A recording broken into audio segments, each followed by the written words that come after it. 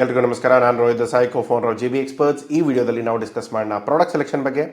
ಇವತ್ತಿನ current geo situation ಏನಿದೆ, Trump ಇರ್ಬೋದು ಅಥವಾ ಬೇರೆ ಇಶ್ಯೂಸ್ಗಳಿರ್ಬೋದು, ಪ್ರತಿಯೊಂದರ ಬಗ್ಗೆ ಡಿಸ್ಕಸ್ ಮಾಡೋಣ. ಅದ್ರ ಜೊತೆಗೆ ಒಂದು ಕಂಪ್ಲೀಟಾಗಿ ಟರ್ಮರಿಕ್ ಪೌಡರ್ ಎಕ್ಸ್ಪೋರ್ಟ್ ಬಗ್ಗೆ ಕೂಡ ನಾನು ಕಂಪ್ಲೀಟಾಗಿ ನಿಮ್ಗೆ ತಿಳಿಸ್ಕೊಡ್ತೇನೆ. ಸೊ ಇಲ್ಲಿ ಇವತ್ತಿನ ಟೈಮಲ್ಲಿ ಪ್ರಾಡಕ್ಟ್ ಸೆಲೆಕ್ಷನ್ ಬಗ್ಗೆ ಆಲ್ರೆಡಿ ತುಂಬ ವೀಡಿಯೋಗಳನ್ನ ನಾವು ಮಾಡಿ ಹಾಕಿದೆ. ಬಟ್ ಆದರೆ ಕೆಲವೊಂದು ಸಾರಿ ಏನಾಗುತ್ತೆ, ಪ್ರಾಡಕ್ಟ್ ಸೆಲೆಕ್ಷನ್ಸಲ್ಲಿ ತುಂಬ ಜನ ಇವಾಗ ಎಕ್ಸ್ಪೋರ್ಟ್ ಇಂಪೋರ್ಟ್ ಬಿಸ್ನೆಸ್ಸಿಗೆ ಬರ್ತಾ ಇರೋದ್ರಿಂದ ತುಂಬ ಸಾರಿ ಪ್ರಾಡಕ್ಟ್ ಸೆಲೆಕ್ಷನ್ ಬಗ್ಗೆ ಸ್ವಲ್ಪ ತಪ್ಪುಗಳು ಮಾಡೋದು ಹೆಚ್ಚಿಗೆ. ಸೊ ಯಾವ ರೀತಿಯಲ್ಲಿ ಮಾಡಬೇಕು, ಏನು ಸ್ಟ್ರಾಟಜೀಸ್ ಅಪ್ಲೈ ಮಾಡಬೇಕು, ಅದ್ರ ಬಗ್ಗೆ ನಾವು ಇಲ್ಲಿ ಡಿಸ್ಕಸ್ ಮಾಡೋಣ. ಓಕೆ, ಸೊ ಶುರು ಮಾಡೋಣ. ಸೊ ಮೇಯ್ನಾಗಿ ನೀವು ಎಕ್ಸ್ಪೋರ್ಟ್ ಮಾಡಬೇಕಂತ ಡಿಸೈಡ್ ಮಾಡಿದಾಗ ಸೊ ಫಸ್ಟ್ ಮಾಡಬೇಕಾಗಿರೋ ಕೆಲಸ ಏನಂತಂದರೆ, ಇಲ್ಲಿ ಮಾರ್ಕೆಟ್ ಡಿಮಾಂಡ್ ಏನಿದೆ. ಮಾರ್ಕೆಟ್ ಡಿಮಾಂಡ್ ಅಂದರೆ ಇವಾಗ ಜನ ಯಾವುದನ್ನು ತೊಗೊಳ್ತಾರೆ. ಸೊ ಪುಲ್ ಅಥವಾ ಪುಷ್ ಬಿಸ್ನೆಸ್ ಅಂತ ಹೇಳ್ತೇವೆ. ಸೊ ಪುಲ್ ಬಿಸ್ನೆಸ್ ಅಂದರೆ ಜನ ನಿಮ್ಮ ಹತ್ರ ಬಂದು ತೊಗೊಳ್ಳೋದು. ಇವಾಗ ತುಂಬ ಟೈಮಲ್ಲಿ ನಾವೇನು ಮಾಡಿದ್ದೇವೆ, ಪುಲ್ ಬಿಸ್ನೆಸ್ ಆದರೆ ಜಿಯೋ ಸಿಮ್ಗಳಿತ್ತು ಒಂದು ಟೈಮಲ್ಲಿ ಹೊಸದಾಗಿ ಬಂದಾಗ. ಸೊ ಜನ ಹೋಗ್ಬಿಟ್ಟು ಲೈನಲ್ಲಿ ನಿಂತ್ಕೊಂಡು ಬಂದು ತೊಗೊಳ್ತಾ ಇದ್ರು. ಸೊ ಪುಲ್ ಬಿಸ್ನೆಸ್ ಆದರೆ ಆ ಥರದ್ದಿರುತ್ತೆ, ಜನ ಬಂದುಬಿಟ್ಟು ನಿಮ್ಮ ಹತ್ರ ತೊಗೊಳ್ತಾರೆ. ಪುಷ್ ಬಿಸ್ನೆಸ್ ಅಂತಂದರೆ ಈಗ ಮಾರ್ಕೆಟಿಂಗ್ ಮಾಡಿ ಅವ್ರನ್ನ ಕರ್ಕೊಂಡು ಬಂದು ಎಂಡೋಸ್ ಮಾಡಿ ಈ ಬ್ಯಾನರ್ಸ್ಗಳೆಲ್ಲ ಹಾಕಿರ್ತಾರಲ್ಲ, ಅವೆಲ್ಲ ಪುಷ್ ಬಿಸ್ನೆಸ್. ಸೊ ಈ ಥರ ನೀವು ಎರಡನ್ನ ಕ್ಲಾಸಿಫೈ ಮಾಡಿಕೊಂಡು ನೀವು ಮಾರ್ಕೆಟ್ ಡಿಮಾಂಡ್ನ ಚೆಕ್ ಮಾಡ್ಬೋದು. ಸೊ ಎರಡನೇದು ಬಂದು, ಇವಾಗ ಮಾರ್ಕೆಟ್ ಡಿಮಾಂಡ್ ಆಯಿತು ಒಂದಕ್ಕೆ, ಓಕೆ ನಾವು ಪುಷ್ ಬಿಸ್ನೆಸ್ ಎಲ್ಲಾದರೂ ಇರ್ಬೋದು ಅಥವಾ ಪುಲ್ ಬಿಸ್ನೆಸ್ ಎಲ್ಲಾದರೂ ಇರ್ಬೋದು. But end of the day market demand ಇದೆಯಾ ಇಲ್ವಾ? ಮಾರ್ಕೆಟ್ ಡಿಮಾಂಡಲ್ಲಿ ಇದ್ದರೆ ನೀವು ಎಷ್ಟೇ ಪುಷ್ ಮಾಡಿ ಯಾರು ಬಂದು ತೊಗೊಳ್ಳಲ್ಲ. So complete zero turnover ಇರುತ್ತೆ. ಸೊ ಮಾರ್ಕೆಟ್ ಡಿಮಾಂಡ್ ಇದೆ, ಜನ ತೊಗೊಳಕ್ಕೆ ರೆಡಿ ಇದ್ದಾರೆ. ಓಕೆ, ಸ್ವಲ್ಪ ನಾವು ಅದರ ಬಗ್ಗೆ ಎಜುಕೇಟ್ ಮಾಡಿದರೆ ತೊಗೊಳ್ತಾರೆ ಅಥವಾ ಅದನ್ನು ತಿಳಿಸ್ಕೊಟ್ರೆ ತೊಗೊಳ್ತಾರೆ, ಅದು ಇರುತ್ತೆ. ಇಲ್ಲ ಕೆಲವೊಂದು ಸಾರಿ ಏನೋ ಸ್ವಲ್ಪ ಆಫರ್ಸ್ಗಳನ್ನ ಚೆನ್ನಾಗಿ ಮಾಡಿದರೆ, ಆ ವಿಷಯಗಳನ್ನ ಮಾಡಿದರೆ ಸೊ ಬಂದು ತೊಗೊಳ್ತಾರೆ. ಸೊ ಎರಡು ವಿಷಯಗಳಲ್ಲಿ ಇರುತ್ತೆ. ಸೊ ಇಂಟರ್ನ್ಯಾಷನಲ್ ಮಾರ್ಕೆಟಲ್ಲಿ ಕೂಡ ಸೇಮ್. ಸೊ ಒಂದು ನೀವು ಮಾಡಬೇಕಾಗಿರೋ ಫಸ್ಟ್ ಕೆಲಸ ಏನು, ಯಾರು ಮೆಟೀರಿಯಲ್ಗಳನ್ನ ತೊಗೊಳ್ತಾ ಇದ್ದಾರೆ, ಎಷ್ಟಕ್ಕೆ ತೊಗೊಳ್ತಾ ಇದ್ದಾರೆ, ಯಾವ ಪ್ರೈಸಲ್ಲಿ ಹೋಗ್ತಾ ಇದೆ, ಅದ್ರ ಜೊತೆಗೆ ಯಾವ ವಾಲ್ಯೂಮಲ್ಲಿ ಹೋಗ್ತಾ ಇದೆ ಅದನ್ನು ನೋಡ್ಕೋಬೇಕು. ಸೊ ಒಂದು ವೇಳೆ ವಾಲ್ಯೂಮು ಫಿಕ್ಸ್ ಇದೆ, ಪ್ರೈಸಸ್ಸು ಚೆನ್ನಾಗಿದೆ, ನನಗಿವಾಗ ₹5 ಎಕ್ಸ್ಪೋರ್ಟ್ ಮಾಡಬೇಕಂತಂದರೆ ನನಗೆ ಅದನ್ನು ಅಟ್ಲೀಸ್ಟ್ ₹1 ಅಥವಾ ₹2 ಎಲ್ಲಾದರೂ ಇರಬೇಕಾಗತ್ತೆ. ಸೊ ಈ ವ್ಯಾಲ್ಯೂಗಳು ಏನಿದೆ, ಯಾವ ವ್ಯಾಲ್ಯೂದಲ್ಲಿ ಸೇಲ್ ಆಗ್ತಾ ಇದೆ ಅದನ್ನು ನೀವು ಚೆಕ್ ಮಾಡಿಕೊಂಡ್ರೆ ಈ ಪ್ರಾಡಕ್ಟ್ ನಿಮಗೆ ಸರಿಯೋ ಅಲ್ವೋ ಅನ್ನೋದು ಗೊತ್ತಾಗುತ್ತೆ. ಸೊ ಇದು ಹೇಗೆ ಗೊತ್ತಾಗುತ್ತೆ? ನಾರ್ಮಲಿ ನೀವು ಏನಂತಂದರೆ ಶಿಪ್ಪಿಂಗ್ ಡೇಟಾ ಆದರೂ ಪರ್ಚೇಸ್ ಮಾಡ್ಬೋದು. ಇಲ್ಲ ಅಂತಂದರೆ ಇವಾಗ ಆಲ್ರೆಡಿ ಯಾರು ಎಕ್ಸ್ಪೋರ್ಟ್ ಮಾಡ್ತಾ ಇದ್ದಾರೆ ಅವ್ರನ್ನ ಕೇಳ್ಕೊಂಡಾದ್ರೂ ಮಾಡ್ಬೋದು. ನಾರ್ಮಲಿ ಯಾರು ಎಕ್ಸ್ಪೋರ್ಟ್ ಮಾಡೋರು ಸ್ವಲ್ಪ ಬಾಯ್ಬಿಟ್ಟು ಹೇಳಲ್ಲ. ಆ ಥರ ಸಮಸ್ಯೆಗಳಿತ್ತು ಅಂದರೆ ನೀವು ನಮಗೆ ಕಾಲ್ ಮಾಡ್ಬೋದು. ಆ್ಯಸ್ ಅ ಸರ್ವಿಸ್ ಅದನ್ನು ಪರ್ಚೇಸ್ ಮಾಡಿಕೊಂಡು ನಿಮ್ಮ ಕಂಪ್ಲೀಟ್ ಆ ಪ್ರಾಡಕ್ಟ್ದು ಏನು ಪರ್ಚೇಸ್ ಹಿಸ್ಟ್ರಿ ಇದೆ ಅದನ್ನು ಬೇಕಾದರೆ ಪರ್ಚೇಸ್ ಮಾಡ್ಕೋಬೋದು. ಓಕೆ, ಸೊ ಇದರ ನೆಕ್ಸ್ಟ್ ಇರೋದೇನು, ಇಲ್ಲಿ ಯಾರು ತೊಗೊಳ್ತಾ ಇದ್ದಾರಲ್ಲ ಅವರ ಬಾಯರ್ ಲಿಸ್ಟ್ಗಳು ಸಿಗುತ್ತೆ. ಸೊ ಅವ್ರನ್ನ ನೀವು ಟ್ಯಾಪ್ ಮಾಡ್ಬೋದು. ಯಾಕೆಂದರೆ ಅವ್ರು ಆಲ್ರೆಡಿ ತೊಗೊಳ್ತಾ ಇದ್ದಾರೆ, ಅವ್ರು ಆಲ್ರೆಡಿ ಸಪ್ಲೈ ಚೈನ್ ಸೆಟ್ ಆಗಿದೆ, ಅವ್ರಿಗೆ ಯಾವುದೇ ಥರದ ಪ್ರಾಬ್ಲಮ್ಗಳಿಲ್ಲ. ಸೊ ಆಲ್ರೆಡಿ ಅವರು ಬಿಸ್ನೆಸ್ಸಲ್ಲಿ ಇರೋದ್ರಿಂದ ಅವ್ರು ಇಮಿಡಿಯೇಟ್ಲಿ ಅವರು ಏನು ಗ್ರೇಡು ಏನು ಕ್ವಾಲಿಟಿ ಎಲ್ಲ ಹೇಳಿಬಿಡ್ತಾರೆ. ಅದನ್ನು ತೊಗೊಂಡು ಅವ್ರು ಮುಂದೆ ಪರ್ಚೇಸ್ ಮಾಡ್ಕೊಂಡು ಮುಂದೆ ಹೋಗ್ತಾರೆ. ಸೊ ಇನ್ನೊಂದೇನು, ಇಲ್ಲಿ ಜನ ಮಿಸ್ ಮಾಡೋದು ಎಲ್ಲಿ ಅಂದರೆ ಹೂ ಮೇ ಬಾಯ್, ಅಂದರೆ ಯಾರು ಮುಂದೆ ಪರ್ಚೇಸ್ ಮಾಡ್ಬೋದಲ್ಲ ಅವ್ರನ್ನ ಯಾರು ಟ್ಯಾಪೇ ಮಾಡಲ್ಲ. ಸೊ ನನ್ನ ಕಾಂಪಿಟೇಟರ್ ಅವ್ರನ್ನ ಯಾಕೆ ಟ್ಯಾಪ್ ಮಾಡ್ತಾ ಇಲ್ಲ? ಈಗ B2B ಇರೋದು ಓಕೆ, ಅಗ್ರಿ. ಬಟ್ B2Bಯಲ್ಲೂ ಕೂಡ ತುಂಬ ಕಂಪ್ನೀಸ್ಗಳು, ಹೊರೆಕ ಕಂಪ್ನೀಸ್ಗಳು ನಾರ್ಮಲಿ ಎಸ್ಪೆಷಲಿ ಟರ್ಮರಿಕ್ ಪೌಡರ್ಗೆ ಬಂದಾಗ ಈ ಹೊರೆಕ ಇಂಡಸ್ಟ್ರಿಯವರು ಕೂಡ ರೆಗ್ಯುಲರ್ಲಿ ಪರ್ಚೇಸ್ ಮಾಡ್ತಾರೆ ಕ್ವಾಂಟಿಟಿಯಲ್ಲಿ. ಅದು ಕೆಲವೊಂದು ಸರಿ ಏನಾಗುತ್ತೆ, ವ್ಯಾಲ್ಯೂ ಚೈನ್ ಇರೋದು ಅಥವಾ ಹೋಟೆಲ್ ಚೈನ್ಸ್ ಇರೋರು ಇವರೆಲ್ಲ ಏನಾಗುತ್ತೆ ತುಂಬ ಕ್ವಾಂಟಿಟಿಯಲ್ಲಿ ಪರ್ಚೇಸ್ ಮಾಡ್ತಾರೆ. ಒಂದು ಸೆಂಟ್ರಲ್ ಪರ್ಚೇಸಿಂಗ್ ಹೌಸ್ ಇಟ್ಕೊಳ್ತಾರೆ. ಸೊ ಪರ್ಚೇಸಿಂಗ್ ಹೌಸ್ ಇಟ್ಕೊಂಡು ಎಲ್ಲ ಪ್ರಾಡಕ್ಟ್ಸ್ನು ಅಲ್ಲಿಂದನೇ ತರಿಸ್ಕೊಳ್ತಾರೆ. ಆಮೇಲೆ ಅದು ಅಲ್ಲಿಂದನೇ ಎಲ್ಲದಕ್ಕೂ ಡಿಸ್ಪ್ಯಾಚ್ ಕೂಡ ಮಾಡ್ತಾರೆ. ಸೊ ನೀವೇನು ಮಾಡಬೇಕಾಗಿರೋದೇನಂತಂದರೆ ಈ ಪರ್ಚೇಸ್ ಹೌಸಸ್ ಏನಿದೆ, ಯಾವ ವ್ಯಾಲ್ಯೂ ಚೈನ್ ಇದೆ ಅಥವಾ ಯಾವ ಹೋಟೆಲ್ ಚೈನ್ ಇದೆ ಅದನ್ನು ನೋಡಿಕೊಂಡು ಅವ್ರಿಗೆ ಟಾರ್ಗೆಟ್ ಮಾಡಿದರೆ ಸಾಕು. ಅಲ್ಲಿ ನಿಮಗೆ ವಾಲ್ಯೂಮ್ ಸಿಗುತ್ತೆ. ಇಲ್ಲಾಂದರೆ ನೀವು ಇಂಡಿವಿಜುವಲ್ ಹೋಟೆಲಿಗೆ ಸಪ್ಲೈ ಮಾಡೋದು ಬೇಡ ಅಂತ ಅಂದ್ಕೊಳ್ಳೋದೇನಲ್ಲ. ಸೊ ಇಂಡಿವಿಜುವಲಾಗಿ ಸಪ್ಲೈ ಮಾಡಿದರೆ ವಾಲ್ಯೂಮ್ ತುಂಬ ಕಡಿಮೆ ಬರುತ್ತೆ. ಏನೋ ನಿಮಗೆ ಒಂದು ಏರ್ ಶಿಪ್ಮೆಂಟ್ ಇರ್ಬೋದು, ಒಂದು 500 kg 600 kg ಕೇಳ್ಬೋದು ಅಷ್ಟೇ. ಆದರೆ ಅದೇ ನೀವು ಹೊರೆಕಾದಲ್ಲಿ ಕಂಪ್ಲೀಟ್ ಚೈನ್ ಇರೋರ್ದು ಏನಾದರೂ ಕೇಳಿದರೆ ಆಲ್ಮೋಸ್ಟ್ ನಿಮಗೆ ಮೆಟ್ರಿಕ್ ಟನ್ಸಲ್ಲಿ ಆರ್ಡರ್ ಸಿಗುತ್ತೆ. ಅದು LCL ಆದರೂ ಆಗಿರ್ಬೋದು ಅಥವಾ FCL ಆದರೂ ಆಗಿರ್ಬೋದು, ಫುಲ್ ಕಂಟೈನರ್ ಲೋಡ್ ಆದರೂ ಆಗ್ಬೋದು ಅಥವಾ ಲೆಸ್ ದೆನ್ ಕಂಟೈನರ್ ಲೋಡ್ ಆದರೂ ಆಗ್ಬೋದು. ಸೊ ಎರಡರಲ್ಲಿ ನೋಡಿಕೊಂಡು ನೀವೇನು ಮಾಡಬೇಕಾಗತ್ತೆ, ಈ ಯಾರು ತೊಗೊಳ್ತಾ ಇಲ್ಲ ಡೈರೆಕ್ಟ್ಲಿ, ಯಾರು ಇಂಪೋರ್ಟ್ ಮಾಡ್ಕೊಳ್ತಾ ಇಲ್ಲ, ಒಂದು ನೋಡಿ ಆ ದೇಶದಲ್ಲಿ ಲೈಸೆನ್ಸ್ ಸಿಚುವೇಶನ್ ಹೇಗಿದೆ ಅಂತ. ಆ ಲೈಸೆನ್ಸ್ಗಳು ಏನೋ ಸಮಸ್ಯೆಗಳಿಲ್ಲ ಅಂತಂದರೆ ಅವ್ರಿಗೆ ನೀವು ಸಜೆಸ್ಟ್ ಮಾಡಿ ಅವ್ರ ಕಡೆಯಿಂದ ನೀವು ಡೈರೆಕ್ಟ್ಲಿ ಪರ್ಚೇಸ್ ಮಾಡಿಸ್ಕೋಬೋದು. ಇಲ್ಲ ಅವ್ರು ಪರ್ಚೇಸ್ ಮಾಡೋಕ್ಕೆ ರೆಡಿ ಇಲ್ಲ, ಅವ್ರಿಗೆ ಬೇಕಾಗಿಲ್ಲ, ಇಷ್ಟೆಲ್ಲ ಕಂಪ್ಲೈನ್ಸಸ್ಸು, ಲೀಗ್ಯಾಲಿಟೀಸು, ಫೈಲಿಂಗು ಅದೆಲ್ಲ ಬೇಡ, ಹಾಗಿದ್ರೆ ಸರಿ ಯಾರು ಪರ್ಚೇಸ್ ಮಾಡ್ತಿದ್ದಾರೆ ಅವ್ರ ಕಡೆಯಿಂದ ಸ್ಟಿಕ್ ಮಾಡ್ಕೊಳ್ಳಿ. ತುಂಬ ಸಾರಿ ಇಲ್ಲಿ ಕೂಡ ನಾವು ಪ್ರಾಫಿಟ್ಗಳನ್ನ ನೋಡಿದ್ದೇವೆ, ತುಂಬ ಒಳ್ಳೆ ಪ್ರಾಫಿಟ್ ಬಂದಿದೆ. ಕೆಲವೊಂದು ಸಾರಿ ಕೆಲವೊಂದು ಬಿಸ್ನೆಸ್ಗಳು ಹೇಗೆ ಅಂತಂದರೆ ತುಂಬ ಹೈ ಎಂಟ್ರಿ ಬ್ಯಾರಿಯರ್ ಇರೋದ್ರಿಂದ ಯಾರು ತೊಗೊಳ್ತಾ ಇದ್ದಾರೆ ಅವ್ರಿಗೆ ಬಿಟ್ಟರೆ ಬೇರೆ ಯಾರಿಗೂ ಆಪ್ಷನ್ನೇ ಇಲ್ಲ. ಅದು ಎಸ್ಪೆಷಲಿ ಮೇನ್ಲಿ ಯಾವುದಾದ್ರೂ ಲೈಸೆನ್ಸ್ ಇರೋದು ಯಾವುದಾದ್ರೂ ಇತ್ತು ಅಂತಂದರೆ, ಇಲ್ಲಿ ಯಾವುದಾದ್ರು ಲೈಸೆನ್ಸ್ ಬೇಕು ನೀವು ಪ್ರಾಡಕ್ಟ್ಗಳಿಗೆ ಅಂತಂದರೆ, ಸೊ ನಾರ್ಮಲಿ ಇವ್ರು ಬಿಟ್ಟರೆ ಬೇರೆ ಗತಿ ಇಲ್ಲ. ಈಗ ನ್ಯೂಕ್ಲಿಯರ್ ರಿಯಾಕ್ಟರ್ಸ್ ಬಗ್ಗೆ ಹೇಳ್ತೇವೆ. ನ್ಯೂಕ್ಲಿಯರ್ ರಿಯಾಕ್ಟರ್ಸ್ ಯಾರಾದರೂ ತೊಗೊಳ್ಬೋದಾ, ಅಥವಾ ಯಾರಾದರೂ ಯೂಸ್ ಮಾಡೋರಿಗೆ ಹೋಗ್ಬಿಟ್ಟು ನಾವು ಅದನ್ನ ಅಪ್ರೋಚ್ ಮಾಡ್ಬೋದು? ಇಲ್ಲ, ಅದು ಯಾರ ಹತ್ರ ಲೈಸೆನ್ಸ್ ಇದೆ, ಅದು ನಾರ್ಮಲಿ ಗೌರ್ಮೆಂಟ್ ಇರುತ್ತೆ, ಅವ್ರಿಗೆ ಮಾತ್ರ ನೀವು ಅದನ್ನು ಸಪ್ಲೈ ಮಾಡೋಕ್ಕಾಗತ್ತೆ. ಸೊ ಈ ಪ್ರಾಬ್ಲಮ್ ಬರುತ್ತೆ. ಓಕೆ, ಸೊ ಪ್ರಾಡಕ್ಟ್ ಸೆಲೆಕ್ಷನ್ ಮಾಡಬೇಕಾದಾಗ ಫಸ್ಟು ಡಿಮಾಂಡ್ ನೋಡೋದು, ಎರಡನೇದು ಪುಷ್ ಪುಲ್ಲು ನೋಡೋದು, ಅದಾದಮೇಲೆ ಯಾರು ತೊಗೊಳ್ತಾ ಇರೋದು ನೋಡೋದು, ಯಾರು ತೊಗೊಳ್ತಾ ಇದ್ದಾರೆ ಅಂದರೆ ಯಾವ ರೇಟಿಗೆ ತೊಗೊಳ್ತಾ ಇದ್ದಾರೆ ನೋಡೋದು. ಇದೆಲ್ಲ ಕನ್ಫರ್ಮ್ ಆಯಿತು ಅಂತಂದಮೇಲೆ ಇವಾಗ ಇವ್ರು ತೊಗೊಳ್ತಾ ಇದ್ದಾರೆ, ಮುಂದೆ ಇವ್ರು ಯಾರಾದರೂ ತೊಗೊಳ್ಬೋದಾ ಅನ್ನೋದನ್ನು ಅನಲೈಸಿಸ್ ಮಾಡೋದು. ಅದು ಮಾಡಿದ ಮೇಲೆ ಇದನ್ನು ಈ ಪ್ರಾಡಕ್ಟಿಗೆ ಗೋ ಹೆಡ್ ಅಂತ ಸೆಲೆಕ್ಟ್ ಮಾಡ್ಕೋಬೇಕಾಗುತ್ತೆ.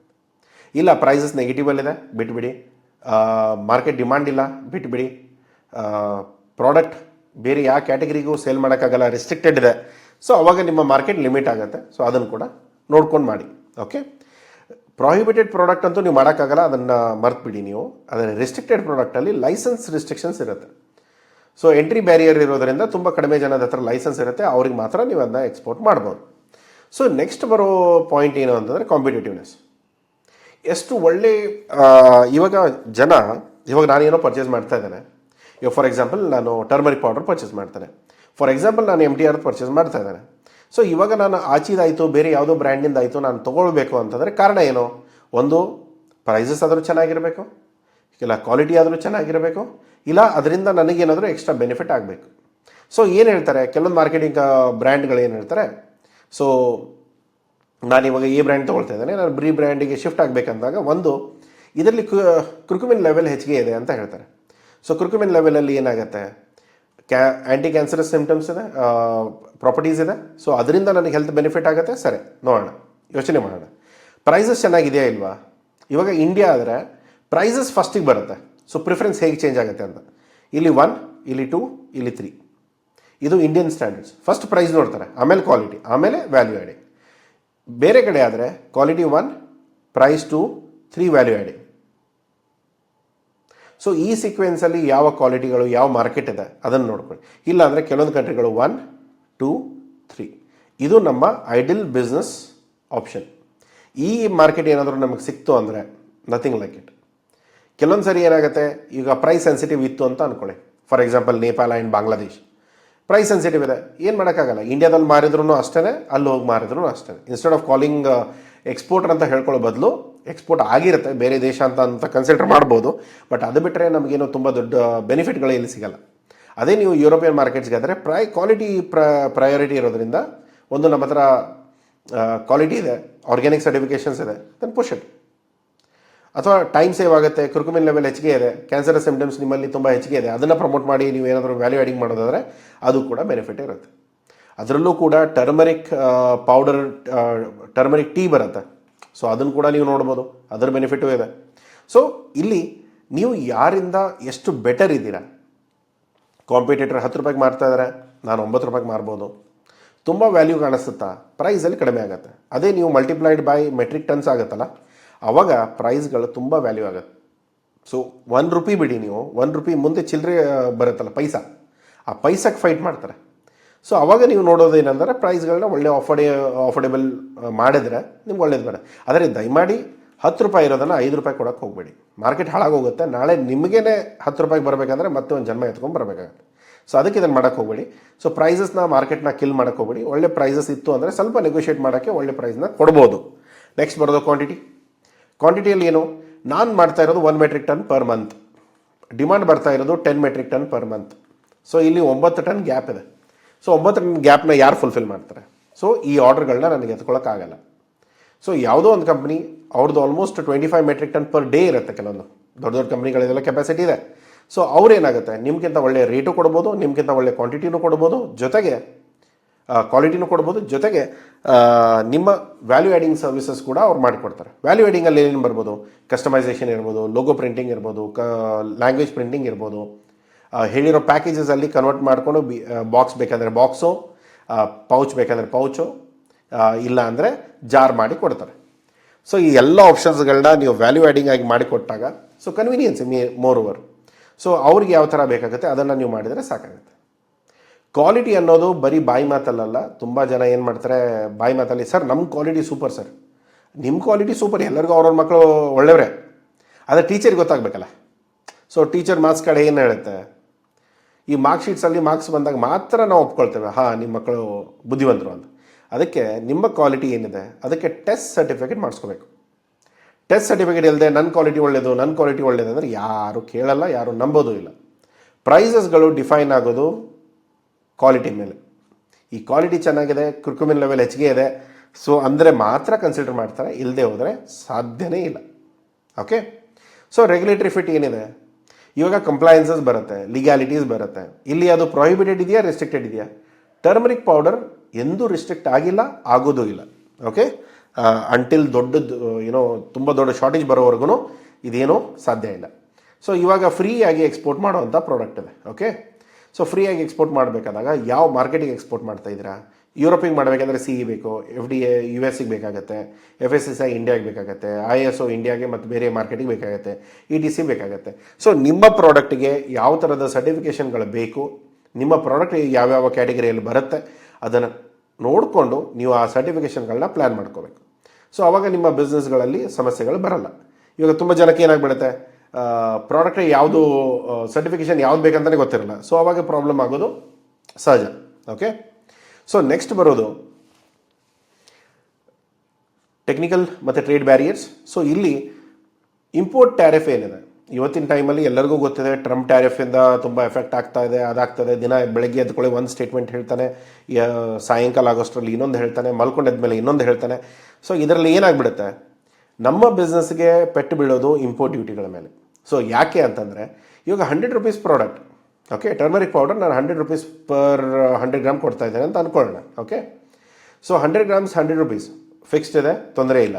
ಎಲ್ಲಿಗೆ? ನ್ಯೂಯಾರ್ಕಿಗೆ. ಓಕೆ. ಸೊ ನ್ಯೂಯಾರ್ಕ್ವರೆಗೂ ಮುಟ್ಸೋವರೆಗೂ ನಂದು 100 ರೂಪಾಯಿ ಇದೆ. 100 ರೂಪಾಯಿ ಮುಟ್ಟಿರೋದು ಇಲ್ಲಿ ಮುಂಚೆ ಆದರೆ 5 ರೂಪೀಸ್ ಇತ್ತು, ಇವಾಗ ಅದು ಆಲ್ಮೋಸ್ಟ್ 50 ರೂಪೀಸ್ ಆಗಿದೆ. ಸೊ 105 ರೂಪಾಯಿಗೂ 150 ರೂಪಾಯಿಗೂ ಎಷ್ಟು ವ್ಯತ್ಯಾಸ ಇದೆ? ಸೊ ಈ ಡಿಫ್ರೆನ್ಸಿಂದ ನಮಗೆ ಬಿಸ್ನೆಸ್ ಬರ್ತಾ ಇಲ್ಲ ಅಥವಾ ಬರಲ್ಲ. ಇನ್ನು ಮುಂದೆ ಹೋಗ್ತಾ ಹೋಗ್ತಾ 100%ವರೆಗೂ ಒಯ್ತೇವೆ ಅಂತ ಹೇಳ್ತಾ ಇದ್ದಾರೆ. ಅವರ ತಲೆ ಬುರುಡೆ ಸರಿ ಇದ್ದರೆ ಅವ್ರು ನೋಡ್ತಾರೆ, ಇಲ್ಲ ಅಂದರೆ ಇಲ್ಲ, ಸಮಸ್ಯೆ ಇಲ್ಲ. ಓಕೆ. ಅಲ್ಲಿ ಏನಾಗುತ್ತೆ, ಪ್ರತಿಯೊಂದು ಕಂಟ್ರಿ ಸ್ಟ್ಯಾಂಡರ್ಡ್ ಲೇಬಲಿಂಗ್ ಇರುತ್ತೆ. ನನಗೆ ಇಂಗ್ಲೀಷಲ್ಲಿ ಬೇಕು, ನನಗೆ ಫ್ರೆಂಚಲ್ಲಿ ಬೇಕು, ನನಗೆ ಅರೇಬಿಕಲ್ಲಿ ಬೇಕು, ನನಗೆ ಬೇರೆ ಭಾಷೆಯಲ್ಲಿ ಬೇಕು, ನನಗೆ ಮ್ಯಾಂಡ್ರಿನಲ್ಲಿ ಬೇಕು. ಸೊ ಯಾವ ಭಾಷೆಯಲ್ಲಿ ಲೇಬಲ್ಗಳು ಬೇಕಾಗುತ್ತೋ ಅಲ್ಲಿ ರೂಲ್ಸ್ ಆ್ಯಂಡ್ ರೆಗ್ಯುಲೇಷನ್ಸ್ ಏನಿದೆಯೋ, ಕೆಲವೊಂದು ಕಂಟ್ರಿಯಲ್ಲಿ ಇಂಗ್ಲೀಷ್ ಮತ್ತು ಅರೇಬಿಕ್ ಎರಡೂ ಬೇಕು ಅಂತ ಹೇಳ್ತಾರೆ. ಅವಾಗ ಎರಡೂ ಲೇಬಲ್ಗಳನ್ನ ನೀವು ಪ್ರಿಂಟ್ ಮಾಡಬೇಕು. ಸೊ ಇದನ್ನು ಕರೆಕ್ಟಾಗಿ ನೋಡ್ಕೊಳ್ಳಿ. ಸ್ಟ್ಯಾಂಡರ್ಡ್ ನಾರ್ಮಲಿ ನಿಮ್ಮ ಕಸ್ಟಮರ್ ಹತ್ರ ಗೊತ್ತಿರುತ್ತೆ, ಅವರೇ ನಿಮಗೆ ಡಿಸೈನ್ಸ್ ಎಲ್ಲ ಕಳಿಸ್ಕೊಡ್ತಾರೆ ವೈಟ್ ಲೇಬಲಿಂಗ್ ಮಾಡುವಾಗ. ಅಥವಾ ನೀವೇ ಮಾಡಿ ಕಳಿಸ್ಬೇಕಾದಾಗ ನಿಮ್ಮ ಪ್ರಾಡಕ್ಟ್ನ ನಿಮ್ಮ ಲೇಬಲಿಂಗ್ ಮಾಡಬೇಕಂದಾಗ ಅಲ್ಲಿ ಅಥಾರಿಟಿಗಳಲ್ಲಿ ಟೆಕ್ಸ್ಟ್ ಸೈಜ್ ಏನಿರಬೇಕು, ಪ್ರಿಂಟಿಂಗ್ ಸೈಜ್ ಏನಿರಬೇಕು ಅದನ್ನ ನೋಡಿಕೊಂಡು ಎರಡೂ ಭಾಷೆಯಲ್ಲಿ ಪ್ರಿಂಟ್ ಮಾಡಿಕೊಂಡು ರೆಡಿ ಮಾಡಿಕೊಂಡು ನೀವು ನಿಮ್ಮ ಪ್ರಾಡಕ್ಟ್ಗಳನ್ನ ಶಿಪ್ ಮಾಡ್ಬೋದು. ಒಂದು ವೇಳೆ ಮಾಡಲಿಲ್ಲ ಏನು ಸಮಸ್ಯೆ ಆಗುತ್ತೆ, ಮೆಟೀರಿಯಲ್ಗಳನ್ನ ಮಾರ್ಕೆಟಿಂದ ಪುಲ್ ಮಾಡ್ತಾರೆ. ಅಂದರೆ ಶೆಲ್ಫಲ್ಲಿ ಹೋಗಿರೋದು ಪ್ರಾಡಕ್ಟ್ ಹೋಗಿರೋದನ್ನು ನೀವು ವಾಪಸ್ ತೊಗೊಳ್ಳಿ, ರೀಪ್ಯಾಕಿಂಗ್ ಮಾಡಿ ಅಂತ ಹೇಳ್ತಾರೆ. ರೀಪ್ಯಾಕಿಂಗ್ ಅಂತಂದಾಗ ನಾರ್ಮಲಿ ಏನಾಗ್ಬಿಡುತ್ತೆ, ಇದರ ಖರ್ಚುಗಳು ಎಕ್ಸ್ಟ್ರಾ ಆಗುತ್ತೆ. 2 ರೂಪಾಯಿನೋ 3 ರೂಪಾಯಿನೋ 4 ರೂಪಾಯಿನೋ ಏನೋ ಒಂದಿರುತ್ತೆ. ಸೊ ಅದು ಪರ್ ಪ್ಯಾಕ್ ಆಗುತ್ತೆ. ಆವಾಗ ನೆಟ್ ಇದೆಲ್ಲ ನಿಮ್ಮ ಲಾಸ್ ಇರುತ್ತೆ. ಓಕೆ. ಸೊ ಪ್ಯಾಕೇಜಿಂಗ್ ಮೇಲೆ, ಲೇಬಲಿಂಗ್ ಮೇಲೆ ಸ್ವಲ್ಪ ರೂಲ್ಸ್ ಆ್ಯಂಡ್ ರೆಗ್ಯುಲೇಷನ್ಸ್ ನೋಡ್ಕೊಳ್ಳಿ. ಯಾವ ಥರದ ಪ್ಯಾಕೇಜಿಂಗ್ಗಳು ಬೇಕಾಗುತ್ತೆ. ಇಲ್ಲಿ ನಾರ್ಮಲಿ ಏನಾಗುತ್ತೆ, ಗ್ರೇಡ್ ಇರುತ್ತೆ, plastic grades, food grades. So ತುಂಬ ಥರದ ಪ್ಲಾಸ್ಟಿಕ್ಸ್ಗಳು ಬರುತ್ತೆ. ಸೊ ಆ ಪ್ಲಾಸ್ಟಿಕ್ಗಳಲ್ಲಿ ಯಾವ ಪ್ಯಾಕೇಜಿಂಗ್ ನೀವು ಯೂಸ್ ಮಾಡ್ತಾ ಇದ್ದೀರಾ ಅದನ್ನು ನೋಡಿಕೊಂಡು ಪ್ಲ್ಯಾನ್ ಮಾಡ್ಕೊಳ್ಳಿ. ಓಕೆ. ಸೊ ಇಲ್ಲಿ ಕೆಲವೊಂದು ಸರಿ ಏನಾಗುತ್ತೆ, ಸರ್ ಇವಾಗ ಟ್ಯಾರಿಫ್ ಇಲ್ಲದೆ ನಾವು ಎಕ್ಸ್ಪೋರ್ಟ್ ಮಾಡೋಕ್ಕಾಗತ್ತಾ? ಸಾಧ್ಯನೇ ಇಲ್ಲ. ಏನೋ ಚಿಕ್ಕ ವಾಲ್ಯೂಮ್ಗೆ ಪರ್ಸ್ನಲ್ ಯೂಸ್ ಅಂತಂದಾಗ ಏನೋ ಸ್ವಲ್ಪ ಟ್ಯಾರಿಫ್ಗಳು ವೇ ಆಫ್ ಆಗುತ್ತೆ, ಯಾಕೆಂದರೆ ಪರ್ಸ್ನಲ್ ಚಿಕ್ಕ ಕನ್ಸೈನ್ಮೆಂಟ್ ಅಲ್ಲ. ಸೊ ಅಲ್ಲಿ ಟ್ಯಾರಿಫ್ಗಳೇನಿರಲ್ಲ. ಬಟ್ ಆದರೆ ನಾರ್ಮಲಿ ಬೇರೆ ವಿಷಯಕ್ಕೆಲ್ಲ ಹೋದರೆ ಟ್ಯಾರಿಫ್ಗಳು ಇನ್ಕ್ಲೂಡ್ ಆಗುತ್ತೆ. ಸೊ ಇಲ್ಲಿ ನೀವು ಟ್ಯಾರಿಫ್ಗಳನ್ನ ಬಿಡೋಕ್ಕಾಗಲ್ಲ. ಇಲ್ಲಿ ಒಂದು ಏನಂತಂದರೆ ನೀವು ಬೇಕಾದರೆ ಕ್ಯಾಟಗರಿ ಶಿಫ್ಟ್ ಮಾಡ್ಬೋದು.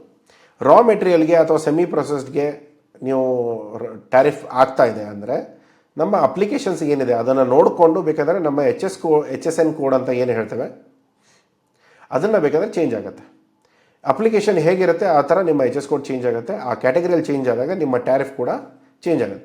ಇಲ್ಲಿ ನೀವು 5% ಬೀಳ್ತಾ ಇದ್ದರೆ, ಇಲ್ಲಿ 0% ಬೀಳ್ತಾ ಇದ್ದರೆ, ಸೊ ನೀವು ಇದನ್ನು ಈ ಕ್ಯಾಟಗರಿಯಲ್ಲಿ ನೋಡ್ಕೊಳ್ಳಿ. ಓಕೆ, ಒಂದೇದು. ಎರಡನೇದು ಬಂದು ಇವಾಗ USA ಈಗ ಆಲ್ಮೋಸ್ಟ್ ಡೆಡ್ ಮಾರ್ಕೆಟ್, ನಮಗಂತೂ ಏನೂ ಯೂಸ್ ಇಲ್ಲ. ಸೊ ಹಾಗಿದ್ದಾಗ ಕೆಲವೊಂದು ಅಗ್ರಿಮೆಂಟ್ಸಲ್ಲಿ ಏನು ಆಪರ್ಚುನಿಟಿ ಇರುತ್ತೆ, ನೀವು ವಯಾ ದುಬೈ ಅಥವಾ ವಯಾ ಸಿಂಗಾಪುರ್, ಫಸ್ಟು ಇಂಡಿಯಾದಿಂದ ದುಬೈ ಕಳಿಸಿ, ದುಬೈದಿಂದ USA ಕಳಿಸಿ, ರೈಟ್. ಸೊ ಇದಾಯಿತು ಅಂದರೆ ಕೂಡ ನಿಮಗೆ ಬೆನಿಫಿಟ್ ಇರುತ್ತೆ. ಕೆಲವೊಂದು ಸಾರಿ ಇಂಡಿಯಾದ ಒರಿಜಿನ್ ಇತ್ತು ಆ ಪ್ರಾಡಕ್ಟು ಅಂತಂದರೆ ಅದನ್ನು ನೀವು ದುಬೈ ಕಳಿಸೋ ಆಗಿಲ್ಲ, ಅಥವಾ ದುಬೈ ಕಳಿಸಿದ್ರು ಕೂಡ US ಅಲ್ಲಿ ಅದಕ್ಕೆ ಟ್ಯಾರಿಫ್ ಬೆನಿಫಿಟ್ ಸಿಗಲ್ಲ. ಅಲ್ಲಿ ಏನೇ ಇದ್ದರೂ ಕೂಡ ನಿಮಗೆ 50% ಅಥವಾ 100% ನಾವು ಇಂಪ್ಲಿಮೆಂಟ್ ಮಾಡ್ತೀವಿ ಅಂತಂದಾಗ ಈ ಪ್ಲ್ಯಾನ್ ಕೂಡ ಫ್ಲಾಪ್ ಆಗುತ್ತೆ. ಇಲ್ಲಿ ನೀವು ಆ್ಯಸ್ ಅ ಬೇರೆ ಕಂಟ್ರಿ ಕಳಿಸಿ ಅಲ್ಲಿಂದ ಎಕ್ಸ್ಪೋರ್ಟ್, ಇದು ಎಕ್ಸ್ಟ್ರಾ ಕಾಸ್ಟ್ ಇದೆ, ಬಟ್ ಸ್ಟಿಲ್ ಅಟ್ಲೀಸ್ಟ್ 50% ಆದರೂ ಉಳಿಯುತ್ತೆ, ಅಥವಾ ಅಟ್ಲೀಸ್ಟ್ 200% ಏನು ಹೋಗುತ್ತೆ ರೇಟು ಅದಾದರೂ ಉಳಿಯುತ್ತೆ. ಸೊ ಈ ಬೆನಿಫಿಟ್ ಇರೋದರಿಂದ ಕೆಲವೊಂದು ಸರಿ ಟ್ರೈ ಮಾಡ್ಬೋದು. ಸೊ ಅದು ಪ್ರಾಡಕ್ಟ್ ಮೇಲೆ ಮತ್ತು ಮಾರ್ಕೆಟ್ ಮೇಲೆ ಡಿಪೆಂಡ್ ಆಗುತ್ತೆ, ಅದನ್ನು ನೋಡಿಕೊಂಡು ಯೋಚನೆ ಮಾಡ್ಕೊಳ್ಳಿ. ನೆಕ್ಸ್ಟ್ ಪ್ರಾಡಕ್ಟ್ ಸೆಲೆಕ್ಷನ್ ಹೇಗೆ, ನೆಕ್ಸ್ಟ್ ಬರೋದು ಶೆಲ್ಫ್ ಲೈಫ್, ಲಾಜಿಸ್ಟಿಕ್ಸ್. ಇವಾಗ ನನ್ನ ಪ್ರಾಡಕ್ಟಿಗೆ ಟೆಂಪ್ರೇಚರ್ ಏನು ಬೇಕಾಗುತ್ತೆ, ಎಷ್ಟು ಡಿಗ್ರಿ ಸೆಲ್ಸಿಯಸ್ ಬೇಕು, ಅದು ಇಂಪಾರ್ಟೆಂಟ್. ನೆಕ್ಸ್ಟ್ ಬರೋದು ಈಗ ಶೆಲ್ಫ್ ಲೈಫ್ ಎಷ್ಟು ದಿನ ಇದೆ. ಈಗ ಬೇಕ್ರಿ ಪ್ರಾಡಕ್ಟ್ಸ್ ಇದೆ, ನಾನು ಒಳ್ಳೆ ಬೇಕ್ರಿ ಪ್ರಾಡಕ್ಟ್ಸ್ ನಾನು ಮಾಡ್ತಾರೆ. ಇವಾಗ ಅಯ್ಯಂಗಾರ್ದೆಲ್ಲ ಬೇಕ್ರೀಸ್ ಇದೆಯಲ್ಲ, ಸೊ ನಾವೇನು ಅಂದ್ಕೊಳ್ತೇವೆ, ಅಯ್ಯಂಗಾರ್ ಬೇಕ್ರಿಯಿಂದ ಪ್ರಾಡಕ್ಟ್ಸ್ನ ತೊಗೊಂಡು ಎಕ್ಸ್ಪೋರ್ಟ್ ಮಾಡೋದು, ಸರಿ. ಅದರ ಕೆಮಿಕಲ್ ಕಾಂಬಿನೇಷನ್ ಅದು ಇದು ಏನೇನು ಕೆಮಿಕಲ್ಸ್ ಯೂಸ್ ಮಾಡ್ತಾರೆ ಅದನ್ನೆಲ್ಲ ನೋಡ್ಕೋಬೇಕು. ಅದು ಅಲ್ಲದೆ ಇವರ ಶೆಲ್ಫ್ ಲೈಫ್ ಎಷ್ಟು, ಬರೀ 5 ದಿನ. 5 ದಿನದಲ್ಲಾದರೆ ನಾನು ಕಾರ್ಗೋ ಶಿಪ್ಪಲ್ಲಿ ಹೇಗೆ ಕಳಿಸೋದು, ನಾನು ಬೈ ಏರ್ ಕಳಿಸ್ಬೇಕಾಗತ್ತೆ. ಏರಲ್ಲಿ ಕಳಿಸ್ಬೇಕಂದ್ರೆ ಒಂದು ಕಾಸ್ಟ್, ಎರಡನೇದು ಬಂದು ಟೈಮ್. ಸೊ ಕಸ್ಟಮರ್ ಇವಾಗ ಅದು ಅಷ್ಟು ದುಡ್ಡು ಕೊಡೋಕ್ಕೆ ರೆಡಿ ಇದ್ದರೆ ಸಮಸ್ಯೆ ಇಲ್ಲ, ನೀವು ಕಳಿಸ್ಬೋದು. ಆದರೆ ಕಸ್ಟಮರ್ ದುಡ್ಡು ಕೊಡೋಕ್ಕೆ ರೆಡಿ ಇಲ್ಲ, ಪ್ರಾಡಕ್ಟ್ಗಳು ಬೇಗ ಹಾಳಾಗ್ತಾ ಇದೆ, ತುಂಬ ಡೇಟ್ ಆಫ್ ಮ್ಯಾನುಫ್ಯಾಕ್ಚರಿಂಗ್ ಅಥವಾ ಡೇಟ್ ಆಫ್ ಎಕ್ಸ್ಪೈರಿ ಅಂತ ಏನು ಹೇಳ್ತೇವೆ, ಇದು ತುಂಬ ಹತ್ತಿರ ಇದೆ, 5 ದಿನದಲ್ಲಿ ಎಕ್ಸ್ಪೈರ್ ಆಗಿಬಿಡುತ್ತೆ. ಸೊ ಆವಾಗ ಈ ಪ್ರಾಡಕ್ಟ್ಗಳನ್ನ ಎಕ್ಸ್ಪೋರ್ಟ್ ಮಾಡೋಕ್ಕೆ ಸಾಧ್ಯ ಇಲ್ಲ. ಒಳ್ಳೆ ಪ್ರಾಡಕ್ಟ್ ಇರ್ಬೋದು, ಒಳ್ಳೆ ಟೇಸ್ಟ್ ಇರ್ಬೋದು, ಒಳ್ಳೆ ಫ್ರೆಶ್ ಮಾಡಿರ್ಬೋದು, ಬಟ್ ಆದರೆ ಏನು 5 ದಿನದಲ್ಲಿ ಎಕ್ಸ್ಪೈರ್ ಆದರೆ ಶಿಪ್ ಮಾಡೋಕ್ಕೆ ಟೈಮ್ ಇಲ್ಲ. ಸೊ ಅದಕ್ಕೆ ಶೆಲ್ಫ್ ಲೈಫ್ ತುಂಬ ಇಂಪಾರ್ಟೆಂಟ್. ಇವಾಗ ನೀವು ತೊಗೊಳ್ತಾ ಇರೋ ಪ್ರಾಡಕ್ಟ್ಗಳಿಗೆ ಟೆಂಪ್ರೇಚರ್ ಕಂಟ್ರೋಲ್ ಮಾಡಿದರೂ ಕೂಡ ಪ್ರಾಡಕ್ಟ್ಗಳು ಉಳಿಯಲ್ಲ ಅನ್ನೋದಾದರೆ, ಕೆಲವೊಂದು ಪ್ರಾಡಕ್ಟ್ನ ನೀವು ಶೆಲ್ಫಲ್ಲಿ ಇಡೋಕ್ಕಾಗ, ಅಂದರೆ ರೀಫರ್ ಕಂಟೈನರ್ಸಲ್ಲಿ ಕಳ್ಸೋಕ್ಕಾಗಲ್ಲ. ರೀಫರ್ ಅಂದರೆ ನಿಮ್ಮ ಮನೆಯ ಫ್ರಿಜ್ ಇರುತ್ತಲ್ಲ, ಇಲ್ಲಿ ಮೇಲ್ಗಡೆ ಸೆಕ್ಷನಲ್ಲಿ ಐಸ್ ಆಗುತ್ತೆ ನೋಡಿ, ಅದೆಲ್ಲ ನಿಮ್ಮದು ಬಂದು -18 ಡಿಗ್ರಿ ಸೆಲ್ಸಿಯಸ್ ಇರುತ್ತೆ. ಓಕೆ, ಇದಾದರೆ ನಾರ್ಮಲಿ ಚಿಲ್ಡ್ ಇರುತ್ತೆ, 5 ಡಿಗ್ರಿ ಸೆಲ್ಸಿಯಸ್ ಇರುತ್ತೆ ಪ್ಲಸ್. ಓಕೆ, ಸೊ ಇವಾಗ -18 ಡಿಗ್ರಿಯಲ್ಲಿ ಇಟ್ಟರೂ ಕೂಡ ನಿಮ್ಮ ಪ್ರಾಡಕ್ಟ್ ಹಾಳಾಗುತ್ತೆ ಅನ್ನೋದಾದರೆ, ರೈಟ್. ಸೊ ಅವಾಗ ಏನು ಮಾಡ್ಬೋದು, ಆ ಪ್ರಾಡಕ್ಟ್ನ ಎಕ್ಸ್ಪೋರ್ಟ್ ಮಾಡೋಕ್ಕಾಗಲ್ಲ. ಶೆಲ್ಫ್ ಲೈಫು ಕಡಿಮೆ, ಕಾಸ್ಟ್ ಕೂಡ ಹೆಚ್ಚಿಗೆ, ಪ್ಲಸ್ ಆಪ್ರೇಷನಲ್ ಲಾಜಿಸ್ಟಿಕ್ ಚಾಲೆಂಜಸ್ ಬರುತ್ತೆ. ಪ್ರತಿ ಸರಿ ನಿಮ್ಮ ಪ್ರಾಡಕ್ಟಲ್ಲಿ ಹೋಗುವಾಗ ಡ್ಯಾಮೇಜ್ ಹೋಗುತ್ತೆ, ಇಲ್ಲಾಂದ್ರೆ ಹಾಳಾಗಿ ಹೋಗುತ್ತೆ. ಯಾಕೆಂದರೆ ಇಷ್ಟೆಲ್ಲ ಏರ್ ಶಿಪ್ಮೆಂಟ್ ಕಾಸ್ಟ್ ಕೊಟ್ಟ ಮೇಲೆ, ಯಾಕೆಂದರೆ ಏರ್ ಅಂತಂದ ಮೇಲೆ ನಿಮ್ಮ ಪ್ರಾಡಕ್ಟ್ ಪ್ರೈಸ್ ಏನಿದೆ ಅದರ ಅಟ್ಲೀಸ್ಟ್ 5 ಟೈಮ್ಸ್ ಮಾಡ್ಕೊಂಬಿಡಿ, ಅದು ನಿಮ್ಮ ಏರ್ ಪ್ರೈಸ್ ಬರುತ್ತೆ. ಓಕೆ, ಇದು ಬರೀ ಒಂದು ರಫ್ ಕ್ಯಾಲ್ಕುಲೇಷನ್ ಅಷ್ಟೇ. ಎಕ್ಸಾಕ್ಟ್ಲಿ ನೀವು ನಿಮ್ಮ ಫ್ರೈಟ್ ಫಾರ್ವರ್ಡರ್ ಹತ್ರ ಮಾತಾಡಿದರೆ ಸಿಗುತ್ತೆ. ಇವಾಗ ಶಿಪ್ಪಿಂಗ್ ಟೈಮ್ ಇರ್ಬೋದು, ಹ್ಯಾಂಡ್ಲಿಂಗ್ ಆಗಿರ್ಬೋದು, ಎರಡೂ ಕೂಡ ಮ್ಯಾನೇಜ್ ಮಾಡ್ಬೋದಾ. ಜನ ಏನು ಅಂದ್ಕೊಳ್ತಾರೆ, ಒಂದು ಇಂಜಿನಿಯರಿಂಗ್ ಇಕ್ವಿಪ್ಮೆಂಟ್ನ ಶಿಪ್ ಮಾಡೋದು, ಫುಡ್ ಪ್ರಾಡಕ್ಟ್ನ ಶಿಪ್ ಮಾಡೋದು ಎರಡೂ ಒಂದೇ ಅಲ್ಲ. ಫುಡ್ ಪ್ರಾಡಕ್ಟ್ ಬೇರೆ ಥರ ಶಿಪ್ ಆಗುತ್ತೆ, ಇಂಜಿನಿಯರಿಂಗ್ ಪ್ರಾಡಕ್ಟ್ ಬೇರೆ ಥರ ಶಿಪ್ ಆಗುತ್ತೆ. ಸೊ ಅದಕ್ಕೆ ಇಕ್ವಿಪ್ಮೆಂಟ್ಸ್ ಇರ್ಬೋದು, ಟೀಮ್ ಇರ್ಬೋದು, ಹ್ಯಾಂಡ್ಲಿಂಗ್ ಇರ್ಬೋದು, ಪ್ರತಿಯೊಂದು ಬದಲಾಗುತ್ತೆ. ಸೊ ಅದನ್ನು ನೋಡಿಕೊಂಡು ನೀವು ಕೆಲಸ ಮಾಡಬೇಕು. ಇದರಲ್ಲಿ ಶ್ರಿಂಪ್ ಇರ್ಬೋದು, ಸ್ಪೈಸಸ್ ಇರ್ಬೋದು, ಮಷಿನರಿ ಇರ್ಬೋದು, ಎಲ್ಲದಕ್ಕೂ ಬೇರೆ ಬೇರೆ ಥರ ರಿಕ್ವೈರ್ಮೆಂಟ್ ಇದೆ. ಶ್ರಿಂಪ್ -18 ಡಿಗ್ರಿ ಅಥವಾ -24 ಡಿಗ್ರಿವರೆಗೂ ಹೋಗುತ್ತೆ. Okay, spices normal ambient temperature, ಏನು ನೀವು ಟೆಂಪ್ರೇಚರ್ ತಲೆ ಕೆಡಿಸ್ಕೊಳ್ಳೋ ಅವಶ್ಯಕತೆ ಇಲ್ಲ, ಪ್ಯಾಕ್ ಹೇಗಿದೆ ಅದೇ ಥರ ಪ್ಯಾಕ್ ಮಾಡಿ ಕಳಿಸಿ. ಮಷಿನರೀಸ್ ಆಂಬಿಯಂಟ್ ಟೆಂಪ್ರೇಚರ್ ಆದರೆ ಓಕೆ, ಬಟ್ ಕಂಟೈನರಲ್ಲಿ ಹೋಗುತ್ತಾ ಇಲ್ವಾ, ಅಥವಾ ಮಷಿನರಿ ತುಂಬ ಹೆವಿ ಇತ್ತು ಅಂದರೆ ಓಪನ್ ಕಂಟೈನರ್ಸಲ್ಲಿ ಹೋಗುತ್ತೆ, ಇಲ್ಲಾಂದರೆ ಬ್ರೇಕ್ ಬಲ್ಕಲ್ಲಿ ಹೋಗುತ್ತೆ. ಓಕೆ, ಇಲ್ಲ ಪ್ಲ್ಯಾಟ್ಫಾರ್ಮ್ ಕಂಟೈನರ್ ಮೇಲೆ ಹೋಗುತ್ತೆ. ಸೊ ಕಂಟೈನರ್ ಬಗ್ಗೆ ಆಲ್ರೆಡಿ ಒಂದು ವೀಡಿಯೋ ಮಾಡಿದ್ದಿದೆ, ಅದನ್ನು ಹೋಗಿ ನೋಡ್ಕೊಳ್ಳಿ. ಸೊ ಇಲ್ಲಿ ತುಂಬ ಡಿಫ್ರೆನ್ಸ್ ರಿಕ್ವೈರ್ಮೆಂಟ್ ಬರುತ್ತೆ. ಒಂದು ಲಾಜಿಸ್ಟಿಕ್ ಚಾಲೆಂಜಸ್ ಇದೆಯಾ ಇಲ್ವಾ, ಸರ್ ನಮ್ಮ ಮೆಟೀರಿಯಲ್ ಎತ್ಕೊಳ್ಳೋಕ್ಕೆ ಇದೇ ಥರದ ಇಕ್ವಿಪ್ಮೆಂಟ್ ಬೇಕು, ಇಲ್ಲಾಂದರೆ ಮೆಷಿನ್ ಇಳಿಸೋಕ್ಕಾಗಲ್ಲ, ಎತ್ಕೊಳ್ಳೋಕ್ಕಾಗಲ್ಲ. ಈಗ ನೀವು ರೋಡಲ್ಲಿ ನೋಡುತ್ತಾ ಇರ್ಬೋದು, ಈ ವಿಂಡ್ ಟರ್ಬೈನ್ ವಿಂಗ್ಸ್ ಹೋಗುತ್ತೆ ತುಂಬ. ಇದು ಚಿತ್ರದುರ್ಗ ಅಲ್ಲಿ ಇಲ್ಲಿ ಎಲ್ಲ ನಾವು ನೋಡ್ತೇವೆ, ತುಂಬ ಕಡೆ ಇದೆ ಇವಾಗ. ಬಟ್ ವಿಂಡ್ ಟರ್ಬೈನ್ಸ್ದು ವಿಂಗ್ಸ್ ಏನಿದೆಯಲ್ಲ, ಅದು 3 ತಿರುಗತ್ತಲ್ಲ ಬ್ಲೇಡ್. ಸೊ ಆ ಥರ ಬ್ಲೇಡ್ಗಳನ್ನ ಎಷ್ಟು ದೊಡ್ಡ ಟ್ರಕ್ಕಲ್ಲಿ ಯಾವ ಥರ ತೊಗೊಂಡು ಹೋಗ್ತಾರೆ, ಅದನ್ನು ಯಾವ ಥರ ಇನ್ಸ್ಟಾಲ್ ಮಾಡ್ತಾರೆ, ಅಲ್ಲಿ ಆಪರೇಷನಲ್ ಚಾಲೆಂಜಸ್ ಬರುತ್ತೆ. ಆ ಲಾಜಿಸ್ಟಿಕ್ಕು ಕಸ್ಟಮೈಸ್ಡ್ ಇರಬೇಕು, ಆ ವೆಹಿಕಲ್ಗಳಲ್ಲಿ ಮಾತ್ರ ಹೋಗುತ್ತೆ. ಆ ಶೆಲ್ಫ್ ಲೈಫ್ ಏನು ಸಂಬಂಧ ಇರಲ್ಲ, ಯಾಕಂದರೆ ಅವೇನು ಕೆಡಲ್ಲ. ಬಟ್ ಆದರೆ ಲಾಜಿಸ್ಟಿಕ್ ಚಾಲೆಂಜಸ್ ಅಲ್ಲಿ ಬರುತ್ತೆ. ನಿಮ್ಮ ಮೆಟೀರಿಯಲ್ ಒಯ್ಯೋಕ್ಕೆ ಆ ಥರ ಕಸ್ಟಮೈಸ್ಡ್ ವೆಹಿಕಲ್ಗಳು ಇದ್ದರೆ ಮಾತ್ರ ಹೋಗುತ್ತೆ ಅನ್ನೋದಾದರೆ ಸಮಸ್ಯೆ. ಇಲ್ಲ ಸರ್, ಜನರಲ್ ಕಂಟೈನರ್ ಲೋಡ್ ಆಗುತ್ತೆ, ಏನು ಸಮಸ್ಯೆ ಇಲ್ಲ, ಒಂದು ನಾರ್ಮಲ್ ಇದ್ದರೆ ಓಕೆ, ಇಲ್ಲ ಅಂದರೆ ಒಂದು -18 ಡಿಗ್ರಿ ಟೆಂಪ್ರೇಚರಲ್ಲಿ ನಾವು ಡೈರೆಕ್ಟ್ಲಿ ಶಿಪ್ ಮಾಡಿಬಿಡ್ತೇವೆ, ಸಮಸ್ಯೆ ಇಲ್ಲ, ನೋ ಪ್ರಾಬ್ಲಮ್. ಆದರೆ ಲಾಜಿಸ್ಟಿಕ್ ಚಾಲೆಂಜ್ ಇರುವಂಥ ಪ್ರಾಡಕ್ಟ್ಗಳನ್ನ, ಟರ್ಬೈನ್ಸ್ ಇರ್ಬೋದು, ವಿಂಗ್ಸ್ ಇರ್ಬೋದು, ಅಥವಾ ಯಾವುದೇ ಥರದ ಇಂಜನ್ಸ್ ಇರ್ಬೋದು, ಈ ಥರದ ಸಮಸ್ಯೆಗಳು ಬರದಿರೋ ಥರ ನೋಡ್ಕೊಳ್ಳಿ. ಅಥವಾ ಆ ಪ್ರಾಡಕ್ಟ್ಗಳನ್ನ ಸೆಲೆಕ್ಟ್ ಮಾಡುವಾಗ ಇದನ್ನು ಎರಡನ್ನೂ ತಲೆಯಲ್ಲಿ ಇಟ್ಕೊಳ್ಳಿ. ನನ್ನ ಪ್ರಾಡಕ್ಟ್ ಹೇಗೆ ಹೋಗುತ್ತೆ ಅದನ್ನು ಅರ್ಥ ಮಾಡಿಕೊಂಡ್ರೆ ಸಾಕು, ಆವಾಗ ನೀವು ಪ್ರಾಡಕ್ಟ್ ಸೆಲೆಕ್ಷನ್ ಕರೆಕ್ಟಾಗಿರುತ್ತೆ. ಸೊ ನೆಕ್ಸ್ಟ್ ಮೇಯ್ನಾಗಿ ಬರುವಂಥ ವಿಷಯ ಏನಂದರೆ, ನೀವು ಎಲ್ಲರೂ ಕೆಲಸ ಮಾಡ್ತಿರೋದು ಯಾಕೆ? ಪ್ರಾಫಿಟಬಿಲಿಟಿ. ಪ್ರಾಫಿಟ್ ಇದ್ದರೆ ಮಾತ್ರ ತಾನೇ ನಾವು ಬಿಸ್ನೆಸ್ಸಲ್ಲಿರೋದು. ಪ್ರಾಫಿಟ್ ಇಲ್ಲ ಅಂದರೆ ತುಂಬ ಜನ ಏನು ಮಾಡ್ತಾರೆ, ದುಬೈ ಮಾರ್ಕೆಟ್, ಓಕೆ, 19 ರೂಪಾಯಿಗೆ ಪರ್ಚೇಸ್ ಮಾಡ್ತಾರೆ, 17 ರೂಪಾಯಿಗೆ ಮಾರ್ತಾರೆ, ನೆಟ್ 2 ರೂಪೀಸ್ ಲಾಸ್ ಇದೆ. ಓಕೆ, ಸೊ ಈ ಲಾಸ್ನ ನಾವು ಮಾಡೋಕ್ಕೆ ಬಿಸ್ನೆಸ್ಸಿಗೆ ಬಂದಿರೋದಾ? ಇಲ್ಲ. ಇದು 2 ರೂಪೀಸ್ ಚಿಕ್ಕ ಅಮೌಂಟ್, ಬಟ್ ಯಾವಾಗ ಮಲ್ಟಿಪ್ಲೈಡ್ ಬೈ ಎಷ್ಟು ಮೆಟ್ರಿಕ್ ಟನ್ ಹೋಗಿರುತ್ತೆ ಇಂಟು 18,000 kgs ಕ್ಯಾಲ್ಕುಲೇಟ್ ಮಾಡಿದ್ರೆ ನಿಮ್ಗೆ ಗೊತ್ತಾಗುತ್ತೆ ಎಷ್ಟು ಲಾಸ್ ಇದೆ. ಅದೇ ಮಲ್ಟಿಪ್ಲೈಡ್ ಬೈ ಒಂದು 7 ಕಂಟೈನರೋ 8 ಕಂಟೈನರೋ ನೋಡಿದರೆ ಆವಾಗಲೂ ಕೂಡ ಕಾಸ್ಟ್ ಇದೆ. ಸೊ ಲಾಸ್ ಮಾಡ್ಕೊಳ್ಳೋಕ್ಕೆ ನಾವು ಬಿಸ್ನೆಸ್ಸಿಗೆ ಬರಲ್ಲ. ಲಾಸ್ ಮಾಡೋದಾದರೆ ನಾವು ಮನೆಯಲ್ಲೇ ಮಾಡ್ಕೊಳ್ಬೋದು, ಏನು ಮಾಡಿದೆ ಹೋದ್ರೆ ಲಾಸೇ ತಾನೆ, ಯಾಕೆಂದ್ರೆ ಖರ್ಚಂತೂ ನಿಲ್ಲಲ್ಲ, ರೈಟ್? ಬಟ್ ಏನು ಮಾಡದೆ ಹೋದರೂ ಕೂಡ ಲಾಸ್ ಆಗುವಾಗ ಈ ಕಂಪನಿಗಳಿಗೆ ದುಡ್ಡು ಕೊಟ್ಕೊಂಡು ನಮ್ಮ ಕಡೆಯಿಂದ ದುಡ್ಡು ಹಾಕಿ ನಾವು ಎಕ್ಸ್ಪೋರ್ಟ್ ಮಾಡಿ ನಾವು ಲಾಸ್ ಮಾಡ್ಕೊಳ್ಳೋದು ಯಾಕೆ? ನಾರ್ಮಲಿ ಮಾಡದೆ ಹೋದರೆ ಒಳ್ಳೆಯದು. ಸೊ ಯಾವಾಗಲೂ ಕೂಡ ಬಿಸ್ನೆಸ್ ಪ್ರಾಫಿಟಲ್ಲಿದ್ದರೆ ಮಾತ್ರ ಮಾಡಿ, ಇಲ್ಲದೆ ಹೋದರೆ ಸಮಸ್ಯೆನೇ ಇಲ್ಲ. ನೆಗೆಟಿವ್ ಎಲ್ಲ ಎತ್ತಿದ್ರೆ ಅದು ಕೆಲಸನೇ ಮಾಡೋಕ್ಕೆ ಹೋಗ್ಬೇಡಿ. ಆ ಪ್ರಾಡಕ್ಟ್ಗಳನ್ನ ನೋಡ್ಕೊಳ್ಳಿ, ಯಾವ ಮಾರ್ಕೆಟಲ್ಲಿದೆ, ಅಲ್ಲಿ ಯಾವ ಥರ ಜನ ಇದ್ದಾರೆ. ಸೊ ದುಬೈಯಲ್ಲಿ ನಾವೇನೇನು ಹೇಳ್ತೇನೆ, ಇಂಡಿಯನ್ಸು, ಬಾಂಗ್ಲಾದೇಶಿ, ಪಾಕಿಸ್ತಾನ, ಶ್ರೀಲಂಕಾದವ್ರನ್ನ ದೂರ ಇಟ್ಕೊಳ್ಳಿ. ಅಲ್ಲಿ ಯಾರಾದರೂ ಫೋನ್ ಎತ್ತಿದರೆ ನನ್ನ ಹೆಸರು ಸಂತೋಷ್ ಅಂತಂದರೆ ನಾರ್ಮಲಿ ಸ್ವಲ್ಪ ಹುಷಾರಾಗಿರಿ. ಒಂದು ಆ ಸಂತೋಷ್ ಎಲ್ಲಿಯವನು, ಕೇರಳದವನ, ಮಹಾರಾಷ್ಟ್ರದವನ, ಕರ್ನಾಟಕದವನ, ತಮಿಳ್ನಾಡದವನ, ಡೆಲ್ಲಿಯವನ, ಎಲ್ಲಿಯವನು, ಅವನು ಏನು ಮಾಡ್ಕೊಂಡಿದ್ದಾನೆ, ಅವನ ಕಂಪ್ನಿ ಓನ್ ಮಾಡ್ತಾನೆ ಹೇಗೆ, ಅಥವಾ ಅವನ ಆಫೀಸ್ ಎಲ್ಲಿದೆ, ಎಷ್ಟು ಟ್ರಾನ್ಸಾಕ್ಷನ್ ಮಾಡ್ತಾ ಇದ್ದಾರೆ, ಪೇಮೆಂಟ್ ಟರ್ಮ್ಸ್ ಏನಿದೆ, ಅಡ್ವಾನ್ಸ್ ಕೊಟ್ಟು ಮಾಡ್ತಾರೆ ಅಂದರೆ ನಿಮ್ಮ ತಲೆನೋವು ಇಲ್ಲ. ಒಂದು ವೇಳೆ ಅಡ್ವಾನ್ಸ್ ಇಲ್ಲ, 100% ಕ್ರೆಡಿಟ್ ಇದೆ, ಅದು ಅಟ್ಲೀಸ್ಟ್ 30 to 60 ಡೇಸ್. ಇದು 60 ಯಾವಾಗ 90 ಆಗುತ್ತೆ, 90 ಇರೋದು ಯಾವಾಗ 200 ಆಗುತ್ತೆ, 365 ಆಗುತ್ತೆ, ನಿಮ್ಗೆ ಐಡಿಯಾನೇ ಬರಲ್ಲ, ನಿಮ್ಮ ದುಡ್ಡು ಹೋಯ್ತಲ್ಲಿ. ಸೊ ಇವರೆಲ್ಲ ಮಾಡೋ ಕೆಲಸ ಏನು ಅಂತಂದರೆ, ದುಬೈಯಲ್ಲಿ ನಮ್ಮ ದುಡ್ಡಿಂದ ಅವ್ರ ಬಿಸ್ನೆಸ್ ನಡೆಸ್ತಾರೆ. ಅದರ ಬದಲು ಇನ್ನೂ ಸ್ವಲ್ಪ ಖರ್ಚು ಹಾಕ್ಕೊಂಡು ನಾವೇ ದುಬೈ ಹೋಗಿ ನಾವೇ ಬಿಸ್ನೆಸ್ ಮಾಡ್ಕೊಳ್ಳೋದು ತುಂಬ ಉತ್ತಮ. ಓಕೆ, ಸೊ ಇಲ್ಲಿ ನೀವೇನು ಮಾಡಬೇಕಂತಂದರೆ, ಇಲ್ಲಿ ಎಷ್ಟು ಜನ ಎಷ್ಟು ಪ್ರಾಫಿಟ್ನ ನೀವು ಬುಕ್ ಮಾಡ್ಕೊಳ್ತಾ ಇದ್ದೀರಾ? ಯಾಕೆಂದರೆ ಬೇರೆ ಯಾರಾದರೂ ಏನಾದರೂ ಸುಳ್ಳು ಹೇಳ್ಬೋದು. ಪ್ರಾಫಿಟ್ ಎಷ್ಟಕ್ಕೆ ಸೇಲ್ ಆಗ್ತಾ ಇದೆ, ಪರ್ಚೇಸ್ ಎಷ್ಟಕ್ಕೆ ಆಯಿತು, 100 ರೂಪೀಸಿಗೆ ಪರ್ಚೇಸ್ ಆಗಿದೆ, ಸೇಲ್ ಎಷ್ಟಕ್ಕೆ ಆಯಿತು, 200 ರೂಪೀಸಿಗೆ ಸೇಲ್ ಆಯಿತು, ನೆಟ್ ಪ್ರಾಫಿಟ್ ಇರೋದೆಷ್ಟು, ಗ್ರಾಸ್ ಪ್ರಾಫಿಟ್ ಇರೋದೆಷ್ಟು, 100 ಬರುತ್ತೆ. ಇಲ್ಲಿ ಎಬಿಟಾ ಕ್ಯಾಲ್ಕುಲೇಟ್ ಮಾಡಿದರೆ ಅದು ಕೂಡ ನಿಮಗೆ ಕರೆಕ್ಟಾಗಿ ಗೊತ್ತಾಗ್ಬಿಡುತ್ತೆ, ಎಷ್ಟು ಡಿಪ್ರಿಷಿಯೇಟ್ ಆದಮೇಲೆ ನಮಗೆ ಕೈಗೆ ಎಷ್ಟು ಉಳಿದಿರೋದು ಎಷ್ಟಿದೆ ಅಂತ. ಸೊ ಎಲ್ಲ ನೀವು ಕ್ಯಾಲ್ಕುಲೇಟ್ ಮಾಡಿದಾಗ ಇಲ್ಲಿ ನೀವು ಪ್ರಾಫಿಟಲ್ಲಿ ಇದ್ದೀರಾ ಇಲ್ವಾ ಅಷ್ಟೇ. ತುಂಬ ಕಂಪ್ನಿಗಳು ಇಲ್ಲೇ ಇರ್ತಾರೆ, ನೀವು ಇಲ್ಲಿರಬೇಕು ಅಂದರೆ ಮಾತ್ರ ಎಕ್ಸ್ಪೋರ್ಟಿಗೆ ಬನ್ನಿ. ಮುಂಚೆನೇ ಎಲ್ಲ ಕ್ಯಾಲ್ಕುಲೇಟ್ ಮಾಡ್ಕೊಂಡು ಡಿಸೈಡ್ ಮಾಡಿ. ಇಲ್ಲ ಸರ್ ನೆಗೆಟಿವಲ್ಲಿದೆ ಬಟ್ ಹೋಗ್ತಾ ಹೋಗ್ತಾ ಪಾಸಿಟಿವ್ ಆಗ್ತೇವೆ, ಬನ್ನಿ. ಜೊತೆಗೆ ಸೇರ್ಕೊಂಡು ಕೆಲಸ ಮಾಡಬೇಕಾ, ಅದು ಆಪ್ಷನ್ಸ್ ಇದೆ, ಅದನ್ನು ಬೇಕಾದ್ರೆ ವರ್ಕೌಟ್ ಮಾಡ್ಕೊಳ್ಳಿ. ನಿಮ್ಮ ಹತ್ರ ಇರಬೇಕಾಗಿರೋ ಪ್ರೈಸಿಂಗ್ಗಳು ನಾರ್ಮಲಿ EXW, ಎಕ್ಸ್ವರ್ಕ್ಸ್ ಪ್ರೈಸಿಂಗ್. ಅದಾದಮೇಲೆ ಅವ್ರು ಯಾವ FOB ಹೇಳ್ತಾರೆ, ಯಾವ ಪೋರ್ಟಿಗೆ ಹೇಳ್ತಾರೆ, ಮುಂಬೈ ಪೋರ್ಟ್ ಅಂತ ಅಂದ್ಕೊಳ್ಳೋಣ. FOB ಮುಂಬೈ ಪ್ರೈಸಸ್ ರೆಡಿ ಮಾಡ್ಕೊಳ್ಳಿ, ಟ್ಯಾರಿಫ್ ಏನಿದೆ, ಫ್ರೇಟ್ ಏನಿದೆ, ಮಾರ್ಕೆಟಿಂಗ್ ಕಾಸ್ಟ್ ಏನಿದೆ, ಇದನ್ನೆಲ್ಲ ಕ್ಯಾಲ್ಕುಲೇಟ್ ಮಾಡಿದಾಗ ನಿಮ್ಮ ಟೋಟಲ್ ಅಮೌಂಟ್ ಪಾಸಿಟಿವಲ್ಲಿ ಇತ್ತು, ಗುಡ್, ಒಳ್ಳೆ ಪ್ರಾಡಕ್ಟ್ನ ಸೆಲೆಕ್ಟ್ ಮಾಡ್ಕೊಂಡಿದ್ದೀರಾ, ಒಳ್ಳೆ ಬಿಸ್ನೆಸ್ ನೀವು ಮಾಡ್ಬೋದು. ಇಲ್ಲ ಇವಾಗ FOB ಪ್ರೈಸೇ ನೆಗೆಟಿವ್ ಇದೆ, ಎಕ್ಸ್ವರ್ಕ್ಸೇ ನೆಗೆಟಿವ್ ಇದೆ, ಇಲ್ಲಿ ತುಂಬ ಜನ ಏನಾಗುತ್ತೆ, ಎಕ್ಸ್ವರ್ಕ್ಸೇ ನೆಗೆಟಿವ್ ಇದೆ. ಎಕ್ಸ್ವರ್ಕ್ಸ್ ಅಂದರೆ ಏನು, ನನ್ನ ಮನೆ ರೇಟು, ಫ್ಯಾಕ್ಟ್ರಿ ಇದೆ, ಮೆಟೀರಿಯಲ್ ತರಿಸ್ಕೊಂಡಿದ್ದಾರೆ, ಪ್ಯಾಕ್ ಮಾಡಿದ್ದಾರೆ, ಪ್ಯಾಕ್ ಮಾಡಿದ ಮೇಲೆ ಎಷ್ಟಾಯಿತು, 100 ರೂಪಾಯಿ ಆಯಿತು. ಅದೇ ನಿಮ್ಮ ಬಾಯರ್ ಕೇಳ್ತಾ ಇರೋದು 98 ರೂಪೀಸ್ಗೆ. ಸೊ ಅವಾಗ ನೆಟ್ ಎಕ್ಸ್ವರ್ಕ್ಸಲ್ಲೇ ನೀವು ಲಾಸಲ್ಲಿ ಇರ್ತೀರ. ಸೊ ಇಲ್ಲಿ -2 ರೂಪೀಸ್ ಇರುತ್ತೆ. ಸೊ ಏನು ನೀವು ಪ್ರಾಫಿಟಲ್ಲಿ ಇರೋಕ್ಕೆ ಸಾಧ್ಯ ಇಲ್ಲ. ಸೊ ದಯಮಾಡಿ ನೀವೇನು ಮಾಡಿ, ಈ 2 ರೂಪೀಸ್ ಏನು ಲಾಸ್ ಬರ್ತಾ ಇದೆ, ಸೊ ಆ ಥರದ ಬಿಸ್ನೆಸ್ಗಳಲ್ಲಿ ಇಳಿಯೋಕ್ಕೆ ಹೋಗಬೇಡಿ.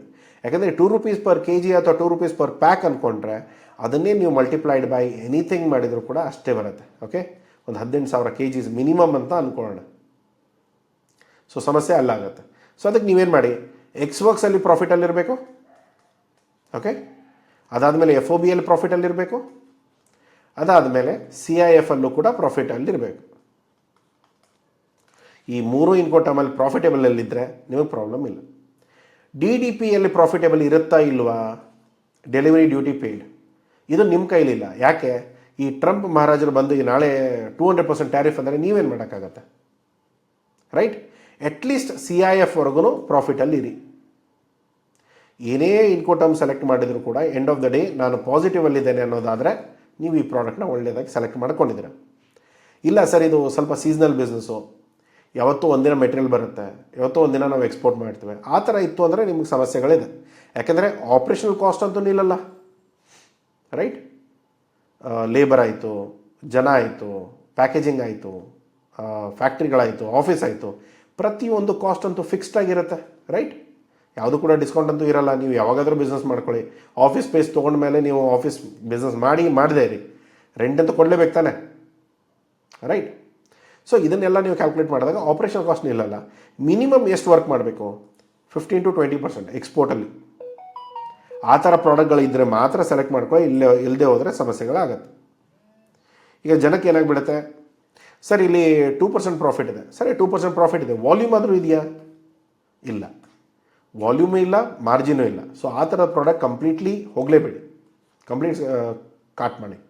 ಓಕೆ, ಯಾವ ಪ್ರಾಡಕ್ಟಲ್ಲಿ ಅಟ್ಲೀಸ್ಟ್ ಮಾರ್ಜಿನ್ ಇದೆ, ಮಿನಿಮಮ್ ಒಂದು 15% ಮಾರ್ಜಿನ್ ಇದೆ, ಸರ್ ವಾಲ್ಯೂಮ್ ಸ್ವಲ್ಪ ಓಕೆ, 1 ಕಂಟೈನರ್ ತಿಂಗಳಿಗೆ ಬರುತ್ತೆ, ಡನ್, ಗುಡ್ ಪ್ರಾಡಕ್ಟ್.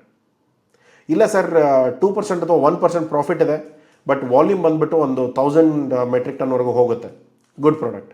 ಯಾಕೆಂದರೆ ವಾಲ್ಯೂಮಲ್ಲಿ ದುಡ್ಡು ಮಾಡ್ಕೊಳ್ತೀರ. ಓಕೆ, ಈಗ ಎಲ್ಲರೂ ಹೋಗ್ಬಿಟ್ಟು ಡೈಮಂಡಲ್ಲಿ ನಾವೇನು ಮಾರ್ಜಿನ್ಸ್ಗಳನ್ನ ನೋಡ್ಬೋದು, ಆ ಥರ ಮಾರ್ಜಿನ್ಸ್ಗಳಿಲ್ಲ ಎಲ್ಲದರಲ್ಲೂ. ಓಕೆ, ಸೊ ಅದರ ಬದಲು ನಾನೇನು ಹೇಳ್ತೇನೆ, ನೀವು ಮಾಡುವಾಗ ಅಟ್ಲೀಸ್ಟ್ ಈ ಮಿನಿಮಮ್ ಮಾರ್ಜಿನ್ಗಳನ್ನ ಎಕ್ಸ್ಪೆಕ್ಟ್ ಮಾಡಿ, ಅದರ ಜೊತೆಗೆ ವಾಲ್ಯೂಮ್ ಆದರೂ ಇರಬೇಕು, ಇಲ್ಲ ಅಂದರೆ ಮಾರ್ಜಿನ್ ಆದರೂ ಇರಬೇಕು. ಎರಡೂ ಸಿಕ್ತು ಅಂದರೆ ಅದಂಥ ಸೂಪರ್ ಪ್ರಾಡಕ್ಟ್ ಯಾವುದೂ ಇಲ್ಲ. Okay, right? ಇಲ್ಲದೆ ಹೋದರೆ ಅಟ್ಲೀಸ್ಟ್ ಯಾವುದಾದ್ರೂ ಒಂದಾದರೂ ಇರಲಿ, ಮಾರ್ಜಿನ್ ಆದರೂ ಇರಬೇಕು, ಇಲ್ಲ ವಾಲ್ಯೂಮ್ ಆದರೂ ಇರಬೇಕು. ಎರಡೂ ಇಲ್ಲ ಅಂದರೆ ಬಿಸ್ನೆಸ್ ಮಾಡಿ ಅರ್ಥ ಇಲ್ಲ. ಓಕೆನಾ? ಸೊ ಅರ್ಥ ಆಗಿದೆ ಅಂದ್ಕೊಳ್ತೇನೆ. ಏನಾದ್ರು ಡೌಟ್ಸ್ ಇತ್ತು ಮತ್ತೇನಾದರೂ ಕೇಳೋದಿತ್ತು ಅಂದರೆ ದಯಮಾಡಿ. ಇವತ್ತಿನ ಟೈಮಲ್ಲಿ ಟ್ರಂಪ್ ಬಂದಿರೋದ್ರಿಂದ ತುಂಬ ಟ್ಯಾರಿಫ್ಗಳು ಅನ್ಸ್ಟೇಬಲ್ ಇದೆ. ಬರೀ ನಮಗಂತಲ್ಲ, ಗ್ಲೋಬಲಲ್ಲಿ ತುಂಬ ದೇಶಗಳಿಗೆ ಸಮಸ್ಯೆಗಳಿದೆ. ಬಟ್ ನಾವು ಯೋಚನೆ ಮಾಡಬೇಕಾಗಿರೋದೇನು, ಮಾರ್ಕೆಟ್ಗಳನ್ನ ಡೈವರ್ಸಿಫೈ ಮಾಡ್ಕೊಳ್ಳಿ. ಬರೀ USA ಒಂದನ್ನೇ ಮಾರ್ಕೆಟ್ ಅಂತ ಅಂದ್ಕೊಡ್ಬೇಡಿ. ಇವತ್ತಿನವರೆಗೂ ಇರ್ಬೋದು, ಬಟ್ ಇನ್ಮೇಲೆ ಇಲ್ಲ. ಯಾಕೆಂದರೆ ಟ್ಯಾರಿಫ್ಗಳು 100%, 50%, 200% ಇಂಪೋಸ್ ಆದಮೇಲೆ ನೀವು ಏನು ಮಾಡೋಕ್ಕಾಗಲ್ಲ. ಸೊ ಅದಕ್ಕೆ ಡೈವರ್ಸಿಫೈ ಮಾಡ್ಕೊಳಕ್ಕೆ ನೋಡಿ. Don't put all the eggs in one basket. Okay, if you are not watching it closely. So ಏನಾಗುತ್ತೆ, ಎಲ್ಲ ಬಿಸ್ನೆಸ್ಗಳನ್ನ ನಾರ್ಮಲಿ ನಿಮ್ಮ 70% ಬಿಸ್ನೆಸ್ ಏನಾದರೂ ಒಂದೇ ದೇಶದಿಂದ ಬರ್ತಾ ಇದ್ದರೆ ದಟ್ಸ್ ಅ ರೆಡ್ ಅಲರ್ಟ್. ಒಂದೇ ದೇಶದಿಂದ ಮಿನಿಮಮ್ ನಿಮ್ಮ ಓವರಾಲ್ ಸೇಲ್ಸಲ್ಲಿ ಒಂದು 15 to 20% ಮ್ಯಾಕ್ಸಿಮಮ್ ಇರಬೇಕು. ಓಕೆ, 70% ಮೇಲೆ ಏನಾದರೂ ಒಂದೇ ದೇಶದಲ್ಲಿ ಡಿಪೆಂಡ್ ಆಯಿತು ಅಂದರೆ, ನಾಳೆ ಅಲ್ಲಿ ಏನಾದರೂ ಟ್ಯಾರಿಫ್ಗಳು ಇಂಪೋಸ್ ಆಯಿತು ಅಂದರೆ ನಿಮ್ಮ ಬಿಸ್ನೆಸ್ ಹೋಯಿತು. ಇವತ್ತಾಗಿರೋದು ಅದೇನೆ, ತುಂಬ ಬಿಸ್ನೆಸ್ಗಳು ಸ್ಟ್ರೆಸ್ಸಲ್ಲಿದೆ. ಯಾಕೆ, ಯಾವ ಕಾರಣಕ್ಕೆ? Just because of this. ಬೇರೆ ಮಾರ್ಕೆಟ್ಗಳನ್ನ ನೋಡೋಕ್ಕೆ ಸ್ಟಾರ್ಟ್ ಮಾಡಬೇಕು, ಬೇರೆ ಯಾವ ಒಳ್ಳೆ ಅಗ್ರಿಮೆಂಟ್ಸ್ ಇದೆ ಅದನ್ನು ನೋಡ್ಕೋಬೇಕು, ಅದರ ಮೇಲೆ ಕೆಲಸ ಮಾಡೋಕ್ಕೆ ಸ್ಟಾರ್ಟ್ ಮಾಡ್ಬೋದು. ಸೊ ಇಲ್ಲಿ US ಟ್ಯಾರಿಫ್ ರೈಸ್ ಆಗುತ್ತೆ, ರೀಡೈರೆಕ್ಟ್ ಶಿಪ್ಮೆಂಟ್ ಏನಾದರೂ ಮಾಡೋಕ್ಕಾಗತ್ತಾ ನೋಡಿ. ಯುರೋಪಿಯನ್ ಯೂನಿಯನ್ ಕಳಿಸ್ತೇವೆ, ಮಿಡ್ಲ್ ಈಸ್ಟಿಗೆ ಕಳಿಸ್ತೇವೆ, ಆಫ್ರಿಕಾ ಕಳಿಸ್ತೇವೆ. ಸೊ ಇಲ್ಲಿ ಟ್ಯಾರಿಫ್ ಅಡ್ವಾಂಟೇಜ್ ಎಲ್ಲಿದೆ? ಸೊ ಇವಾಗ US ಕಳಿಸಿದರೆ 50% ಇದೆ ಇಮಿಡಿಯೇಟ್ಲಿ. ಸೊ 100%ವರೆಗೂ ಹೋಗ್ಬೋದು ಅಂತ ಹೇಳ್ತಾರೆ. ಅವರು ತಲೆ ಕೆಟ್ಟರೆ 200 ಕೂಡ ಮಾಡ್ತಾರೆ. ಅದು ನಮ್ಮ ಕೈಲಿಲ್ಲ, ಅದು ಟ್ರಂಪ್ ಮಲ್ಕೊಂಡಿದ್ದ ಮೇಲೆ ಏನು ಡಿಸೈಡ್ ಮಾಡ್ತಾನೆ.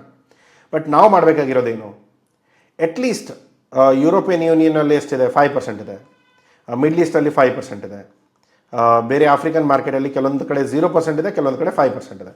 ಸೊ ಇದನ್ನು ನೋಡಿಕೊಂಡು ನೀವು ನಿಮ್ಮ ಮಾರ್ಕೆಟ್ಗಳನ್ನ, ನೀವು ಮಾಡಿರೋ ಪ್ರಾಡಕ್ಟ್ಗಳನ್ನ ನೀವು ಡೈರೆಕ್ಟ್ಲಿ ಅವರಿಗೆ ಶಿಪ್ ಮಾಡ್ಬೋದು. ಸೊ ಅದು ವರ್ಕೌಟ್ ಆಗುತ್ತೆ. ನೆಕ್ಸ್ಟ್ ಬರೋದು FTA ಬೆನಿಫಿಟ್ಸ್ ಎಲ್ಲಿದೆ? ಫ್ರೀ ಟ್ರೇಡ್ ಅಗ್ರಿಮೆಂಟ್ ಅಂತ ಹೇಳ್ತೇವೆ. ಸೊ ನಾರ್ಮಲಿ UK ಜೊತೆಗೆ ಇವಾಗ ಆಗ್ತಾ ಇದೆ, ಒಮಾನ್ ಜೊತೆಗೆ ಆಗುತ್ತೆ, ಕತಾರ್ ಜೊತೆ ಆಗ್ತಾ ಇದೆ. ಸೊ ಈ ಥರ ನೀವು ಬೇರೆ ಬೇರೆ ಕಂಟ್ರಿಗಳಿಗೆಲ್ಲ ನೀವು ಚೆಕ್ ಮಾಡಿಕೊಂಡ್ರೆ, ಬೇರೆ ಬೇರೆ ಕಂಟ್ರೀಸ್ಗಳಿಗೆ ಯಾವ್ಯಾವ ಪ್ರಾಡಕ್ಟ್ಗಳು ಎಲ್ಲೆಲ್ಲಿ ಹೋಗುತ್ತೆ, ಹೇಗೆ ಹೋಗುತ್ತೆ, ಅದನ್ನು ಫ್ರೀ ಟ್ರೇಡ್ ಅಗ್ರಿಮೆಂಟಲ್ಲಿ ಏನೇನು ಬೆನಿಫಿಟ್ಸ್ ಇದೆ, ನಿಮ್ಮ HSN ಕೋಡ್ಗಳು ಇದರಲ್ಲಿ ಇತ್ತು ಅಂದರೆ ನೀವು ಪ್ಲ್ಯಾನ್ ಮಾಡಿ. ಇಲ್ಲ ಸರ್ ನಮ್ಮ HSN ಕೋಡ್ ಇಲ್ಲಿ ಇಲ್ಲ ಅಂದರೆ ಈ ಫ್ರೀ ಟ್ರೇಡ್ ಅಗ್ರಿಮೆಂಟ್ ನಿಮಗೇನು ಬೆನಿಫಿಟ್ ಇಲ್ಲ. ಓಕೆ, ಸೊ ಫ್ರೀ ಟ್ರೇಡ್ ಅಗ್ರಿಮೆಂಟಲ್ಲಿ HSN ಕೋಡ್ ಚೆಕ್ ಮಾಡಿಕೊಂಡು ನಿಮ್ಮ ಪ್ರಾಡಕ್ಟ್ಗಳಲ್ಲಿ ಇತ್ತು ಅಂದರೆ ಯಾವ ಕಂಟ್ರಿಯಲ್ಲಿ ಯಾವ ಅಗ್ರಿಮೆಂಟ್ ಅಂಡರ್ ನಿಮಗೆ ಎಕ್ಸಿಮ್ಷನ್ಸ್ ಇದೆ ಅದನ್ನು ನೋಡ್ಕೊಂಡು ವರ್ಕೌಟ್ ಮಾಡ್ಕೊಳ್ಳಿ. ಸೊ ಇಲ್ಲಿ ತುಂಬ ಏನಾಗುತ್ತೆ, ವ್ಯಾಲ್ಯೂ ಚೈನ್ಸಲ್ಲಿ ಸ್ವಲ್ಪ ಸ್ಕೇಲಪ್ ಮಾಡ್ಕೊಳ್ಳಿ. ಪ್ರತಿ ದಿನ ನಾವು ಏನು ರೈತರಿಂದ ಏನು ಸಿಗುತ್ತೆ ಅದೇ ಮೆಟೀರಿಯಲ್ನ ನಾವು ರಾ ಮೆಟೀರಿಯಲ್ನೇ ನಾವು ಸಪ್ಲೈ ಮಾಡ್ತೀವಿ ಅಂದರೆ ಸಾಧ್ಯ ಇಲ್ಲ. ಸೊ ಅದಕ್ಕೆ ನೋಡಿ, ರಾ ಮೆಟೀರಿಯಲ್ ಮೇಲೆ ಏನಾದರೂ ಟ್ಯಾರಿಫ್ ಇತ್ತು ಅಂದರೆ ವ್ಯಾಲ್ಯೂ ಆ್ಯಡಿಂಗ್ ಪ್ರಾಡಕ್ಟ್ ಮಾಡ್ಕೊಳ್ಳಿ, ಸೆಮಿ ಫಿನಿಶ್ಡ್ ಮಾಡಿ, ಅಥವಾ HSN ಕೋಡ್ ಡಿಫ್ರೆನ್ಸಿಯೇಷನ್ ಏನಾಗುತ್ತೆ ಅದನ್ನು ನೋಡ್ಕೊಳ್ಳಿ. ಬರೀ ರಾ ಚಿಲ್ಲಿ ಕಳಿಸೋದ್ರಿಂದ ಹಿಡಿದು ಪೌಡರ್ ಅದನ್ನು ಮಾಡಿ ಕಳಿಸಿ, ಅಥವಾ ಬ್ಲೆಂಡ್ ಮಾಡಿ ಕಳಿಸಿ, ರೆಡಿ ಟು ಕುಕ್ ಇದ್ದರೆ ರೆಡಿ ಟು ಕುಕ್ ಮಾಡಿ ಕಳಿಸಿ.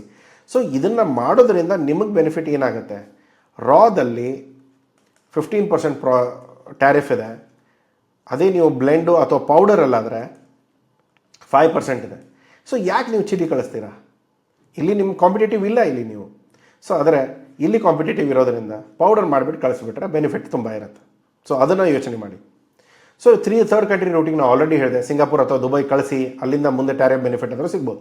ಸೊ ಇವಾಗ ಡೈರೆಕ್ಟ್ USA ಹೋದರೆ ಇಲ್ಲಿ 50% ಟ್ಯಾರಿಫ್ ಇದೆ. ಓಕೆ, ಅದೇ ನಾನು ಸಿಂಗಾಪುರ್ ಕಳಿಸ್ತಾರೆ, ಸಿಂಗಾಪುರದಿಂದ ಮುಂದೆ USA ಹೋಗುತ್ತೆ.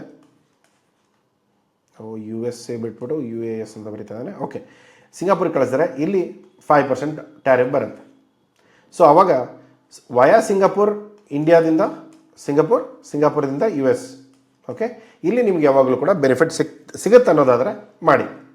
ಇಲ್ಲ ಸರ್ ಇಲ್ಲಿ ಏನು ಬೆನಿಫಿಟ್ ಸಿಗ್ತಾ ಇಲ್ಲ, ಇಲ್ಲೂ ಕೂಡ ಸೇಮ್ ಆಗ್ತಾ ಇದೆ, ಇಂಡಿಯಾದಿಂದ ಯಾವುದೇ ಪ್ರಾಡಕ್ಟ್ ಬಂದರೂ ಇವರು ಟ್ಯಾರಿಫ್ ಆಗ್ತಾ ಇದ್ದಾರೆ ಅಂದರೆ ದೆನ್ ಬೇರೆ ಏನು ಮಾಡೋಕ್ಕಾಗಲ್ಲ, ಬಿಡಿ ಆ ಮಾರ್ಕೆಟ್ನ, ಬೇರೆ ಯಾವುದೋ ಮಾರ್ಕೆಟ್ನ ಹುಡ್ಕೋಕ್ಕೆ ಸ್ಟಾರ್ಟ್ ಮಾಡ್ಕೊಳ್ಳಿ.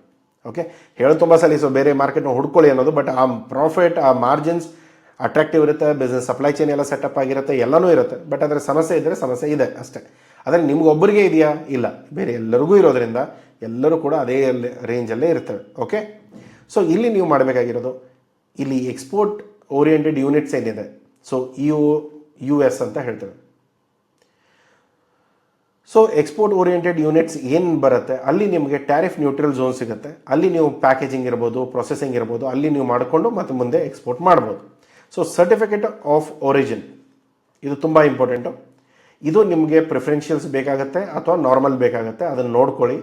ಒಂದು ವೇಳೆ ಸರ್ಟಿಫಿಕೇಟ್ ಆಫ್ ಒರಿಜಿನ್ ಪ್ರಿಫರೆನ್ಷಿಯಲ್ಸ್ ಅಥವಾ ಸರ್ಟಿಫಿಕೇಟ್ ಆಫ್ ಒರಿಜಿನ್ ನಾರ್ಮಲ್ ಆಯಿತು, ಆದರೆ ಅದು ಆ ಕಂಟ್ರಿ ಕಂಪ್ಲೈನ್ಸಸ್ ಮೀಟ್ ಮಾಡೋಕ್ಕೆ 30% ಆದರೂ ವ್ಯಾಲ್ಯೂ ಆ್ಯಡಿಂಗ್ ಅಲ್ಲಿ ಆಗಬೇಕು ಅನ್ನೋದಾದರೆ ನೀವಿಲ್ಲಿ 70 ರೂಪೀಸ್ಗೆ ಪ್ರೊಡ್ಯೂಸ್ ಮಾಡಿಕೊಂಡು ಸಿಂಗಾಪುರಿಗೆ ಕಳಿಸಿ, ಅಲ್ಲಿ 100 ರೂಪೀಸ್ದು ಪ್ರೈಸಿಂಗ್ ಆಗಬೇಕು. ಆವಾಗ ಮಾತ್ರ ನಿಮಗೆ ಸರ್ಟಿಫಿಕೇಟ್ ಆಫ್ ಒರಿಜಿನ್ ಸಿಂಗಾಪುರ್ ಸಿಗುತ್ತೆ. ಆವಾಗ ನೀವು ಸಿಂಗಾಪುರದಿಂದ ಮುಂದೆ ಮೆಟೀರಿಯಲ್ಗಳನ್ನ ಪುಷ್ ಮಾಡ್ಬೋದು. ಅಥವಾ ಸಿಂಗಾಪುರದಲ್ಲಿ ಯಾರೋ ಪಾರ್ಟ್ನರ್ಸ್ನ ಹುಡ್ಕೊಳ್ಳಿ, ಅವ್ರು ನಿಮಗೆ ಮಾಡಿಕೊಡ್ತಾರೆ, ಅಲ್ಲಿಂದ ನೀವು ಮುಂದೆ ಒರೆಸ್ಕೊಂಡು ಹೋಗ್ಬೋದು. ಸೊ ಈ ಬೆನಿಫಿಟ್ಗಳು ನಿಮಗೆ ಇರುತ್ತೆ. ಸೊ ಇಲ್ಲಿ ಬಾಯರ್ ಜೊತೆ ನೆಗೋಸಿಯೇಷನ್ ಏನು, ಇವತ್ತಿನ ಟೈಮಲ್ಲಿ ನಾವು ಮಾಡ್ತಾ ಇರೋದು ಯಾವ ಥರ ಇದೆ ಅಂದರೆ, ಬರ್ಡನ್ಸ್ ಪ್ರಾಫಿಟ್ ಇದೆ, ಸೊ ಶೇರ್ ಮಾಡ್ಕೊಂಬೇಡ. ಏನೇ ಟ್ಯಾರಿಫ್ ಇದ್ರೂ ಕೂಡ ಇವಾಗ 50% ಇದೆಯಲ್ಲ, ಸೊ ಸ್ಪ್ಲಿಟ್ ಮಾಡಿಕೊಂಡು 25 ನನಗೆ 25 ನಿಮಗೆ, ಸೊ ಈ ಥರ ವರ್ಕೌಟ್ ಮಾಡ್ಕೊಳ್ಳೋಣ ಅಂತಂದು ಮಾತಾಡ್ಕೊಂಡ್ರೆ ಕೆಲವೊಂದು ಸರಿ 25% ಅಟ್ಲೀಸ್ಟ್ ಪ್ರಾಫಿಟೆಲ್ಲ ಇರಬೇಕಲ್ಲ. ಇವಾಗ ನಾನು ಪ್ರಾಫಿಟ್ ಇರೋದೇ 10% ಇದೆ, 10% ನಾನು ಉಳಿತಾ ಇರೋದು. 25% ಹೇಗೆ ಅಬ್ಸರ್ವ್ ಮಾಡೋಕ್ಕಾಗುತ್ತೆ? ಅಬ್ಸರ್ವ್ ಅಂದರೆ ಮೈ ಮೇಲೆ ಹಾಕ್ಕೊಳ್ಳೋಕ್ಕೆ. ಸೊ ಇವಾಗ 10% ಇದ್ದು 25% ಸಾಧ್ಯ ಇಲ್ಲ. ಬಟ್ ಆದರೆ 100% ಪ್ರಾಫಿಟಬಿಲಿಟಿ ಇತ್ತು ಅಂದರೆ 25% ಏನು ತುಂಬ ದೊಡ್ಡ ಅಮೌಂಟ್ ಅಲ್ಲ. ಸೊ ಅದನ್ನು ನಾವು ಮೈ ಮೇಲೆ ತೊಗೊಳ್ಬೋದು. ಅಟ್ಲೀಸ್ಟ್ 75% ಆದರೂ ನಾವು ಪ್ರಾಫಿಟಲ್ಲಿದ್ದೇವಲ್ಲ, so that is a good thing. But ಆದರೆ ಟ್ರಂಪು ಯಾವ ಥರ ಪ್ರಾಡಕ್ಟ್ ಇದೆ, ಆಲ್ಮೋಸ್ಟ್ 100% ಪ್ರಾಫಿಟಬಿಲಿಟಿ ಎಲ್ಲಿದೆ, ನಾರ್ಮಲಿ ಇಲ್ಲದೆ ಇರ್ಬೋದು. ಒಂದಿಷ್ಟು ನಾನು ತೊಗೊಳ್ತೇನೆ, ಒಂದಿಷ್ಟು ನನ್ನ ಬಾಯರಿಗೆ ತೊಗೊಳಕ್ಕೆ ಹೇಳ್ತೇನೆ. ಲಾಂಗ್ ಟರ್ಮಲ್ಲಿ ಈ ಬೆನಿಫಿಟ್ಗಳಾಗತ್ತೆ. ಆದರೆ ಎಂಡ್ ಆಫ್ ದ ಡೇ ಈ ಟ್ಯಾರಿಫ್ಗಳೆಲ್ಲವೂ ಟ್ರಂಪ್ ಕೈಯಲ್ಲಿ ಇರೋದ್ರಿಂದ ನೀವೇನೂ ಡಿಸೈಡ್ ಮಾಡೋಕ್ಕೆ ಬರೋಲ್ಲ. ಯಾವುದೇ ಅಗ್ರಿಮೆಂಟ್ ಮಾಡ್ಬೋದು, ಏನೇ ಮಾಡ್ಬೋದು, ಲಾಂಗ್ ಟರ್ಮ್ ಅಗ್ರಿಮೆಂಟ್ ಮಾಡ್ಕೊಳ್ಬೋದು, ಬಟ್ ಸ್ಟಿಲ್ ಟ್ಯಾರಿಫ್ ಪೆಟ್ ಬಿತ್ತು ಅಂದರೆ ನಾವು ಇದನ್ನು ವರ್ಕೌಟ್ ಮಾಡ್ಕೊಳಕ್ಕಾಗಲ್ಲ. ಓಕೆ, ಸೊ ಇದನ್ನು ಅರ್ಥ ಮಾಡ್ಕೊಳ್ಳಿ. ಸೊ ಯಾವಾಗಲೂ ಕೂಡ ಚಾಲೆಂಜಸ್ ನಿಮ್ಮೊಬ್ಬರಿಗೆ ಬಂದರೆ ಮಾತ್ರ ಸಮಸ್ಯೆ ಆಗುತ್ತೆ. ಎಲ್ಲರಿಗೂ ಬಂದರೆ ಕೂಡ ಓಕೆ ಅಲ್ಲ, ಎಲ್ಲರಿಗೂ ತೊಂದರೆ ಆಗ್ತಾ ಇರೋದು. ನೋಡೋಣ ಮುಂದೆ ಹೇಗೆ ಮಾಡ್ಬೋದು ಅಂತ. ಓಕೆ, ಸೊ ಇಲ್ಲಿ ಕರೆಂಟ್ ಚಾಲೆಂಜಸ್ ಏನಿದೆ, ಕರೆಂಟಲ್ಲಂತೂ ಟ್ಯಾರಿಫ್ದೇ ಮೇನ್ ಆಗಿರುತ್ತೆ, ಬಿಟ್ಟರೆ ಟ್ರಂಪ್ ಮಾರ್ಕೆಟ್ ಹೋಗ್ತಾ ಇದೆ. So that's okay. ಇವಾಗ ಫ್ರೀ ಟ್ರೇಡ್ ಅಗ್ರಿಮೆಂಟ್ ಆಗುತ್ತೆ ಅಂತಲೂ ಕೂಡ ಹೇಳ್ತಾ ಇದ್ದಾರೆ. ಸೊ ಯಾವುದು ಫಸ್ಟ್ ಬರುತ್ತೆ, ಸೊ ಟ್ರಂಪ್ ಕಡೆಯಿಂದ 200% ಟ್ಯಾರಿಫ್ ಫಸ್ಟ್ ಆಗುತ್ತೋ ಅಥವಾ ಫ್ರೀ ಟ್ರೇಡ್ ಅಗ್ರಿಮೆಂಟ್ ಆಗುತ್ತೋ, ಇದು ಇಂಡಿಯಾ US ನಡುವೆ ಆಗಬೇಕಾಗಿರೋಂಥ ಡೀಲ್ಗಳು. ಇದರಲ್ಲಿ ನಾವು ನೀವು ಏನೂ ಮಾಡೋಕ್ಕಾಗಲ್ಲ. ಓಕೆ, ಸೊ ಇದಾಗಲಿ, ಯಾವ್ದು ಫಸ್ಟ್ ಆಗುತ್ತೆ ನೋಡೋಣ. ಅದಾದಮೇಲೆ ನಮಗೇನೋ ಬೆನಿಫಿಟ್ ಇತ್ತು, ನಮ್ಮ ಎಚ್ ಎಸ್ ಕೂಡ ಅದರಲ್ಲಿ ಇತ್ತು ಅಂದರೆ ತುಂಬ ಒಳ್ಳೆಯದು, ಇಲ್ಲ ಅಂದರೆ ಇಲ್ಲ, ಏನು ಮಾಡೋಕ್ಕಾಗಲ್ಲ. ಇಲ್ಲಿ ಮರ್ಚೆಂಟ್ ಟ್ರೇಡರ್ಸ್ ಎಸ್ಪೆಷಲಿ ಇದ್ದರು ಅಂದರೆ ನಾರ್ಮಲಿ ಫ್ಲೆಕ್ಸಿಬಲ್ ಇರುತ್ತೆ ಪ್ರಾಡಕ್ಟ್ಸ್ ಆಗಿರ್ಬೋದು, ಮಾರ್ಕೆಟ್ ಆಗಿರ್ಬೋದು. ಯಾವುದೇ ಪ್ರಾಡಕ್ಟ್ನ ಕುತ್ತಿಗೆ ಕಟ್ಕೊಳಕ್ಕೆ ಹೋಗ್ಬಿಡಿ. Normally products are for your profits. ಯಾವ ದಿನ ಪ್ರಾಫಿಟ್ ಇಲ್ಲ ಆ ದಿನ ಆ ಪ್ರಾಡಕ್ಟ್ ಇಲ್ಲ. ಇದನ್ನು ನಾನು ಮ್ಯಾನುಫ್ಯಾಕ್ಚರ್ಸ್ ಹೇಳೋಕ್ಕಾಗಲ್ಲ, ಯಾಕೆಂದರೆ ಮ್ಯಾನುಫ್ಯಾಕ್ಚರ್ಸ್ ಆಲ್ರೆಡಿ ಅವರ ಪ್ರಾಡಕ್ಟ್ಗಳು ಲಾಕ್ ಆಗಿರುತ್ತೆ. ಇನ್ವೆಸ್ಟ್ಮೆಂಟ್ ಆಗಿದೆ, ಫ್ಯಾಕ್ಟ್ರಿ ಸೆಟಪ್ ಆಗಿದೆ, ಇಕ್ವಿಪ್ಮೆಂಟ್ ಆಗಿದೆ, ಲೇಬರ್ ಟ್ರೈನಿಂಗ್ ಆಗಿದೆ, ಪ್ರತಿಯೊಂದು ಆಗಿಬಿಟ್ಟಿರುತ್ತೆ. ಸೊ ಆವಾಗ ನೀವು ಆ ಪ್ರಾಡಕ್ಟಲ್ಲಿ ಸ್ಟಿಕ್ ಆಗಲೇಬೇಕು. ಆದರೆ ಆ್ಯಸ್ ಅ ಮರ್ಚೆಂಟ್ ಟ್ರೇಡರ್ಸ್ ಅವರ ಬೇರೆ ಯಾವುದೇ ರೀತಿಯಲ್ಲಿ ನೀವು ಕೆಲಸ ಮಾಡ್ತಾಯಿದ್ರು ಕೂಡ ಈ ಬೆನಿಫಿಟ್ಗಳು ನಿಮಗಿರುತ್ತೆ. ನೀವು ಯಾವುದೇ ಪ್ರಾಡಕ್ಟ್ ಆದರೂ ಡೀಲ್ ಮಾಡ್ಬೋದು, ಯಾವುದೇ ಮಾರ್ಕೆಟಲ್ಲಾದರೂ ಡೀಲ್ ಮಾಡ್ಬೋದು. Products are for your profit, not for the liability. Profit ಮಾತ್ರ. ಪ್ರಾಡಕ್ಟ್ಸ್ ಅಂತಂದರೆ ನಮಗೆ ಆ್ಯಸ್ ಅ ಟ್ರೇಡರ್ಸ್ ಅಂತಂದಾಗ ನಾರ್ಮಲಿ ನೀವು ಸೆಲೆಕ್ಟ್ ಮಾಡಬೇಕಾಗಿರೋದು ಪ್ರಾಫಿಟ್ ಮಾತ್ರನೇ. ಪ್ರಾಫಿಟ್ ಬರ್ತಾ ಇಲ್ಲ ಅಂದರೆ ಪ್ರಾಡಕ್ಟ್ನ ಸ್ವಿಚ್ ಮಾಡೋಕ್ಕೂ ಕೂಡ ನೀವು ರೆಡಿ ಇರಬೇಕಾಗತ್ತೆ. ಒಂದು ಪ್ರಾಡಕ್ಟ್ ಸ್ವಿಚ್ ಮಾಡಿ, ಇಲ್ಲಾಂದರೆ ಮಾರ್ಕೆಟ್ ಸ್ವಿಚ್ ಮಾಡಿ, ಎರಡರಲ್ಲೂ ಒಂದಾದ್ರೂ ಕೆಲಸ ಆಗಲೇಬೇಕು. ಓಕೆ, ಸೊ ಎಂದೂ ಕೂಡ ಒಂದೇ ಪ್ರಾಡಕ್ಟ್ನ ಮದುವೆ ಮಾಡ್ಕೊಳಕ್ಕೆ ಹೋಗ್ಬೇಡಿ. ಒಂದೇ ಪ್ರಾಡಕ್ಟ್ನ ಮದುವೆ ಮಾಡಿಕೊಂಡ್ರೆ ನಾಳೆ ಕಷ್ಟನೋ ಸುಖನೋ ಅದ್ರ ಜೊತೆನೇ ಸಾಯಬೇಕಾಗತ್ತೆ. ಓಕೆ, ಸೊ ಈ ಸಮಸ್ಯೆಗಳು ಬರ್ದೇಕಂಗೆ ನೋಡ್ಕೊಳ್ಳಿ. ಇಲ್ಲ ಸರ್, ನಾವು ನಮ್ಮ ಪ್ರಾಡಕ್ಟ್ ಎವರ್ಗ್ರೀನ್ ಪ್ರಾಡಕ್ಟ್ ಇದೆ, ಸೂಪರ್, ನೋ ಪ್ರಾಬ್ಲಮ್. ಯಾವುದೇ ಥರದ ಮಾರ್ಕೆಟ್, ಈಗ ನಾವು ರೋಟಿ ಕಪಡ ಮಕಾನ್ ಅಂತ ಹೇಳ್ತೇವೆ, ಬಟ್ಟೆ, ಊಟ, ಮನೆ, ಮೆಟೀರಿಯಲ್ಸ್, ಅದಕ್ಕೆ ರಿಲೇಟೆಡ್ ಏನೇನು ಪ್ರಾಡಕ್ಟ್ಸ್ ಇದೆ ಅವು ಯಾವುದೂ ಕೂಡ ಯಾವಾಗಲೂ ಕೂಡ ಎವರ್ಗ್ರೀನ್ ಪ್ರಾಡಕ್ಟ್ಸಲ್ಲೇ ಬರುತ್ತೆ. ಮಿನಿಮಮ್ ಅಲ್ಲ ಅದು. ಬಟ್ಟೆ ಬೇಕೇ ಬೇಕು, ಊಟ ಬೇಕೇ ಬೇಕು, ಮನೆ ಕಟ್ಟಲೇಬೇಕು. ಸೊ ಇದಕ್ಕೆ ರಿಲೇಟೆಡ್ ಏನೇನು ಇಂಡಸ್ಟ್ರಿಗಳಿದೆ ಅದನ್ನೆಲ್ಲ ನೋಡ್ಕೊಳ್ಳಿ. ಅದರ ಸೀಕ್ವೆನ್ಸಲ್ಲಿ ಏನು ಬರುತ್ತೆ. ಸೊ ಮೇನ್ಲಿ ಈ ಥರ ಡಿವೈಡ್ ಮಾಡಿಕೊಂಡ್ರೆ ಇದರ ಅಂಡರ್ ಯಾವ್ಯಾವ ಪ್ರಾಡಕ್ಟ್ಗಳು ಬರುತ್ತೆ ಅದನ್ನು ನೋಡ್ಕೊಳ್ಳಿ, ಇದರ ಅಂಡರ್ ಯಾವ್ಯಾವ ಬರುತ್ತೆ ನೋಡ್ಕೊಳ್ಳಿ, ಸೊ ಇದರ ಅಂಡರ್ ಯಾವ್ಯಾವ ಪ್ರಾಡಕ್ಟ್ ಬರುತ್ತೆ ನೋಡ್ಕೊಳ್ಳಿ. ಸೊ ಇದರ ಜೊತೆಗೆ ಮುಂದೆ ಯಾವ ಪ್ರಾಡಕ್ಟ್ಗಳಲ್ಲಿ ನೀವು ಕೆಲಸ ಮಾಡಬೇಕು ಅಂದ್ಕೊಂಡಿದ್ರೆ ಅದನ್ನು ಪ್ಲ್ಯಾನ್ ಮಾಡ್ಕೊಳ್ಳಿ. So that will works very well. ಇಲ್ಲ ಅಂದರೆ ಸಮಸ್ಯೆ ಏನು, ಎವರ್ಗ್ರೀನು ಇಲ್ಲ, ಒಂದೇ ಪ್ರಾಡಕ್ಟ್ನ ನಾನು ಮಾಡ್ತಾ ಇದ್ದೇನೆ, ಇವಾಗ ಆಲ್ರೆಡಿ ಪ್ರೊಡಕ್ಷನ್ ಸ್ಟಾರ್ಟ್ ಮಾಡಿದರೆ ಆ ಮಾರ್ಕೆಟ್ ಡಿಮಾಂಡ್ ಹೋಗ್ತಾ ಇದೆ ಕೆಳಗಡೆ, ಹೋಯ್ತು ಬಿಸ್ನೆಸ್, ಏನು ಮಾಡೋಕ್ಕಾಗಲ್ಲ, ರೈಟ್? ಎಲ್ಲ ಬಿಸ್ನೆಸ್ಗಳು ಆಲ್ಮೋಸ್ಟ್ ಕ್ಲೋಸ್ ಆಗೋ ರೀಸನ್ ಏನು, ಇದೇ ಕಾರಣಕ್ಕೆ. ಓಕೆ, ಸೊ ಪ್ರಾಡಕ್ಟ್ ಸೆಲೆಕ್ಷನ್ ಮಾಡೋ ಮುಂಚೆನೇ ಇದನ್ನೆಲ್ಲ ತಲೆಯಲ್ಲಿ ಇಟ್ಕೊಂಡು ನೀವು ಮಾಡಿದರೆ ತುಂಬ ಒಳ್ಳೆಯದು. ಪ್ರಾಡಕ್ಟ್ ಸೆಲೆಕ್ಷನ್ ಮಾಡಿ ಎಲ್ಲ ನಾವು ಸೆಟಪ್ ಮಾಡಿಕೊಂಡು ಒಳ್ಳೆ ದುಡ್ಡು ಹಾಕಿ ಎಲ್ಲ ಮಾರ್ಕೆಟಿಂಗ್ ಎಲ್ಲ ಖರ್ಚು ಮಾಡಿ ಎಲ್ಲ ಮಾಡಿದ ಮೇಲೆ ಈ ಪ್ರಾಡಕ್ಟ್ಗಳು ವರ್ಕ್ ಆಗಲಿಲ್ಲ ಅಂದರೆ ಮುಗಿದೈತೆ ಅಲ್ಲಿ ಕತೆ.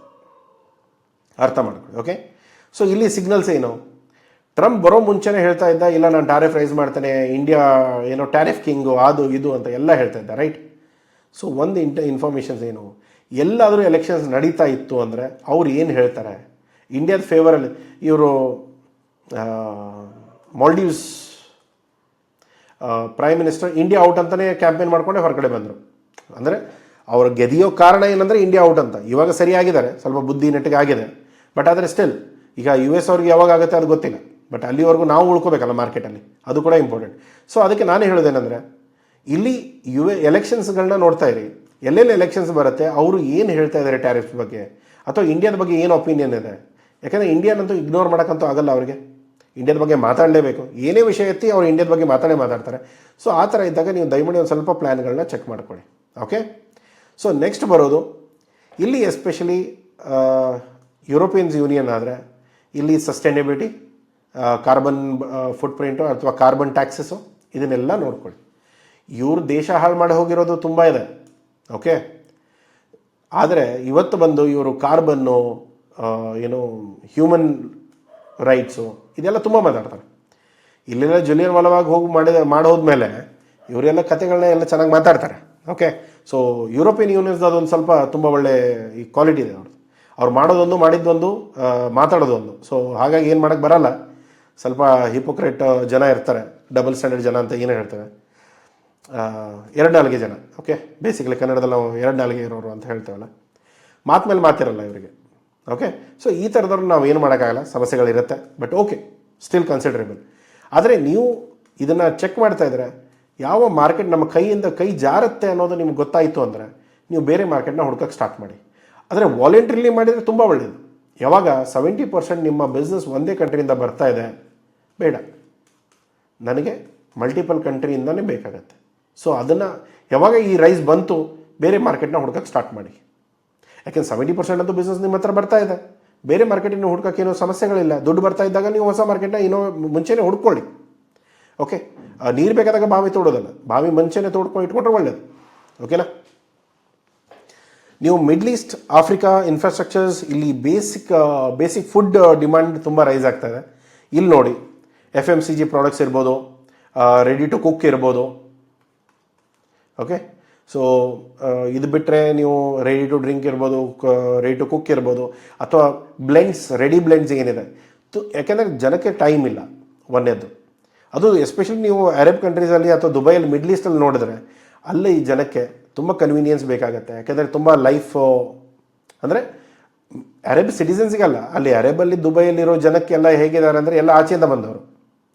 ಸೊ ಆಚೆಯಿಂದ ಬಂದವ್ರಿಗೆ ಏನೆಲ್ಲ ಬೇಕಾಗುತ್ತೆ, ಟೈಮ್ ಇರಲ್ಲ. ಸೇಮ್ ಬೆಂಗಳೂರು ಈ ಮೆಟ್ರೋ ಸಿಟೀಸಲ್ಲಿ ಏನು ಗಲಾಟೆಗಳು ನಡೀತಾ ಇದೆ ಅದೇ ಲೈಫ್ ಸ್ಟೈಲ್ ಅಲ್ಲೂ ಕೂಡ ಇದೆ. ಸೊ ಅದಕ್ಕೆ ನೀವೇನು ಮಾಡ್ಕೊಳ್ಳಿ, ಸ್ವಲ್ಪ ಪ್ಲ್ಯಾನ್ ಮಾಡಿಕೊಂಡು ಅಲ್ಲಿ ಪ್ರಾಡಕ್ಟ್ಸ್ಗಳಿಗೆ ಏನೇನು ಮಾರ್ಕೆಟ್ಗಳಿಗೆ ಏನು ಡಿಮಾಂಡ್ ಇದೆ, ಯಾವ ಥರ ಬೇಕಾಗುತ್ತೆ ಅದನ್ನು ನೋಡಿಕೊಂಡು ಪ್ಲ್ಯಾನ್ ಮಾಡ್ಕೊಳ್ಳಿ. ಬರೀ ಇಂಡಿಯನ್ ಕಾಂಪಿಟೇಟರ್ಸ್ನ ಮಾತ್ರ ಚೆಕ್ ಮಾಡೋದಲ್ಲ, ಇಂಟರ್ನ್ಯಾಷನಲ್ ಕಾಂಪಿಟೇಟರ್ಸ್ನ ಚೆಕ್ ಮಾಡಬೇಕಾಗತ್ತೆ. ಓಕೆ, ಇಲ್ಲಿ ಸ್ಟ್ರೆಂತ್ ಡಿಜಿಟಲ್ ಕ್ಯಾಂಪೇನ್ಸ್ಗಳು, B2B ಪ್ಲ್ಯಾಟ್ಫಾರ್ಮ್ಸ್ ಇರ್ಬೋದು. ಜನಕ್ಕೆ ಏನು ಅಂತಂದರೆ, ಸರ್ ಇದು B2B ಪ್ಲ್ಯಾಟ್ಫಾರ್ಮ್ಸ್ಗಳು ವರ್ಕ್ ಆಗಲ್ಲ.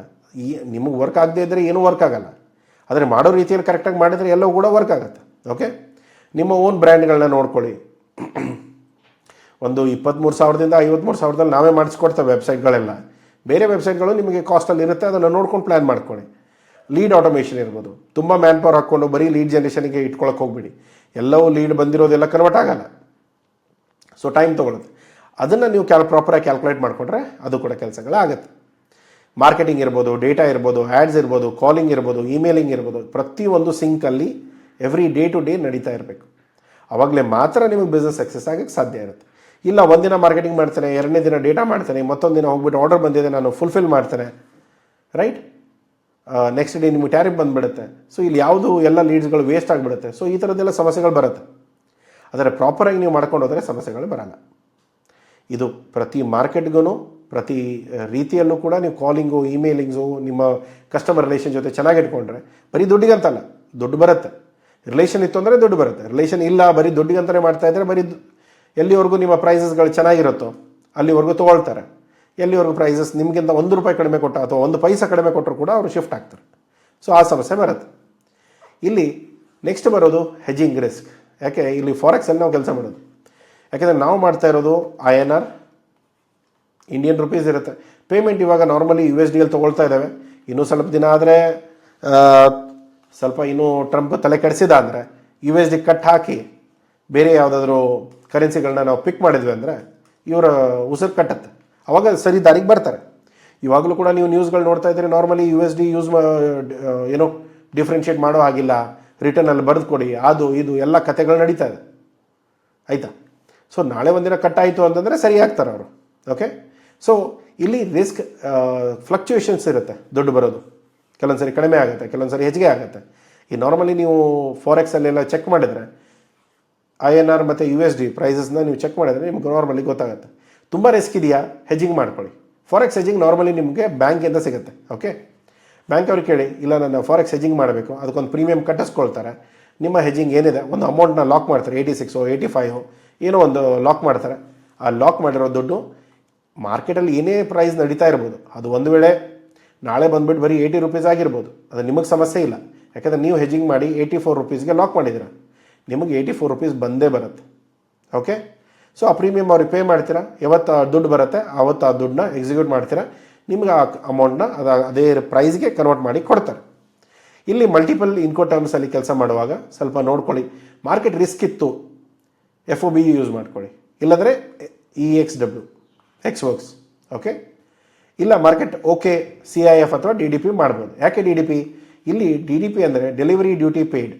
ಈ ಡ್ಯೂಟಿ ಏನಿದೆಯಲ್ಲ ಇದನ್ನು ನಾವು ಕಟ್ಟಬೇಕು, ಏನೇ ಪರ್ಸೆಂಟ್ ಆಗಿರ್ಬೋದು. ಈಗ ಟ್ರಂಪ್ ಅಂತ ಹುಚ್ಚ ಇದ್ದ ಅಂದರೆ ಏನಾಗುತ್ತೆ, 50 ಇದ್ದಿದ್ದು 100, 100 ಇದ್ದಿದ್ದು 200 ಅಂದಾಗ ಈ ಡ್ಯೂಟಿನ ನಾವು ಕಟ್ಟಬೇಕು. ಯಾಕೆ ಅಂಡರ್ ಯಾವುದು ಇನ್ಕೋ ಟರ್ಮ್ DDP. ನಾವು ಕ್ಯಾಲ್ಕುಲೇಟ್ ಮಾಡಿದಾಗ 5% ಇತ್ತು, ಇವಾಗ ಅದು 500% ಆಗಿದೆ. ಈ ಮುಂದಿರೋ ಝೀರೋಗೆ ಯಾರು ಉತ್ತರ ಕೊಡಬೇಕು? ಅಷ್ಟು ಪ್ರಾಫಿಟ್ ನಮ್ಮಲ್ಲಿ ಇಲ್ಲ ಅಲ್ಲ. ಸೊ ಆವಾಗ ಈ ಬಿಸ್ನೆಸ್ ಸಫರ್ ಆಗುತ್ತೆ. ಸೊ ಅದಕ್ಕೆ ನೀವು ಮಾಡಿಕೊಂಡು ಸೆಲೆಕ್ಟ್ ಮಾಡಿದಾಗ ಕರೆಕ್ಟಾಗಿ ನೋಡ್ಕೊಂಡು ಸೆಲೆಕ್ಟ್ ಮಾಡ್ಕೊಳ್ಳಿ, ಇಲ್ಲದೆ ಹೋದರೆ ಸಮಸ್ಯೆಗಳಾಗುತ್ತೆ. ಓಕೆನಾ?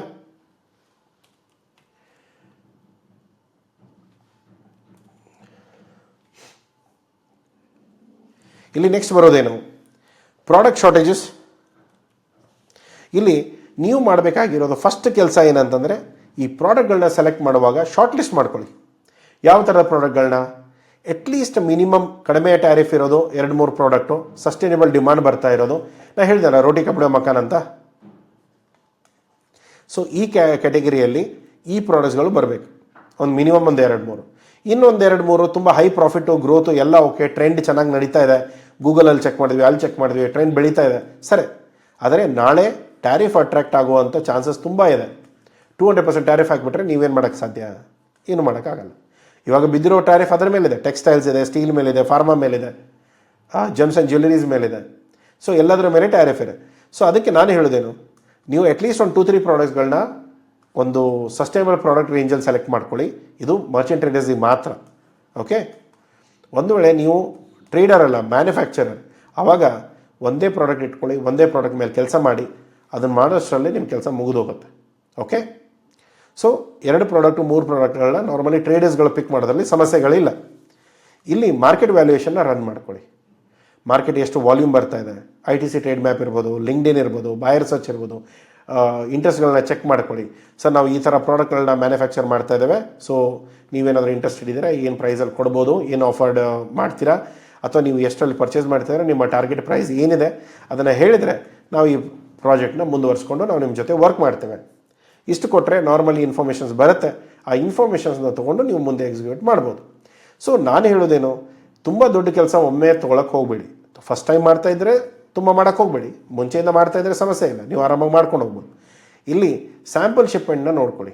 ಒಂದು, ಏರಲ್ಲಿ ಚಿಕ್ಕ ಚಿಕ್ಕ ಬಾಕ್ಸ್ಗಳನ್ನ ಕಳಿಸಿ, ಇಲ್ಲದೆ ಹೋದರೆ LCL ಚಿಕ್ಕ ಕಂಟೈನರ್ ಲೋಡ್ ಕೂಡ ಕಳಿಸ್ಬೋದು.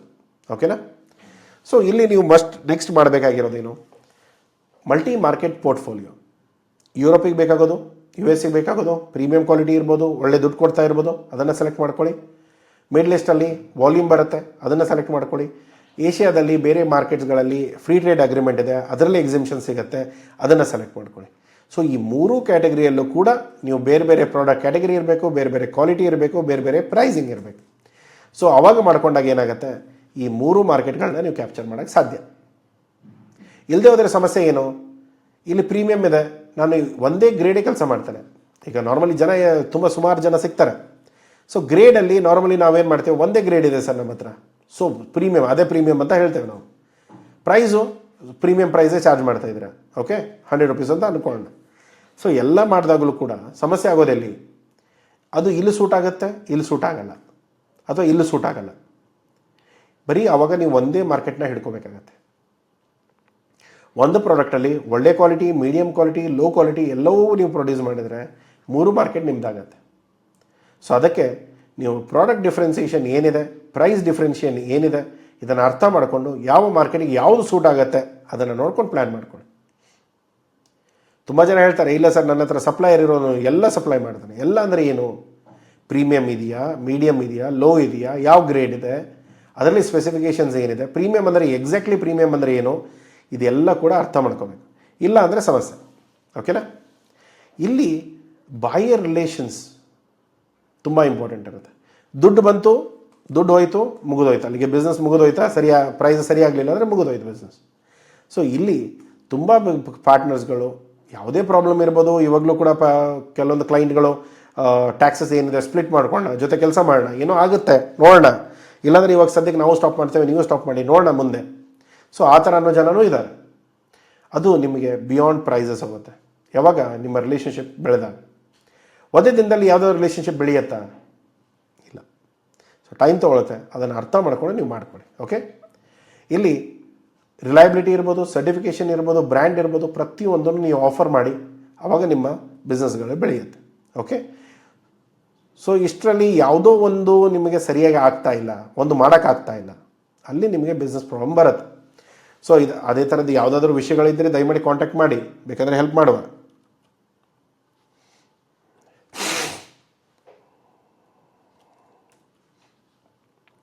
ಇವಾಗ ಒಂದು ಪ್ರಾಕ್ಟಿಕಲ್ ಆಗಿ ನೋಡೋಣ, ಆಯಿತಾ? ಸೊ ಪ್ರಾಕ್ಟಿಕಲ್ ಆಗಿ ಮೇನ್ ಆಗಿ ಈಗ ನಾನು ತೊಗೊಂಡಿರೋದು ಪ್ರಾಡಕ್ಟ್ ಬಂದು ಟರ್ಮರಿಕ್. ಓಕೆ, ಟರ್ಮರಿಕ್ ಪೌಡರ್ ತೊಗೊಂಡಿದ್ದಾನೆ. ಸೊ ಟರ್ಮರಿಕ್ ಪೌಡರ್ದು ಏನು, ಹೇಗೆ ಪ್ರಾಡಕ್ಟ್ ಸೆಲೆಕ್ಟ್ ಮಾಡೋದು? ತುಂಬ ಜನಕ್ಕೆ ಏನಾಯಿತು, ಈ ಥರ ಪ್ರಾಡಕ್ಟ್ ಸೆಲೆಕ್ಟ್ ಮಾಡ್ಕೊಳ್ಳಿ ಅಂತಂದರೆ ಸಮಸ್ಯೆ ಬರುತ್ತೆ. ಆದರೆ ಒಂದು ಪ್ರಾಡಕ್ಟ್ನ ಸೆಲೆಕ್ಟ್ ಮಾಡಿ ತೋರಿಸ್ತಾನೆ. ಸೊ ಇದನ್ನೆಲ್ಲ ಕ್ಯಾಲ್ಕುಲೇಟ್ ಮಾಡ್ಕೊಂಡು ನೀವು ಮಾಡಿದರೆ ಸಮಸ್ಯೆ ಇಲ್ಲ. ಓಕೆ, ಸೊ ಎಲ್ಲಿ ನನಗೆ ಮೆಟೀರಿಯಲ್ ಸಿಗುತ್ತೆ ಆ್ಯಸ್ ಅ ಟ್ರೇಡರ್? ಮ್ಯಾನುಫ್ಯಾಕ್ಚರ್ ಆದರೆ ಆಯಿತು, ನೀವು ಸೇಲಮಿಂದನೋ ಬೇರೆ ಯಾವುದೋ ಲೊಕೇಶನಿಂದ ಮೆಟೀರಿಯಲ್ ತೊಗೊಳ್ತೀರಾ, ಅದನ್ನ ಪೌಡರ್ ಮಿಕ್ಸ್ ಮಾಡ್ತೀರಾ. ಓಕೆ, ಸೊ ಇಲ್ಲಿ ಆಂಧ್ರದಿಂದ ಬರ್ಬೋದು, ತಮಿಳ್ನಾಡಿನಿಂದ ಬರ್ಬೋದು, ಇವೆಲ್ಲ ಲೊಕೇಶನ್ಸ್ಗಳಿದೆ. ಇಲ್ಲಿ ನನಗೇನು ಬೇಕು, ಕ್ರುಕುಮಿನ್ ಲೆವೆಲ್ 3 to 5% ಸಿಗುತ್ತೆ. ಈಗ 5 to 9% ಸಿಗುವಂಥ ಕ್ರುಕುಮಿನೂ ಇದೆ, ಆದರೆ ಆ ಮಾರ್ಕೆಟ್ಗಳು ಸ್ವಲ್ಪ ಕಡಿಮೆ, ಅದನ್ನು ನೋಡ್ಕೊಳ್ಳಿ. ನೆಕ್ಸ್ಟ್ ಬರೋದು ಸೋರ್ಸಿಂಗ್ ಕನ್ಸಿಡ್ರೇಷನ್ ಏನು. ಇಲ್ಲಿ ನೀವು ಬಾಯರ್ ಏನು ಕೇಳ್ತಾ ಇದ್ದಾನೆ, ಮಿನಿಮಮ್ 3% ಕೇಳ್ತಾನೆ, ಆವಾಗ ನೀವು ಮಿನಿಮಮ್ 2% ಇರುವಂಥ ಮೆಟೀರಿಯಲ್ ತೊಗೊಂಡು ಬಂದರೆ ಆಗಲ್ಲ. ಅದಕ್ಕೆ ಮಿನಿಮಮ್ ಅಟ್ಲೀಸ್ಟ್ 3% ಅಂದಾಗ 3% ಬೇಕು. ಆದರೆ ಮ್ಯಾಕ್ಸಿಮಮ್ ಪ್ರೀಮಿಯಂ ಕೇಳೋರು ಎಷ್ಟು, 5 to 6 ಕೇಳ್ತಾರೆ. ಸೊ 5 to 6 ಕೇಳಿದಾಗ ನಿಮ್ಮ ಹತ್ರ 5 to 6 ಇರಬೇಕಾಗತ್ತೆ. 6ಇಂದ ಮೇಲೆ ಇದ್ದರೆ ಸಮಸ್ಯೆನಾ? ಇಲ್ಲ, ನಾರ್ಮಲಿ 6ಇಂದ ಮೇಲೆ ಇದ್ದರೆ ಇನ್ನೂ ಸ್ವಲ್ಪ ಪ್ರೀಮಿಯಂ ಪ್ರೈಸ್ನ ಕೇಳ್ಬೋದು. ಇಲ್ಲಿ ₹1 ಕೇಳ್ತಾ ಇದ್ದಾರೆ, ಇಲ್ಲಿ ₹2 ಕೇಳ್ಬೋದು, ಹಾಗೆ. ಓಕೆನಾ? ಸೊ ನೆಕ್ಸ್ಟ್ ಬರೋದು, ಇಲ್ಲಿ ಸರ್ಟಿಫಿಕೇಷನ್ ಯಾವ್ದು ಬೇಕು? ಆರ್ಗ್ಯಾನಿಕ್ ಇದ್ದರೆ ತುಂಬ ಒಳ್ಳೆಯದು. ಯಾಕೆಂದರೆ ಯುರೋಪಿಯನ್ ಮಾರ್ಕೆಟ್ಗೆ ಆರ್ಗ್ಯಾನಿಕ್ ಬೇಕಾಗತ್ತೆ.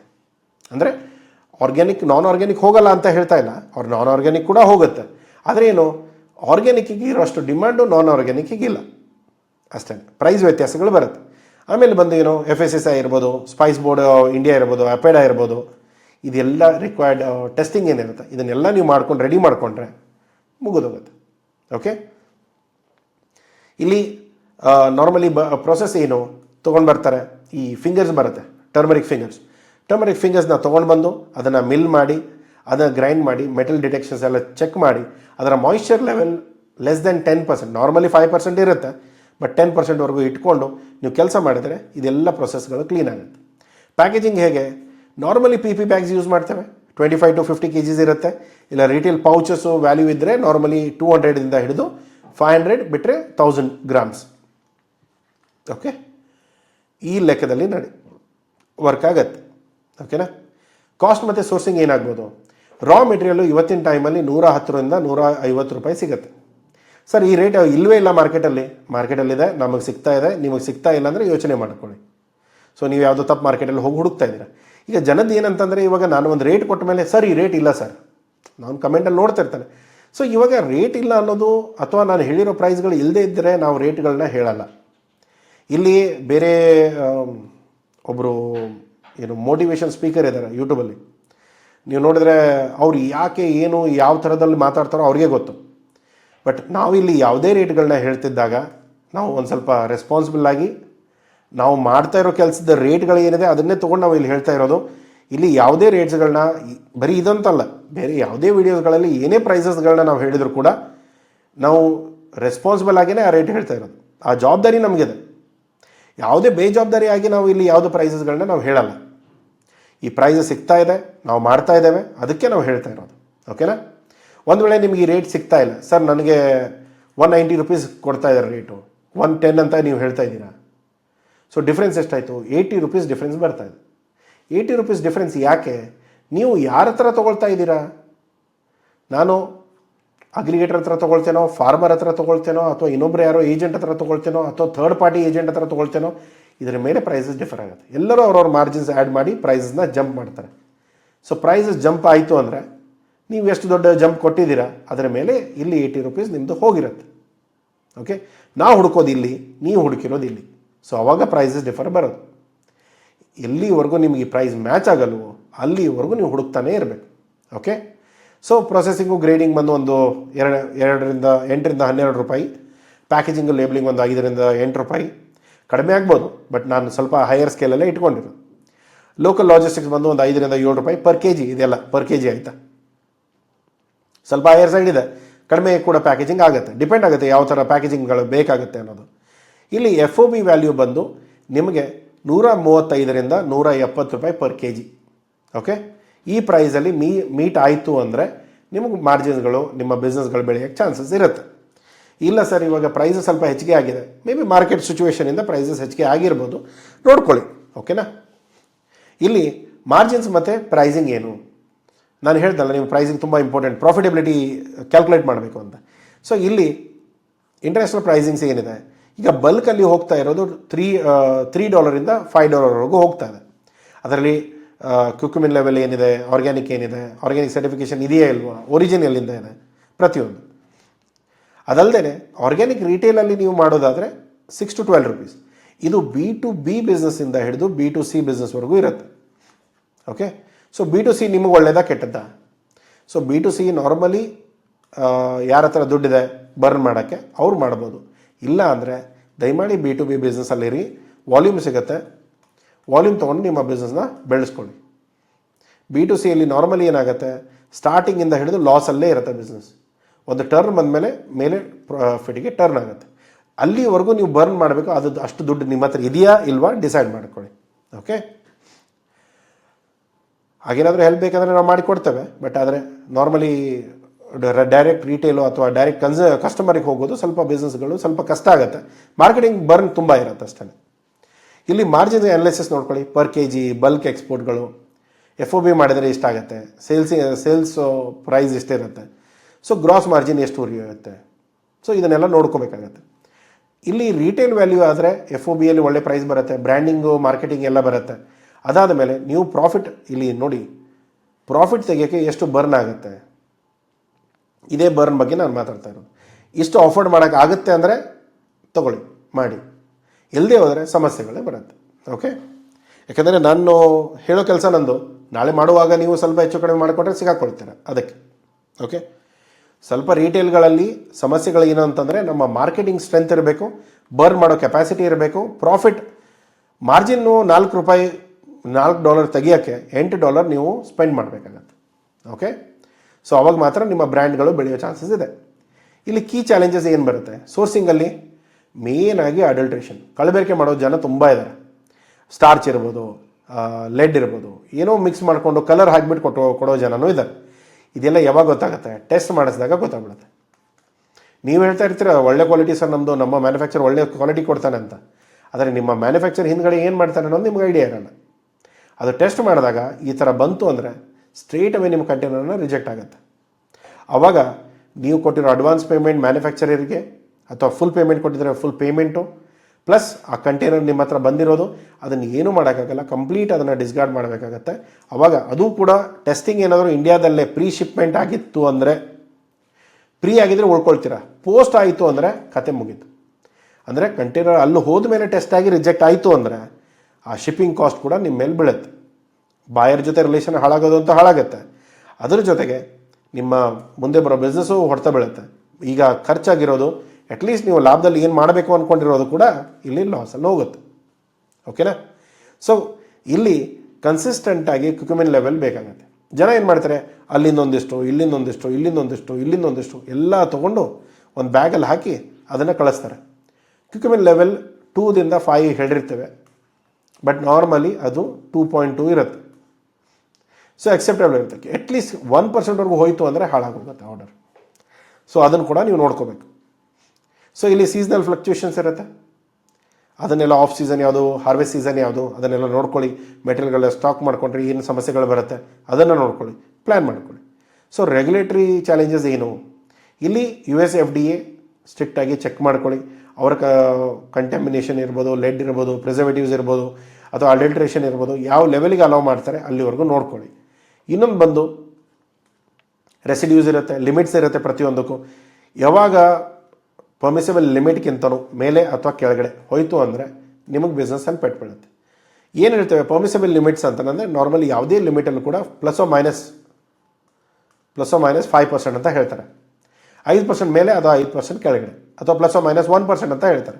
ಸೊ ಮಾಯಿಶ್ಚರ್ ಲೆವೆಲ್ 1% ಮೇಲೆ ಕೆಳಗೆ ಇದ್ರೂ ಕೂಡ ನಡೆಯುತ್ತೆ. ಸೊ ಆ ಪರ್ಮಿಸಿಬಲ್ ಲಿಮಿಟಲ್ಲಿ ಇದ್ದರೆ ಮಾತ್ರ ನಡೆಯುತ್ತೆ. ಇಲ್ಲದೆ ಹೋದರೆ ಕಂಟೈನರ್ ರಿಜೆಕ್ಟ್ ಆಗುತ್ತೆ, ಮೆಟೀರಿಯಲ್ಗಳನ್ನ ಸಮುದ್ರಕ್ಕೆ ಹಾಕ್ತಾರೆ, ನಿಮ್ಮ ದುಡ್ಡು ಹೋಯಿತು, ಬಾಯರಿಗೆ ಲಾಸ್ ಆಗುತ್ತೆ. ಬಾಯರ್ ಕೊಟ್ಟರೆ ದುಡ್ಡು ವಾಪಸ್ ಕೊಡಬೇಕು, ಇಲ್ಲಾಂದರೆ ಫ್ರೀಯಾಗಿ ಇನ್ನೊಂದು ಶಿಪ್ಮೆಂಟ್ ಕಳಿಸ್ಕೊಡ್ಬೇಕಾಗತ್ತೆ.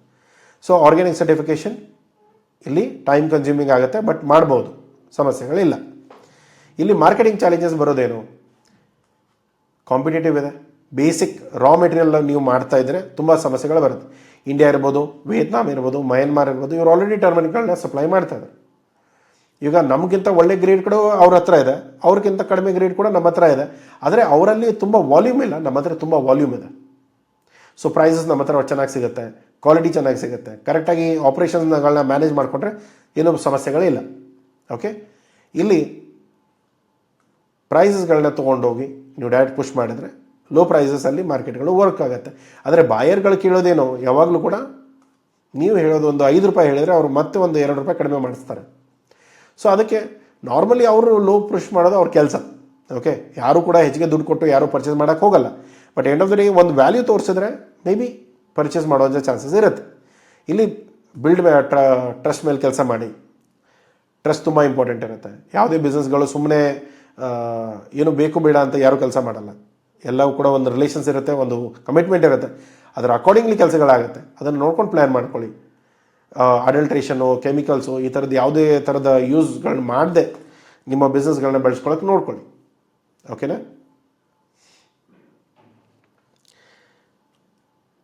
ಇಲ್ಲಿ ಜನಕ್ಕಿರೋ ಫಸ್ಟ್ ಕ್ವೆಶನ್ ಏನು, ಸರ್ ಆರ್ಡರ್ ಹೇಗೆ ಸಿಗುತ್ತೆ, ಎಲ್ಲಿಂದ ತರೋದು ಆರ್ಡರು? ನಾರ್ಮಲಿ B2B ಪ್ಲ್ಯಾಟ್ಫಾರ್ಮ್ಸ್ಗಳಿಂದ ಸಿಗುತ್ತೆ. ಸೊ ಇವಾಗ ಅಲಿಬಾಬಾ ಇರ್ಬೋದು, ಇಂಡಿಯಾ ಮಾರ್ಟ್ ಇರ್ಬೋದು, ಗ್ಲೋಬಲ್ ಕೀ ಇರ್ಬೋದು, ಗೋ ಫಾರ್ ವರ್ಲ್ಡ್ ಇರ್ಬೋದು, ಇವರೆಲ್ಲ. ಸೊ ಇವಾಗ ತುಂಬ ಜನದ ಏನು ಸಮಸ್ಯೆ ಅಂತಂದರೆ, ಸರ್ ಯಾವುದ್ರಲ್ಲೂ ಲೀಡ್ ಸಿಗ್ತಾ ಇಲ್ಲ, ಅಥವಾ ಬಂದಿರೋ ಲೀಡ್ ಎಲ್ಲ ಫೇಕ್ ಇದೆ. ಇಲ್ಲಿ ನೋಡಿ, ಎಲ್ಲ ವೆಬ್ಸೈಟ್ಗಳು ನಾರ್ಮಲಿ ಕೆಲಸ ಮಾಡೋದು ಹೇಗೆ ಅಂತಂದರೆ, ಒಂದು 100 ಲೀಡ್ ಬಂದರೆ 150 ಜನಕ್ಕೆ ಕಳಿಸ್ತಾರೆ, ಸರ್ಕ್ಯುಲೇಟ್ ಮಾಡ್ತಾರೆ. ಅದರಲ್ಲಿ ಯಾರೋ ಒಂದಿಷ್ಟು ಜನ ಎಲ್ಲ ಹಿಡಿದಾಕೊಂಡ್ಮೇಲೆ ನಿಮಗೇನೋ ಸಿಕ್ಕಿರಲ್ಲ. ಸೊ ಹಾಗಾಗಿ ನೀವು ಆ ಒಪಿನಿಯನ್ ಹೇಳ್ತಾ ಇರ್ಬೋದು. ಒಂದು ಇಲ್ಲದೆ ಹೋದರೆ ಅವರು ಜನ್ರೇಟ್ ಮಾಡೋ ಲೀಡ್ಸ್ಗಳೆಲ್ಲವೂ ಸುಮ್ಮನೆ ನಿಮ್ಗೆ ಕಳ್ಸಕ್ಕಂತ ಇರುತ್ತೆ, ಅದು ಕೂಡ ಸಮಸ್ಯೆ ಬರುತ್ತೆ. ಸೊ ಇದೆಲ್ಲ ಪ್ರಾಪರ್ಲಿ ಚಾಲೆಂಜಸ್ ಇರುತ್ತೆ. ಆದರೆ ಕೆಲವೊಂದು ಜನ ಇಲ್ಲೂ ಕೂಡ ಆಲ್ಮೋಸ್ಟ್ ಕೋಟಿಗಟ್ಟಲೆ ಬಿಸ್ನೆಸ್ಗಳನ್ನ ಮಾಡ್ತಾರೆ ಬರೀ B2B ಪೋರ್ಟಲ್ಸಿಂದ. ಸೊ ಅದಕ್ಕೆ ನೀವು ಯಾವುದನ್ನು ಒಳ್ಳೆಯದು, ಯಾವುದು 100% ಒಳ್ಳೆಯದು 100% ಕೆಟ್ಟದ್ದು ಅಂತ ಹೇಳಕ್ಕೆ ಬರಲ್ಲ. ಎಲ್ಲದರಿಂದ ಬಿಸ್ನೆಸ್ ಆಗ್ತಾ ಇದೆ, ನೀವು ಟ್ರೈ ಮಾಡಿ, ನೋಡಿ, ಚೆಕ್ ಮಾಡಿ. ವರ್ಕೌಟ್ ಆಯಿತು ತುಂಬ ಒಳ್ಳೆಯದು, ಇಲ್ಲ ಅಂದರೆ ಸ್ವಲ್ಪ ಸಮಸ್ಯೆ. HSN ಕೋಡ್ ಬಂದು ಟರ್ಮರಿಕ್ ಪೌಡರಿಗೆ 09103030. ಓಕೆ, ಈ ಪ್ರಾಡಕ್ಟ್ HS ಕೋಡ್ ಇದೆ, ಚೆಕ್ ಮಾಡ್ಕೊಳ್ಳಿ. ನಿಮ್ಮ ಅಪ್ಲಿಕೇಶನ್ ಚೇಂಜ್ ಆದರೆ HS ಕೋಡ್ ಚೇಂಜ್ ಆಗುತ್ತೆ. ನಾರ್ಮಲಿ ಒಂದು 8-10 HS ಕೋಡ್ಸ್ ಇದೆ ಚೇಂಜ್ ಆಗಿ ವರ್ಕ್ ಆಗೋ ಥರ, ನೀವು ಚೆಕ್ ಮಾಡ್ಕೊಳ್ಳಿ. ನಾರ್ಮಲಿ ಇಲ್ಲಾಂದರೆ ಟ್ರೇಡ್ ಫೇರ್ಗಳಿಗೆ ಹೋಗಿ, ಈವೆಂಟ್ಗಳಿರುತ್ತೆ, ಗಲ್ಫ್ ಇವೆಂಟ್ ಇರುತ್ತೆ, ಬೇರೆ ಇವೆಂಟ್ಸ್ಗಳಿದೆ, ಹೋಗಿ ಪಾರ್ಟಿಸಿಪೇಟ್ ಮಾಡಿ. ಅಲ್ಲಿ 1-to-1 ಕಾಂಟ್ಯಾಕ್ಟ್ ಮಾಡ್ಕೊಳ್ಳಿ. ಯಾವ ದೇಶಕ್ಕೆ ಹೋಗ್ತಾ ಇದ್ದೀರಾ ಆ ಭಾಷೆಯವ್ರನ್ನ ಜೊತೆಗೆ ಇಟ್ಕೊಂಡು ಹೋಗಿ, ಅಥವಾ ಅಟ್ಲೀಸ್ಟ್ ಟ್ರಾನ್ಸ್ಲೇಟರ್ಸ್ಗಳನ್ನ ಜೊತೆ ಕರ್ಕೊಂಡು ಹೋಗಿ. ಆವಾಗ ನಿಮಗೆ ಒಳ್ಳೆ ಬಿಸ್ನೆಸ್ಗಳಾಗತ್ತೆ. ಸೊ ಈ ಸಮಸ್ಯೆಗಳಿರಲ್ಲ ಇಲ್ಲಿ. ಅದಲ್ಲದೆ ಇಲ್ಲಿ RCMC ತೊಗೊಳ್ತೀರಾ, ಎಲ್ಲಿ ಸ್ಪೈಸ್ ಬೋರ್ಡ್ ಹತ್ರ. RCMC ತೊಗೊಂಡಾಗ ಅವ್ರೇನು ನಮಗೇನು ಫ್ರೀಯಾಗಿ ಕೊಡಲ್ಲ, ದುಡ್ಡು ಕೊಟ್ಟಿರ್ತೇವೆ. ದುಡ್ಡು ಕೊಟ್ಟಾಗ ಅವ್ರ ಹತ್ರ ಡೇಟಾ ಇರುತ್ತೆ. ಆ ಡೇಟಾಗಳನ್ನ ಇವಾಗ ದುಬೈಗೆ ಹೋಗೋದು, ಪ್ಯಾರಿಸ್ಗೆ ಹೋಗೋದು, ಜರ್ಮನಿಗೆ ಹೋಗೋದು ಸ್ವಲ್ಪ ಕಷ್ಟ, ಯಾಕಂದರೆ ನನ್ನ ಹತ್ರ ಅಷ್ಟು ದುಡ್ಡಿಲ್ಲ. ಸೊ ಹಾಗಿದ್ದಾಗ ಇವ್ರ ಹತ್ರ ಡೇಟಾಗಳನ್ನ ತೊಗೊಂಡು ನೀವು ಕೆಲಸ ಮಾಡ್ಬೋದು. ಯಾಕಂದರೆ ಇವ್ರಿಗೆ ನಾವು ದುಡ್ಡು ಕೊಟ್ಟಿರ್ತೀವಿ, ಇವರೇ ನಮಗೇನು ಫ್ರೀಯಾಗಿ ಕೊಡೋದೇನಿಲ್ಲ. ಬಟ್ ಆದರೆ ದುಡ್ಡು ಕೊಟ್ಟಿರೋದ್ರಿಂದ ತೊಗೊಳ್ಬೋದು. ಆಯಿತಾ? ಡೈರೆಕ್ಟ್ ಔಟ್ರೀಚ್, ಇಲ್ಲಿ ನೀವು ಡೈರೆಕ್ಟ್ಲಿ ಡೇಟಾಗಳನ್ನ ಪರ್ಚೇಸ್ ಮಾಡ್ಕೊಳ್ಳಿ. ಇಂಪೋರ್ಟೆಡ್ ಡೇಟಾ ಸಿಗುತ್ತೆ, ಡಿಸ್ಟ್ರಿಬ್ಯೂಟರ್ ಡೇಟಾಗಳು ಸಿಗುತ್ತೆ, ಮಿಡ್ಲ್ ಈಸ್ಟ್ ಇರ್ಬೋದು, ಯಾವ ಮಾರ್ಕೆಟಿಂದ ಬೇಕಾದರೂ ಡೇಟಾಗಳು ಇವತ್ತಿನ ಟೈಮಲ್ಲಿ ಅವೈಲೇಬಲ್ ಇದೆ. ಅವರಿಗೆ ಡೈರೆಕ್ಟ್ಲಿ ನೀವು ಲಿಂಕ್ಡಿನಲ್ಲಿ ಕನೆಕ್ಷನ್ ಆದರೂ ಕಳಿಸಿ, ಕಾಲ್ ಆದರೂ ಮಾಡಿ, ಇಮೇಲ್ ಆದರೂ ಮಾಡಿ, ಡೈರೆಕ್ಟ್ಲಿ ಅವ್ರಿಗೆ ಏನು ಬೇಕು, ಯಾವ ಥರದ ಕ್ವಾಲಿಟಿಗಳು ಬೇಕು ಅದನ್ನು ನೋಡ್ಕೊಳ್ಳಿ. ಆ ಕ್ವಾಲಿಟಿಗಳನ್ನ ರೆಡಿ ಮಾಡ್ಕೊಳ್ಳಿ, ತಿರ್ಗಾ ಮಾರ್ಕೆಟಿಗೆ ಇಂಟ್ರಡ್ಯೂಸ್ ಮಾಡಿ, ಅವರಿಗೆ ಅದನ್ನು ಸಪ್ಲೈ ಮಾಡೋಕ್ಕೆ ಸ್ಟಾರ್ಟ್ ಮಾಡಿ. ಓಕೆ, ಇಲ್ಲಿ ಕೊಲಾಬ್ರೇಷನ್ ಇರ್ಬೋದು, ಇಲ್ಲಿ ಎಕ್ಸ್ಪೋರ್ಟ್ ಹೌಸಸ್ ಇರುತ್ತೆ ನಮ್ಮ ಥರದವರು. ಸೊ ಆ ಥರದ ಕಂಪನಿಗಳ ಜೊತೆಗೆ ಟೈಅಪ್ ಮಾಡಿಕೊಂಡ್ರು ಕೂಡ ನಿಮಗೆ ಸಮಸ್ಯೆಗಳಿಲ್ಲ, ಒಳ್ಳೆ ಪ್ರಾಫಿಟಲ್ಲಿ ಕೆಲಸ ಮಾಡ್ತೀರಾ. ಸೊ ಇಲ್ಲಿ ಎಕ್ಸ್ಪೋರ್ಟಿಗೆ ಬೇಕಾಗುವಂಥ ಲೈಸೆನ್ಸ್ಗಳು ನಿಮ್ಮ ಓನ್ ಬ್ರ್ಯಾಂಡಲ್ಲಿ ಮಾಡ್ತಾ ಇದ್ದೀರೋ ಅಥವಾ ನಿಮ್ಮ ನೆಟ್ವರ್ಕಲ್ಲಿ ಸೇಲ್ ಮಾಡ್ಬೇಕು ಅಂದ್ಕೊಂಡಿದ್ದೀರೋ ಅದು ಕೂಡ ವರ್ಕೌಟ್ ಆಗುತ್ತೆ. ಅದನ್ನು ಕೂಡ ನೀವು ನೋಡ್ಕೋಬೋದು. ಈ ರೀತಿಗಳಲ್ಲಿ ನೀವು ಮಾಡಿದರೆ ನಿಮಗೆ ಆಲ್ಮೋಸ್ಟ್ ಬಿಸ್ನೆಸ್ಗಳು ಬರುತ್ತೆ. ಆದರೆ ಕೆಲವೊಂದು ಸರಿ ಏನೋ ಜನ ಸ್ವಲ್ಪ ಕೆಲವೊಂದು ಜನಕ್ಕೆ ಯಾವ ಥರ ಅಂತಂದರೆ ಸುಮ್ಮನೆ ಅಳೋ ಒಂದು ರೂಢ ಇರುತ್ತೆ, ಅಭ್ಯಾಸ. ಓಕೆನಾ? ಸೊ ಅಲ್ಲಿ ಏನು ಸಮಸ್ಯೆ ಅಂತಂದರೆ ಅವರು ಇಲ್ಲ ಯಾವುದು ವರ್ಕ್ ಆಗಲ್ಲ ಸರ್ ಬಾಯರ್ ಇಲ್ಲಿಂದ ಬರಲ್ಲ, ಬಾಯರ್ ಅಲ್ಲಿಂದ ಬರಲ್ಲ, ಎಲ್ಲ ಕಡೆಯಿಂದನೂ ಬಾಯರ್ ಬರ್ತಾರೆ. ಜಸ್ಟ್ ಏನಂತಂದರೆ ನಿಮಗೆ ಗೊತ್ತಿರಲ್ಲ, ನೀವು ಮಾಡಿರಲ್ಲ ಅಷ್ಟೇ. ಓಕೆ, ಸೊ ಇಲ್ಲಿ ಆರ್ಡರ್ ಎಕ್ಸಿಕ್ಯೂಷನ್ ಹೇಗಾಗುತ್ತೆ? ಫಸ್ಟ್ ಬಂದು ನಿಮ್ಮ HS ಕೋಡು ಅಗ್ರಿಮೆಂಟ್ ಎಲ್ಲ ಫೈನಲೈಸ್ ಮಾಡ್ಕೊಳ್ತೀರಾ, HS ಕೋಡ್ ಫೈನಲ್ ಮಾಡ್ಕೊಳ್ತೀರಾ, ಇನ್ಕೋಟೈಮ್ಗಳನ್ನ ಫೈನಲ್ ಮಾಡ್ಕೊಳ್ತೀರಾ. ಒಂದು ಅಗ್ರಿಮೆಂಟಿಗೆ ಈ ಕ್ವಾಲಿಟಿ, ಈ ಗ್ರೇಡು, ಇಷ್ಟು ಕ್ವಾಂಟಿಟಿ ಬೇಕು, ಇಲ್ಲಿಂದ ಶಿಪ್ ಆಗಬೇಕು, ಇಲ್ಲಿಗೆ ಬರಬೇಕು, ಇದನ್ನೆಲ್ಲ ಅಗ್ರಿಮೆಂಟಲ್ಲಿ ಬರೀತೀರಾ. ಸೊ ಅದಾದಮೇಲೆ ಅದಕ್ಕೆ ಬೇಕಾಗಿರೋ ಡಾಕ್ಯುಮೆಂಟೇಷನ್ಸ್ ಏನೇನಿದೆ, FSSAI ಇರ್ಬೋದು, ಪ್ಯಾಥೋಸ್ಯಾನಿಟರಿ ಇರ್ಬೋದು, ಸರ್ಟಿಫಿಕೇಟ್ಸ್ ಇರ್ಬೋದು, ಸ್ಪೈಸ್ ಬೋರ್ಡ್ ರಿಜಿಸ್ಟ್ರೇಷನ್ ಇರ್ಬೋದು, ಪ್ರತಿಯೊಂದನ್ನು ತೊಗೊಳ್ತೀರಾ. ಅಲ್ಲಿ ಪ್ಯಾಕೇಜಿಂಗ್ ಲೇಬಲಿಂಗ್ ಅವ್ರು ಏನು ಹೇಳಿದ್ದಾರೆ ಅದರ ಅನುಕೂಲವಾಗಿ ಆ ಪ್ಯಾಕೇಜಿಂಗ್ ಲೇಬಲಿಂಗ್ಗಳನ್ನ ನೀವು ಮಾಡ್ತೀರಾ. ಲಾಜಿಸ್ಟಿಕ್ಸಲ್ಲಿ 20 ಫೀಟ್ ಕಂಟೈನರ್ ಆದರೆ ನಿಮಗೆ ಆಲ್ಮೋಸ್ಟ್ 18 ಮೆಟ್ರಿಕ್ನಿಂದ 20 ಮೆಟ್ರಿಕ್ ಟನ್ವರೆಗೂ ನೀವು ಲೋಡ್ ಮಾಡ್ಬೋದು. So 24 metric tons normally depend ಆಗುತ್ತೆ, 24ಇಂದ 28ವರೆಗೂ ತೊಗೊಳುತ್ತೆ. ಆ ಕಂಟೈನರ್ಗಳ ಕ್ವಾಲಿಟಿ ಏನಿದೆ, ಯಾರ ಕಡೆಯಿಂದ ಬಂದಿದೆ ಅದರ ಮೇಲೆ ಡಿಪೆಂಡ್ ಆಗುತ್ತೆ. ಇಲ್ಲಿ ನೀವು ಬೈ ಸಿ ಕಳಿಸಿದ್ರೆ ಚೀಪ್ ಆಗುತ್ತೆ. ಕಡಿಮೆ ಅಂದರೆ LCL ಅಲ್ಲಾದರೂ ಮಾಡಿದರೆ ನಿಮಗೆ ರೇಟ್ಗಳು ಕಡಿಮೆ ಆಗುತ್ತೆ. ಬೈ ಏರಿಂದ ಕಳಿಸಿದ್ರೆ ಕಾಸ್ಟ್ಲಿ ಆಗುತ್ತೆ, but end of the day buyer ದುಡ್ಡು ಕೊಡ್ತಾ ಇದ್ದಾನೆ, ಅವ್ನು ದುಡ್ಡು ಕೊಡೋಕೆ ರೆಡಿ ಇದ್ದರೆ ನಮಗೇನು ಸಮಸ್ಯೆ ಇಲ್ಲ. ಏರಿಂದ ಯಾಕೆ ನಾವೇ ಹೋಗ್ಬಿಡ್ಬೇಕಂದ್ರೆ ಡೆಲಿವರ್ ಮಾಡಿ ಬರ್ಬೋದು. ಓಕೆ, ಡಾಕ್ಯುಮೆಂಟೇಷನ್ ಬಂದು commercial invoice, packaging list, bill of leading, certificate of origin, phytosanitary certificate. ಇದು ಇಂಡಿಯನ್ ಸರ್ಟಿಫಿಕೇಷನ್ಸ್. ಇದರ ಹೊರತಾಗಿ ನಿಮಗೆ ಬೇರೆ ಕಂಟ್ರಿಯಲ್ಲಿ ಬೇರೆ ಥರದ ಸರ್ಟಿಫಿಕೇಷನ್ಸ್ಗಳು ಬೇಕಾಗುತ್ತೆ. ಅದು ನಾರ್ಮಲಿ ನಿಮ್ಮ ಇಂಪೋರ್ಟರ್ ನೋಡ್ಕೊಳ್ತಾನೆ. ಒಂದು ವೇಳೆ ಅದನ್ನು ನೀವೇ ನೋಡ್ಕೊಳ್ತೀನಿ ಅಂತ ಏನಾದರೂ ಒಪ್ಕೊಂಡಿದ್ರೆ ಆ ಸರ್ಟಿಫಿಕೇಷನ್ಗಳು ಕೂಡ ನೀವೇ ನೋಡ್ಕೋಬೇಕಾಗತ್ತೆ. ಕಸ್ಟಮ್ ಕ್ಲಿಯರೆನ್ಸಸ್ ಇರ್ಬೋದು, ಫೈಲ್ ಶಿಪ್ಪಿಂಗ್ ಬಿಲ್ ಇರುತ್ತೆ ವಯಾ ಐಸ್ ಗೇಟಲ್ಲಿ ನೀವು ಶಿಪ್ಪಿಂಗ್ ಬಿಲ್ನ ರಿಜಿಸ್ಟರ್ ಮಾಡ್ತೀರಾ. ಅಲ್ಲಿ ಕ್ವಾಲಿಟಿ ಚೆಕ್ಕಿಗಿರ್ಬೋದು, ಇನ್ಸ್ಪೆಕ್ಷನ್ಗಿರ್ಬೋದು, ಅಥವಾ ನಿಮ್ಮ ಆಫೀಸರ್ ರಿಕ್ವೆಸ್ಟ್ ಇರ್ಬೋದು, ಪ್ರತಿಯೊಂದು ಐಸ್ ಗೇಟಿಂದನೇ ಆಗುತ್ತೆ. ಅವ್ರು ಬಂದು ಅದನ್ನು ಚೆಕ್ ಮಾಡ್ಕೊಳ್ತಾರೆ. ಅದು ಚೆಕ್ ಆದಮೇಲೆ ಲಿಯೋ ಕೊಡ್ತಾರೆ. ಲಿಯೋ ಅಂದರೆ ಲೆಟ್ ಎಕ್ಸ್ಪೋರ್ಟ್ ಆರ್ಡರ್. ಇದು ಬಂತು ಅಂದರೆ ನಿಮ್ಗೇನೂ ಸಮಸ್ಯೆ ಇಲ್ಲ. ನಿಮ್ಮ ಮೆಟೀರಿಯಲ್ನ ಡೈರೆಕ್ಟ್ಲಿ ವೆಸಲಿಗೆ ಲೋಡ್ ಮಾಡ್ತಾರೆ. ಅಲ್ಲಿಗೆ ನಿಮ್ಮ GM ಸಿಗುತ್ತೆ, ನಿಮ್ಮ ಕೆಲಸ ಅಲ್ಲಿಗೆ ಮುಗೀತು. ಈ ನೆಕ್ಸ್ಟ್ ಮೆಟೀರಿಯಲ್ ಅಲ್ಲಿ ನಿಮ್ಮ ಬಾಯರಿಗೆ ಸಿಗುತ್ತೆ. ಇಲ್ಲಿ ಬ್ಯಾಂಕ್ಗಳ ಕೆಲಸ ಏನು? ಒಂದು ಏನು ಎಕ್ಸ್ಪೋರ್ಟ್ ಇಂಪೋರ್ಟ್ ಕೋಡ್ ಓಪನ್ ಮಾಡೋಕ್ಕೆ ಬ್ಯಾಂಕ್ ಅಕೌಂಟ್ ಬೇಕಾಗತ್ತೆ. ಸೊ ಅಲ್ಲಿ ನೀವೇನು ಮಾಡಬೇಕು, IC ಅಂಡರಲ್ಲಿ ಒಂದು ಕರೆಂಟ್ ಅಕೌಂಟ್ನ ಓಪನ್ ಮಾಡ್ಕೋಬೇಕು. ಯಾವುದೂ ಥರದ ಸೇವಿಂಗ್ ಅಕೌಂಟಲ್ಲಿ ಎಕ್ಸ್ಪೋರ್ಟ್ ಇಂಪೋರ್ಟ್ ಬಿಸ್ನೆಸ್ ಆಗಲ್ಲ. ಸೊ ಅದಕ್ಕೆ ನೀವು ಎಕ್ಸ್ಪೋರ್ಟ್ ಇಂಪೋರ್ಟ್ ಮಾಡಬೇಕಂತಂದರೆ ಕರೆಂಟ್ ಅಕೌಂಟ್ ಬೇಕಾಗುತ್ತೆ. ಕರೆಂಟ್ ಅಕೌಂಟ್ನ ಓಪನ್ ಮಾಡ್ಕೊಳ್ಳಿ. ಈ ಸ್ವಲ್ಪ ಚಿಕ್ಕ ಊರುಗಳಲ್ಲಿ ಟೈರ್ 2, ಟೈರ್ 3 ಸಿಟಿಗಳಲ್ಲಿ ಸ್ವಲ್ಪ ಬ್ಯಾಂಕ್ಗಳ ತಲೆಹರಟೆಗಳು ತುಂಬ ಇರುತ್ತೆ. ಸ್ವಲ್ಪ ನೋಡ್ಕೊಳ್ಳಿ. ಓಕೆ, ತುಂಬ ತಲೆ ಕೆಡಿಸ್ತಾ ಇದ್ದರೆ ಬೇರೆ ಬ್ಯಾಂಕ್ಗಳ ಜೊತೆ ಕೆಲಸ ಮಾಡೋಕ್ಕೇನೋ ಅಭ್ಯಂತರ ಇಲ್ಲ, ಬೇರೆ ಬ್ಯಾಂಕ್ನ ಹುಡ್ಕೊಳ್ಳಿ. ಕೆಲವೊಂದು ಬ್ಯಾಂಕ್ಗಳು ತುಂಬ ಹೊಟ್ಟೆ ತುಂಬಿಟ್ಟಿರುತ್ತೆ ಕಸ್ಟಮರ್ಸಿಂದ. ಸೊ ಅವ್ರನ್ನೆಲ್ಲ ನಾವು ಏನು ಮಾಡೋಕ್ಕಾಗಲ್ಲ. ಓಕೆ, ಅವ್ರನ್ನೆಲ್ಲ ಬಿಟ್ಟಾಕಿ ಬೇರೆ ಬ್ಯಾಂಕ್ಗಳು ಯಾವ ಚೆನ್ನಾಗಿ ಸರ್ವಿಸ್ ಕೊಡ್ತಾರೆ ನಿಮ್ಮೂರಲ್ಲಿ. ಯಾಕಂದರೆ ಏನಾಗುತ್ತೆ, ಪ್ರತಿ ಬ್ಯಾಂಕಲ್ಲಿ ಬ್ಯಾಂಕ್ ಒಳ್ಳೆಯದು ಕೆಟ್ಟದ್ದು ಅಂತ ಹೇಳೋಕ್ಕಾಗಲ್ಲ. ಬ್ರಾಂಚ್ ಒಳ್ಳೆಯದು ಕೆಟ್ಟದ್ದೇ ಹೇಳ್ಬೋದು. ಯಾಕೆ, ಅಲ್ಲಿ ಬ್ಯಾಂಕಲ್ಲಿ ಯಾರು ಆ ಬ್ರಾಂಚಲ್ಲಿ ಯಾರು ಕೆಲಸ ಮಾಡ್ತಾ ಇದ್ದಾರೆ ಅವರು ನಿಮಗೆ ಎಷ್ಟು ಸಪೋರ್ಟ್ ಮಾಡೋಕ್ಕೆ ರೆಡಿ ಇದ್ದಾರೆ, ಅದರ ಮೇಲೆ ನಿಮ್ಮ ಬ್ರಾಂಚ್ ಚೆನ್ನಾಗಿದೆಯೋ ಕೆಟ್ಟದ್ದೋ ಹೇಳ್ಬೋದು. ಕೆಲವೊಂದು ಸರಿ ನಾವಂತೇವೆ ಈ ಬ್ಯಾಂಕ್ ಕೆಟ್ಟದ್ದು ಅಂತ ಹೇಳ್ತೇವೆ. ಆ ಬ್ರಾಂಚಲ್ಲಿ ನಮ್ಮ ಜೊತೆ ಏನೋ ಸಮಸ್ಯೆ ಆಗಿರುತ್ತೆ, ಅಥವಾ ಆ ಬ್ಯಾಂಕ್ ಅವ್ರು ಏನೋ ಸಪೋರ್ಟ್ ಮಾಡಿರಲ್ಲ. ಸೊ ಅವಾಗ ಮಾತ್ರ ಆ ಸಮಸ್ಯೆಗಳು ಬರುತ್ತೆ. ಆದರೆ ಎಲ್ಲರಿಗೂ ಅದೇ ಸಮಸ್ಯೆಗಳು ಬರುತ್ತೆ, ಈ ಬ್ಯಾಂಕ್ಗಳ ಸರಿ ಇಲ್ಲ ಅನ್ನೋದು ಏನೋ ಆಪ್ಷನ್ ಇಲ್ಲ. ಹಾಗಾಗಿ ನೀವು ನೋಡ್ಕೊಳ್ಬೋದು, ಅದರ ಅಕಾರ್ಡಿಂಗ್ಲಿ ಕೆಲಸ ಕೂಡ ಮಾಡ್ಬೋದು.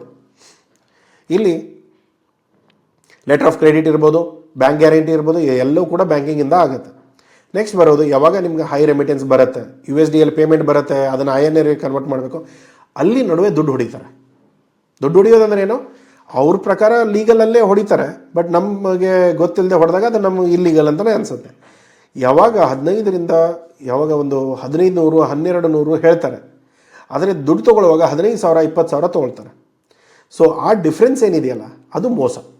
ಸೊ ಅದಕ್ಕೆ ನೀವು ಬ್ಯಾಂಕ್ಗಳ ಜೊತೆಗೆ ರಿಟರ್ನಲ್ಲಿ ತೊಗೊಳ್ಳಿ, ಎಷ್ಟೆಷ್ಟು ಖರ್ಚು ಬರ್ತಾ ಇದೆ, ನಾನು ಇಷ್ಟು ಪೇಮೆಂಟ್ ಬಂದರೆ ನೀವು ಎಷ್ಟು ದುಡ್ಡು ತೊಗೊಳ್ತೀರಾ, ಅದು ಎಲ್ಲದನ್ನು ರಿಟರ್ನಲ್ಲಿ ತೊಗೊಂಡ್ರೆ ಮಾತ್ರ ನಿಮಗೆ ಸರಿಯಾಗಿ ಕೆಲಸ ಆಗುತ್ತೆ. ಇಲ್ಲದೆ ಹೋದರೆ ಸಮಸ್ಯೆ. ಓಕೆ, ಇಲ್ಲಿ ಪ್ಯಾಕೇಜಸ್ ಇರುತ್ತೆ. ಯಾವ ಥರದ ಮೇ ಬಿ ಪ್ಯಾಕ್ಟ್ ಇರ್ಬೋದು, ಲೋನ್ ಕ್ರೆಡಿಟ್ಸ್ ಇರ್ಬೋದು. ಬಿಫೋರ್ ಶಿಪ್ಮೆಂಟ್ ನಿಮ್ಮ ಆರ್ಡರ್ ಸಿಕ್ಕ ತಕ್ಷಣ ನಿಮಗೆ ಲೋನ್ ಸಿಗುತ್ತೆ, ಅದು ಕೂಡ ಬೆನಿಫಿಟ್ಸ್ಗಳಿರುತ್ತೆ. ನಾರ್ಮಲಿ ಕ್ರೆಡಿಬಿಲಿಟಿ ಡಿಪೆಂಡ್ ಆಗುತ್ತೆ, ಬಟ್ ಸ್ಟಿಲ್ ವರ್ಕ್ ಆಗುತ್ತೆ. ಓಕೆ, ಡಿಸ್ಕೌಂಟಿಂಗ್ ಇರ್ಬೋದು, ಎಕ್ಸ್ಪೋರ್ಟ್ಸ್ ಬಿಲ್ಗಳ ಮೇಲೆ ಇರ್ಬೋದು, ಅಡ್ವಾನ್ಸ್ ವರ್ಕಿಂಗ್ ಕ್ಯಾಪಿಟಲ್ ಬೇಕಂದ್ರೆ ಅದು ಕೂಡ ಸಿಗುತ್ತೆ. ಸೊ ಫಂಡಿಂಗ್ ಆಪ್ಷನ್ಸ್ ಇರುತ್ತೆ ಮೇನಾಗಿ ಬ್ಯಾಂಕ್ ಕಡೆಯಿಂದ. ಮೇನಾಗಿ ಬ್ಯಾಂಕ್ ಕಡೆಯಿಂದ ಬೇಕಾಗಿರೋದೇನೆಂದರೆ ದುಡ್ಡಿನ ರಿಲೇಟೆಡ್. ಒಂದು ದುಡ್ಡು ಬರ್ತಾ ಇದ್ದರೆ ಅದನ್ನು ಬ್ಯಾಂಕ್ ಅಕೌಂಟಿಗೆ ತೊಗೋಬೇಕು, ಅದು ಕೂಡ ಕನ್ವರ್ಷನಲ್ಲಿ ಅವರು ದುಡ್ಡು ಹೊಡ್ಕೊಳ್ತಾರೆ, ಅದರಲ್ಲಿ ಒಂದು ಸ್ವಲ್ಪ ಗಮನ ಕೊಡಿ. ಅದಲ್ಲದೆ ನಾರ್ಮಲಿ ನಮಗೆ ಬೇಕಾಗಿರೋ ಲೋನ್ಗಳು, ಇವಾಗ ನಾವು ಆರ್ಡರ್ ಬಂದಿದೆ, ರಾ ಮೆಟೀರಿಯಲ್ ಇಲ್ಲ, ಸೊ ರಾ ಮೆಟೀರಿಯಲ್ಗೆ ಪ್ರೀ ಶಿಪ್ಮೆಂಟ್ ಫೈನಾನ್ಸ್ ಸಿಗುತ್ತೆ, ಪೋಸ್ಟ್ ಶಿಪ್ಮೆಂಟ್ ಫೈನಾನ್ಸ್ ಸಿಗುತ್ತೆ. ಯಾವಾಗ ನಾವು ಕ್ರೆಡಿಟಲ್ಲಿ ಕೊಡ್ತೇವೆ, ಸೊ ನಮ್ಮ ಪೇಮೆಂಟ್ಗಳು ಸ್ವಲ್ಪ ತಡವಾಗಿ ಬರ್ತಾ ಇದೆ, ಆದರೆ ಇನ್ನೊಂದು ಆರ್ಡರ್ ಬಂದಿದೆ, ಅದನ್ನು ಫುಲ್ಫಿಲ್ ಮಾಡೋಕ್ಕೆ ಮತ್ತೆ ದುಡ್ಡು ಬೇಕು, ಸೊ ಅದು ಕೂಡ ನಮಗೆ ಸಿಗುತ್ತೆ. ಒಂದು ವೇಳೆ ನಿಮ್ಮ ದುಡ್ಡು ಏನಾದರೂ ಕ್ರೆಡಿಟಲ್ಲಿ ಕೊಡ್ತಾ ಇದ್ದೀರಾ ಅಂದರೆ, ದುಬೈಯಲ್ಲಿ ನಾನು ಇವತ್ತು ಮೆಟೀರಿಯಲ್ ಕಳಿಸ್ತೇನೆ, 90 ಡೇಸ್ ಆದಮೇಲೆ ಪೇಮೆಂಟ್ ಬರುತ್ತೆ ಅನ್ನೋದಾದರೆ ದಯಮಾಡಿ ECGC ಗೌರ್ಮೆಂಟ್ ಎಂಟಿಟಿ ಇದೆ, ಅಲ್ಲೋಗಿ ಚೆಕ್ ಮಾಡ್ಕೊಳ್ಳಿ. ಟಾಟಾ ಇದ್ದಾರೆ, ಟಾಟಾದವ್ರ ಜೊತೆ ಚೆಕ್ ಮಾಡ್ಕೊಳ್ಳಿ. ಯಾರು ನಿಮಗೆ ಕ್ರೆಡಿಟ್ ಇನ್ಶೂರೆನ್ಸ್ ಕೊಡೋಕ್ಕೆ ರೆಡಿ ಇದ್ದಾರೆ ಅವ್ರ ಹತ್ರ ಹೋಗಿ ಚೆಕ್ ಮಾಡಿಸ್ಕೊಳ್ಳಿ. ಏನು ಕ್ರೆಡಿಬಿಲಿಟಿ ಚೆಕ್ ಮಾಡಿ ಅವ್ರು ಏನು ಕ್ರೆಡಿಟ್ ಲಿಮಿಟ್ ಕೊಡ್ತಾರೆ ಅದರ ಅಕಾರ್ಡಿಂಗ್ಲಿ ನಿಮ್ಮ ಕಂಟೈನರ್ನ ಪ್ಲ್ಯಾನ್ ಮಾಡ್ಕೊಳ್ಳಿ. ಇದೆಲ್ಲ ಮುಂಚೆನೇ ಆಗಬೇಕು, ಆಮೇಲಲ್ಲ. ಓಕೆ, ಪ್ರಾಡಕ್ಟ್ ಸೆಲೆಕ್ಷನ್ ಆಗೋ ಮುಂಚೆನೇ ಇವನ್ನೆಲ್ಲ ಎಕ್ಸಿಕ್ಯೂಷನ್ ಮಾಡಿ ಕೆಲಸ ಮಾಡ್ಕೊಂಡು ಕೂತ್ಕೊಂಡ ಮೇಲೆ ಮಾತ್ರ ನಿಮಗೆ ಸರಿಯಾಗಿ ಗೊತ್ತಾಗುತ್ತೆ. ಇಲ್ಲಿ ಯಾವಾಗ ನಿಮಗೆ LC ಕನ್ಫರ್ಮ್ಡ್ ಸಿಗುತ್ತೆ ಅದು ಕೂಡ ಬ್ಯಾಂಕಿಗೆ ಗೊತ್ತಾಗಬೇಕು. ಬ್ಯಾಂಕ್ ಅವರು ಅದನ್ನೆಲ್ಲ ಚೆಕ್ ಮಾಡಿಕೊಂಡು ಅದರ ಅಗೇನೆಸ್ಟ್ ಕೂಡ ನಿಮಗೆ ಲೋನ್ ಸಿಗುತ್ತೆ. ಯಾವಾಗ LC ಕನ್ಫರ್ಮ್ಡ್ LC ಸಿಗುತ್ತೋ, LC ಬಗ್ಗೆನೂ ಸಪ್ರೇಟ್ ವಿಡಿಯೋ ಇದೆ. LC ಬಗ್ಗೆ ಗೊತ್ತಿಲ್ಲ ಅಂದರೆ ಅದನ್ನು ಹೋಗಿ ಚೆಕ್ ಮಾಡ್ಕೊಳ್ಳಿ. ಒಂದು ವೇಳೆ LC ಸಿಗುತ್ತೆ ಅಂತಂದ ಮೇಲೆ ಆ LC ಅಗೇನೆಸ್ಟಲ್ಲೂ ನಿಮಗೆ ಲೋನ್ ಸಿಗುತ್ತೆ. ಅದನ್ನು ಕೂಡ ಚೆಕ್ ಮಾಡಿಕೊಂಡು ನೀವು ಕೆಲಸ ಮಾಡೋಕ್ಕೆ ಸ್ಟಾರ್ಟ್ ಮಾಡ್ಬೋದು. ಓಕೆ, ಸೊ ಬಾಯರ್ಗಳು ಕೆಲವೊಂದು ಸರಿ ಏನೋ ಅಡ್ವಾನ್ಸ್ ಪೇಮೆಂಟ್ ಕೊಡಲ್ಲ, ಬಟ್ LC ಕೊಡೋಕ್ಕೆ ರೆಡಿ ಇದ್ದಾರೆ. ಆ LCಗಳಲ್ಲಿ ನೋಡಿ ಯಾವ ಕಂಪ್ನಿಯಿಂದ ಬರ್ತಾ ಇದೆ, ಯಾವ ಕಂಟ್ರಿಯಿಂದ ಬರ್ತಾ ಇದೆ ಅದನ್ನು ನೋಡಿಕೊಂಡು ಅವ್ರು ವ್ಯಾಲ್ಯೂಯೇಟ್ ಮಾಡ್ತಾರೆ. ನನಗೆ ಈ LC ಅಗೇನೆಸ್ಟಲ್ಲಿ ನನಗೆ ಪೇಮೆಂಟ್ ಬೇಕು ಅಥವಾ ಕ್ರೆಡಿಟ್ ಲೋನ್ ಬೇಕು. ಸೊ ಅದನ್ನು ಕೊಡೋಕ್ಕೆ ಅವರು ರೆಡಿ ಇರ್ತಾರೆ. ಸೊ ಅದನ್ನು ಚೆಕ್ ಮಾಡ್ಕೊಳ್ಳಿ, ಯಾವ ಕ್ರೆಡಿಬಿಲಿಟಿ ಏನಿದೆ, ಹೇಗೆ ಎತ್ತ ಅನ್ನೋ ಅದಾದಮೇಲೆ ಪ್ಲ್ಯಾನ್ ಮಾಡ್ಕೋಬೋದು. LC ವ್ಯಾಲ್ಯೂ ಯಾವಾಗ ಅಂತಂದರೆ ಕಂಪ್ಲೀಟ್ ಕಂಪ್ಲಯನ್ಸಸ್ ಫುಲ್ಫಿಲ್ ಆದಾಗ, ಇಲ್ಲ ಅಂದರೆ ಅದು just a piece of paper ಅಷ್ಟೇ. ಓಕೆ, ಸೊ LC ಬಗ್ಗೆ ಅರ್ಥ ಮಾಡಿಕೊಂಡು ಕೆಲಸ ಮಾಡ್ಬೋದು. Letter of credit. ಓಕೆ, ಇಲ್ಲಿ ಎಂಡ್ ಟು ಎಂಡ್ ಫ್ಲೋ ಅಂದರೆ ಏನು? ಫಸ್ಟು ಟರ್ಮರಿಕ್ ತೊಗೊಳ್ತೀರಾ, ಮಿಲ್ ಮಾಡ್ತೀರಾ, ಪೌಡರ್ ಮಾಡ್ಕೊಳ್ತೀರಾ, ಲ್ಯಾಬ್ ಟೆಸ್ಟ್ ಮಾಡ್ಕೊಳ್ತೀರಾ, ಪ್ಯಾಕ್ ಮಾಡ್ತೀರಾ. ಪ್ಯಾಕ್ ಮಾಡಿದ್ಮೇಲೆ ಆರ್ಡರ್ ಸಿಗುತ್ತೆ, ಕನ್ಫರ್ಮ್ಡ್ LC ಆದರೂ ಸಿಗುತ್ತೆ, ಅಥವಾ ಪೇಮೆಂಟ್ ಟರ್ಮ್ಸ್ ಯಾವುದೋ ಒಂದು ಫೈನಲ್ ಮಾಡ್ಕೊಳ್ತೀರಾ, ಫ್ರೈಟ್ ಬುಕ್ ಮಾಡ್ತೀರಾ, ಕಂಟೈನರ್ ಬರುತ್ತೆ. ಕಂಟೈನರ್ ಬಂದಾಗ ಎಲ್ಲ ಮೆಟೀರಿಯಲ್ಗಳನ್ನ ಲೋಡ್ ಮಾಡಿಸ್ತೀರಾ, ಅದ್ರ ಜೊತೆಗೆ ಡಾಕ್ಯುಮೆಂಟ್ಗಳನ್ನೆಲ್ಲ ಕೊಡ್ತೀರಾ, ಕಸ್ಟಮ್ ಕ್ಲಿಯರೆನ್ಸ್ ಆಗುತ್ತೆ, ಶಿಪ್ ಆಗುತ್ತೆ. ಬಾಯರ್ ಮೆಟೀರಿಯಲ್ ರಿಸೀವ್ ಮಾಡ್ಕೊಳ್ತಾನೆ, ಬ್ಯಾಂಕ್ ಕಡೆ ನಿಮ್ಮ ಪೇಮೆಂಟ್ಗಳು ಬಂದಿರುತ್ತೆ, ಅದನ್ನು ಔಟ್ ಕ್ಲೋಸ್ ಮಾಡ್ತೀರಾ, ಮತ್ತು ನೆಕ್ಸ್ಟ್ ಹೊಸ ಶಿಪ್ಮೆಂಟ್. ಓಕೆ, ಸೊ ಇಲ್ಲಿ ಬಾಟಮ್ ಲೈನಲ್ಲಿ ನಾನು ಹೇಳ್ತಾ ಇರೋದು ಟರ್ಮರಿಕ್ ಪೌಡರಿಗೆ ಏನು ಕತೆ. ಕಡಿಮೆ ಅಂದರೆ ಅಟ್ಲೀಸ್ಟ್ ಮಾರ್ಜಿನ್ 30 to 40% ಇನ್ ಬಲ್ಕಲ್ಲಿ ಸಿಗುತ್ತೆ. ಅದೇ ನೀವು ಬ್ರ್ಯಾಂಡೆಡಲ್ಲಿ ಮಾಡಿದರೆ 150 to 180%ವರೆಗೂ ನೀವು ಎಕ್ಸ್ಪೆಕ್ಟ್ ಮಾಡ್ಬೋದು. ಅದರಲ್ಲೂ ಕೂಡ ನಿಮ್ಮ ಮಾರ್ಕೆಟಿಂಗ್ ಖರ್ಚೆಲ್ಲ ಇರುತ್ತೆ, but end of the day ಈ ಗ್ರಾಸ್ ಪ್ರಾಫಿಟಲ್ಲಿ ಹೇಳ್ಬೋದು. ಇಲ್ಲಿ ದೊಡ್ಡ ಪ್ರಶ್ನೆ ಎಲ್ಲಿ ಬರುತ್ತೆ, ಸಮಸ್ಯೆ ಎಲ್ಲಿ ಬರುತ್ತೆ? ಕ್ವಾಲಿಟಿ ಕನ್ಸ್ಟ್ರೆಂಟ್ಸ್ ಇರ್ಬೋದು, ಸರ್ಟಿಫಿಕೇಷನ್ ಇರ್ಬೋದು, ಕಾಂಪಿಟೇಟಿವ್ ಪ್ರೈಸಸ್ ಇರ್ಬೋದು. ಒಳ್ಳೆ ಕ್ವಾಲಿಟಿ ಇದೆ, ಪ್ರೈಸಸ್ ಸರಿ ಇಲ್ಲ. ಒಳ್ಳೆ ಗ್ರೇಡ್ ಕೊಡ್ತಾ ಇದ್ದಾನೆ, ಪ್ರೈಸಸ್ ಸರಿ ಇಲ್ಲ. ಸೊ ಪ್ರೈಸಸ್ಸು ಚೆನ್ನಾಗಿರಬೇಕು. ಆ ಥರ ಸಪ್ಲೈಯರ್ಗಳನ್ನ ಹುಡುಕ್ಬೇಕಾಗತ್ತೆ. ಅದಾದಮೇಲೆ ನಿಮ್ಮ ನೆಕ್ಸ್ಟ್ ಬರೋದು ಇಲ್ಲಿ ಫಂಡ್ಗಳನ್ನ ಹೇಗೆ ಅರೇಂಜ್ ಮಾಡ್ಕೊಳ್ತೀರಾ. ಈ ಪ್ರೈಸಸ್ಗಳಾಗಿರ್ಬೋದು, ಬೇರೆ ವಿಷಯಗಳನ್ನ ಇಲ್ಲಿ ಚೆಕ್ ಮಾಡ್ಕೋಬೇಕಾಗತ್ತೆ. ಓಕೆ, ಸೊ ಪ್ಯಾಕಿಂಗ್ ಫಂಡಿಂಗ್ ತೊಗೊಳ್ತಿರೋ, ಅಥವಾ ಮಾರ್ಗೇಜ್ ಫಂಡಿಂಗ್ ತೊಗೊಳ್ತಿರೋ, ಅಥವಾ ಕೊಲೆಟ್ರಲ್ ಫಂಡಿಂಗ್ ತೊಗೊಳ್ತಿರೋ, ಅದು ಯಾವ ಥರದ್ದು ಇರುತ್ತೆ, ಅಥವಾ LC ಡಿಸ್ಕೌಂಟಿಂಗ್ ಮಾಡಿಸ್ತಿರೋ ಅದನ್ನು ನೀವು ನೋಡ್ಕೋಬೇಕು. ಸ್ಟ್ರಾಟಜಿ ಬಂದು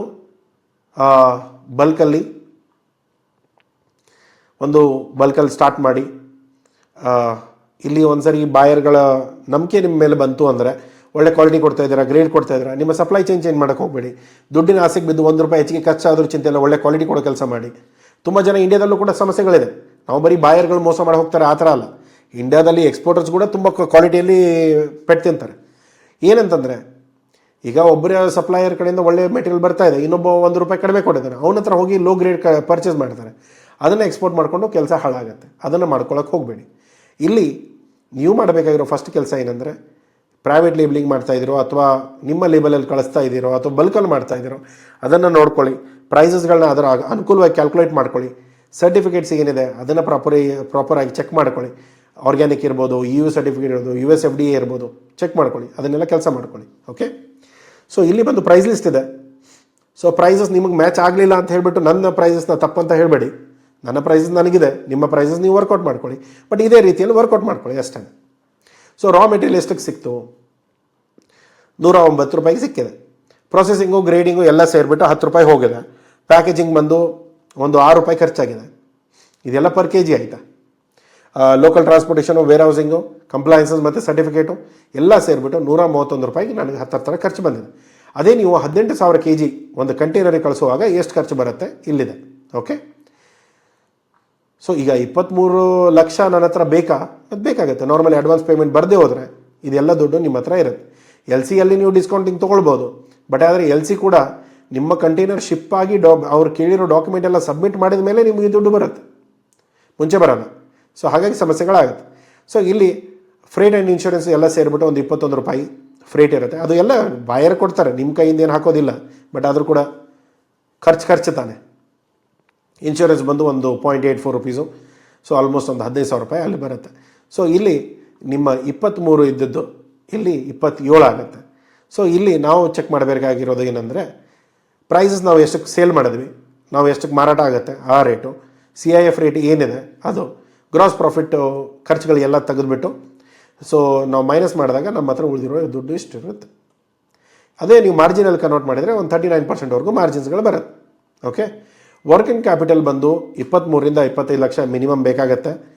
ರೆವಿನ್ಯೂ ಬಂದು ಒಂದು 45 ಲಕ್ಷ, ಪ್ರಾಫಿಟ್ ಅಲ್ಲ, ಕಂಟೈನರ್ ರೆವಿನ್ಯೂ. ನೆಟ್ ಪ್ರಾಫಿಟ್ ಬಂದು 17ರಿಂದ 18 ಲಕ್ಷ. ಒಂದು ವೇಳೆ ನೀವು $3 per kg ಮಾರಿದರೆ ಪ್ರಾಫಿಟ್ ಮಾರ್ಜಿನ್ ಬಂದು 38%ವರೆಗೂ ಸಿಗುತ್ತೆ. ಸೊ ಇಷ್ಟೆಲ್ಲ ನೀವು ಕ್ಯಾಲ್ಕುಲೇಟ್ ಮಾಡಿ ನಿಮ್ಮ ಟರ್ಮರಿಕ್ ಪೌಡರ್ಗಳನ್ನ ಬಿಸ್ನೆಸ್ಗಳನ್ನ ಸೆಲೆಕ್ಟ್ ಮಾಡ್ಕೋಬೋದು. ಸೊ ಇಷ್ಟು ಮ್ಯಾಪ್ಗಳಲ್ಲಿ ತುಂಬ ಡೌಟ್ಸ್ಗಳಿರುತ್ತೆ, ತುಂಬ ಕನ್ಫ್ಯೂಷನ್ ಇರುತ್ತೆ. ಅದು ಏನೇ ಇದ್ದರೂ ಕೂಡ ಕಮೆಂಟ್ ಬಾಕ್ಸಲ್ಲಿ ಹಾಕಿ, ನಾನು ಉತ್ತರ ಕೊಡ್ತೇನೆ. ಇಲ್ಲದೆ ಹೋದರೆ ಕನ್ಸಲ್ಟೇಷನ್ ಬುಕ್ ಮಾಡ್ಬೋದು. ಈ ಡಾಕ್ಯುಮೆಂಟ್ ನಾನು ಏನಿಲ್ಲಿ ಯೂಸ್ ಮಾಡಿದ್ದೇನೆ ಅದನ್ನೇನಾದರೂ ನಿಮಗೆ ಪರ್ಚೇಸ್ ಮಾಡೋದಾದರೆ, ನಾನು ರೆಫರ್ ಮಾಡಿರೋ ಡಾಕ್ಯುಮೆಂಟ್ ನಿಮಗೆ ಪರ್ಚೇಸ್ ಮಾಡೋದಾದರೆ ಇಲ್ಲಿ rohitdesai.in ಹೋಗಿ ಇಲ್ಲಿ ಡಿಜಿಟಲ್ ಪ್ರಾಡಕ್ಟ್ಸ್ ಮೇಲೆ ಕ್ಲಿಕ್ ಮಾಡಿ. ಇಲ್ಲಿ ನಿಮಗೆ ಟರ್ಮರಿಕ್ ನಾರ್ಮಲಿ ಎಲ್ಲ ವೀಡಿಯೋಸ್ಗಳಲ್ಲಿ ಏನು ಡಾಕ್ಯುಮೆಂಟ್ ಯೂಸ್ ಮಾಡಿರುತ್ತೆ ಅದನ್ನೆಲ್ಲ ಇಲ್ಲಿ ಅಪ್ಲೋಡ್ ಮಾಡಿರ್ತೇವೆ. ಬೇಕೆಂದರೆ ಹೋಗ್ಬಿಟ್ಟು ಪರ್ಚೇಸ್ ಮಾಡ್ಕೊಳ್ಳಿ. ಇಲ್ಲಿ ಬೈ ನಾವು ಮೇಲೆ ಕ್ಲಿಕ್ ಮಾಡಿ, ಅಕೌಂಟ್ ಲಾಗಿನ್ ಆಗಿಲ್ಲ ಅಂದರೆ ಲಾಗಿನ್ ಮಾಡ್ಕೊಳ್ಳಿ. ಪ್ರೊಸೆಸ್ ಮಾಡಿಕೊಂಡು ಈ ದುಡ್ಡು ಕೊಟ್ಟು ನೀವು ಅದನ್ನು ಡಾಕ್ಯುಮೆಂಟ್ನ ಪರ್ಚೇಸ್ ಮಾಡ್ಕೋಬೋದು. ಓಕೆನಾ? ಸಿಗೋಣ ಮುಂದಿನ ವೀಡಿಯೋದಲ್ಲಿ. ನಿಮ್ಗೆ ಏನಾದ್ರು ಡೌಟ್ಸ್ ಇದ್ದರೆ ಕಮೆಂಟ್ ಬಾಕ್ಸಲ್ಲಿ ಹಾಕಿ, ಸಬ್ಸ್ಕ್ರೈಬ್ ಮಾಡೋದು ಮರಿಬೇಡಿ. ಇದೇ ಥರ ನಾಲೆಜಬಲ್ ವೀಡಿಯೋಸ್, ಬಿಸ್ನೆಸ್ ಸ್ಟ್ರಾಟಜೀಸ್ ಬಗ್ಗೆ ಡಿಸ್ಕಸ್ ಮಾಡೋಣ. ನಿಮ್ಗೆ ಏನಾದರೂ ಡೌಟ್ ಇದ್ದರೆ ಅಥವಾ ನಿಮಗೆ ಬೇರೆ ಯಾವುದೋ ಪ್ರಾಡಕ್ಟ್ ಬಗ್ಗೆ ವಿಡಿಯೋ ಬೇಕಾಗಿದ್ದರೆ ಅದನ್ನು ಕೂಡ ಕಮೆಂಟ್ ಬಾಕ್ಸಲ್ಲಿ ಹಾಕಿ, ನಾನು ಅದರ ಮೇಲೂ ಕೂಡ ವಿಡಿಯೋ ಮಾಡ್ತೇನೆ. ಸಿಗೋಣ ಮುಂದಿನ ವೀಡಿಯೋದಲ್ಲಿ. ಟಿಲ್ ದೆನ್ ಟೇಕ್ ಕೇರ್, ಬಾಯ್.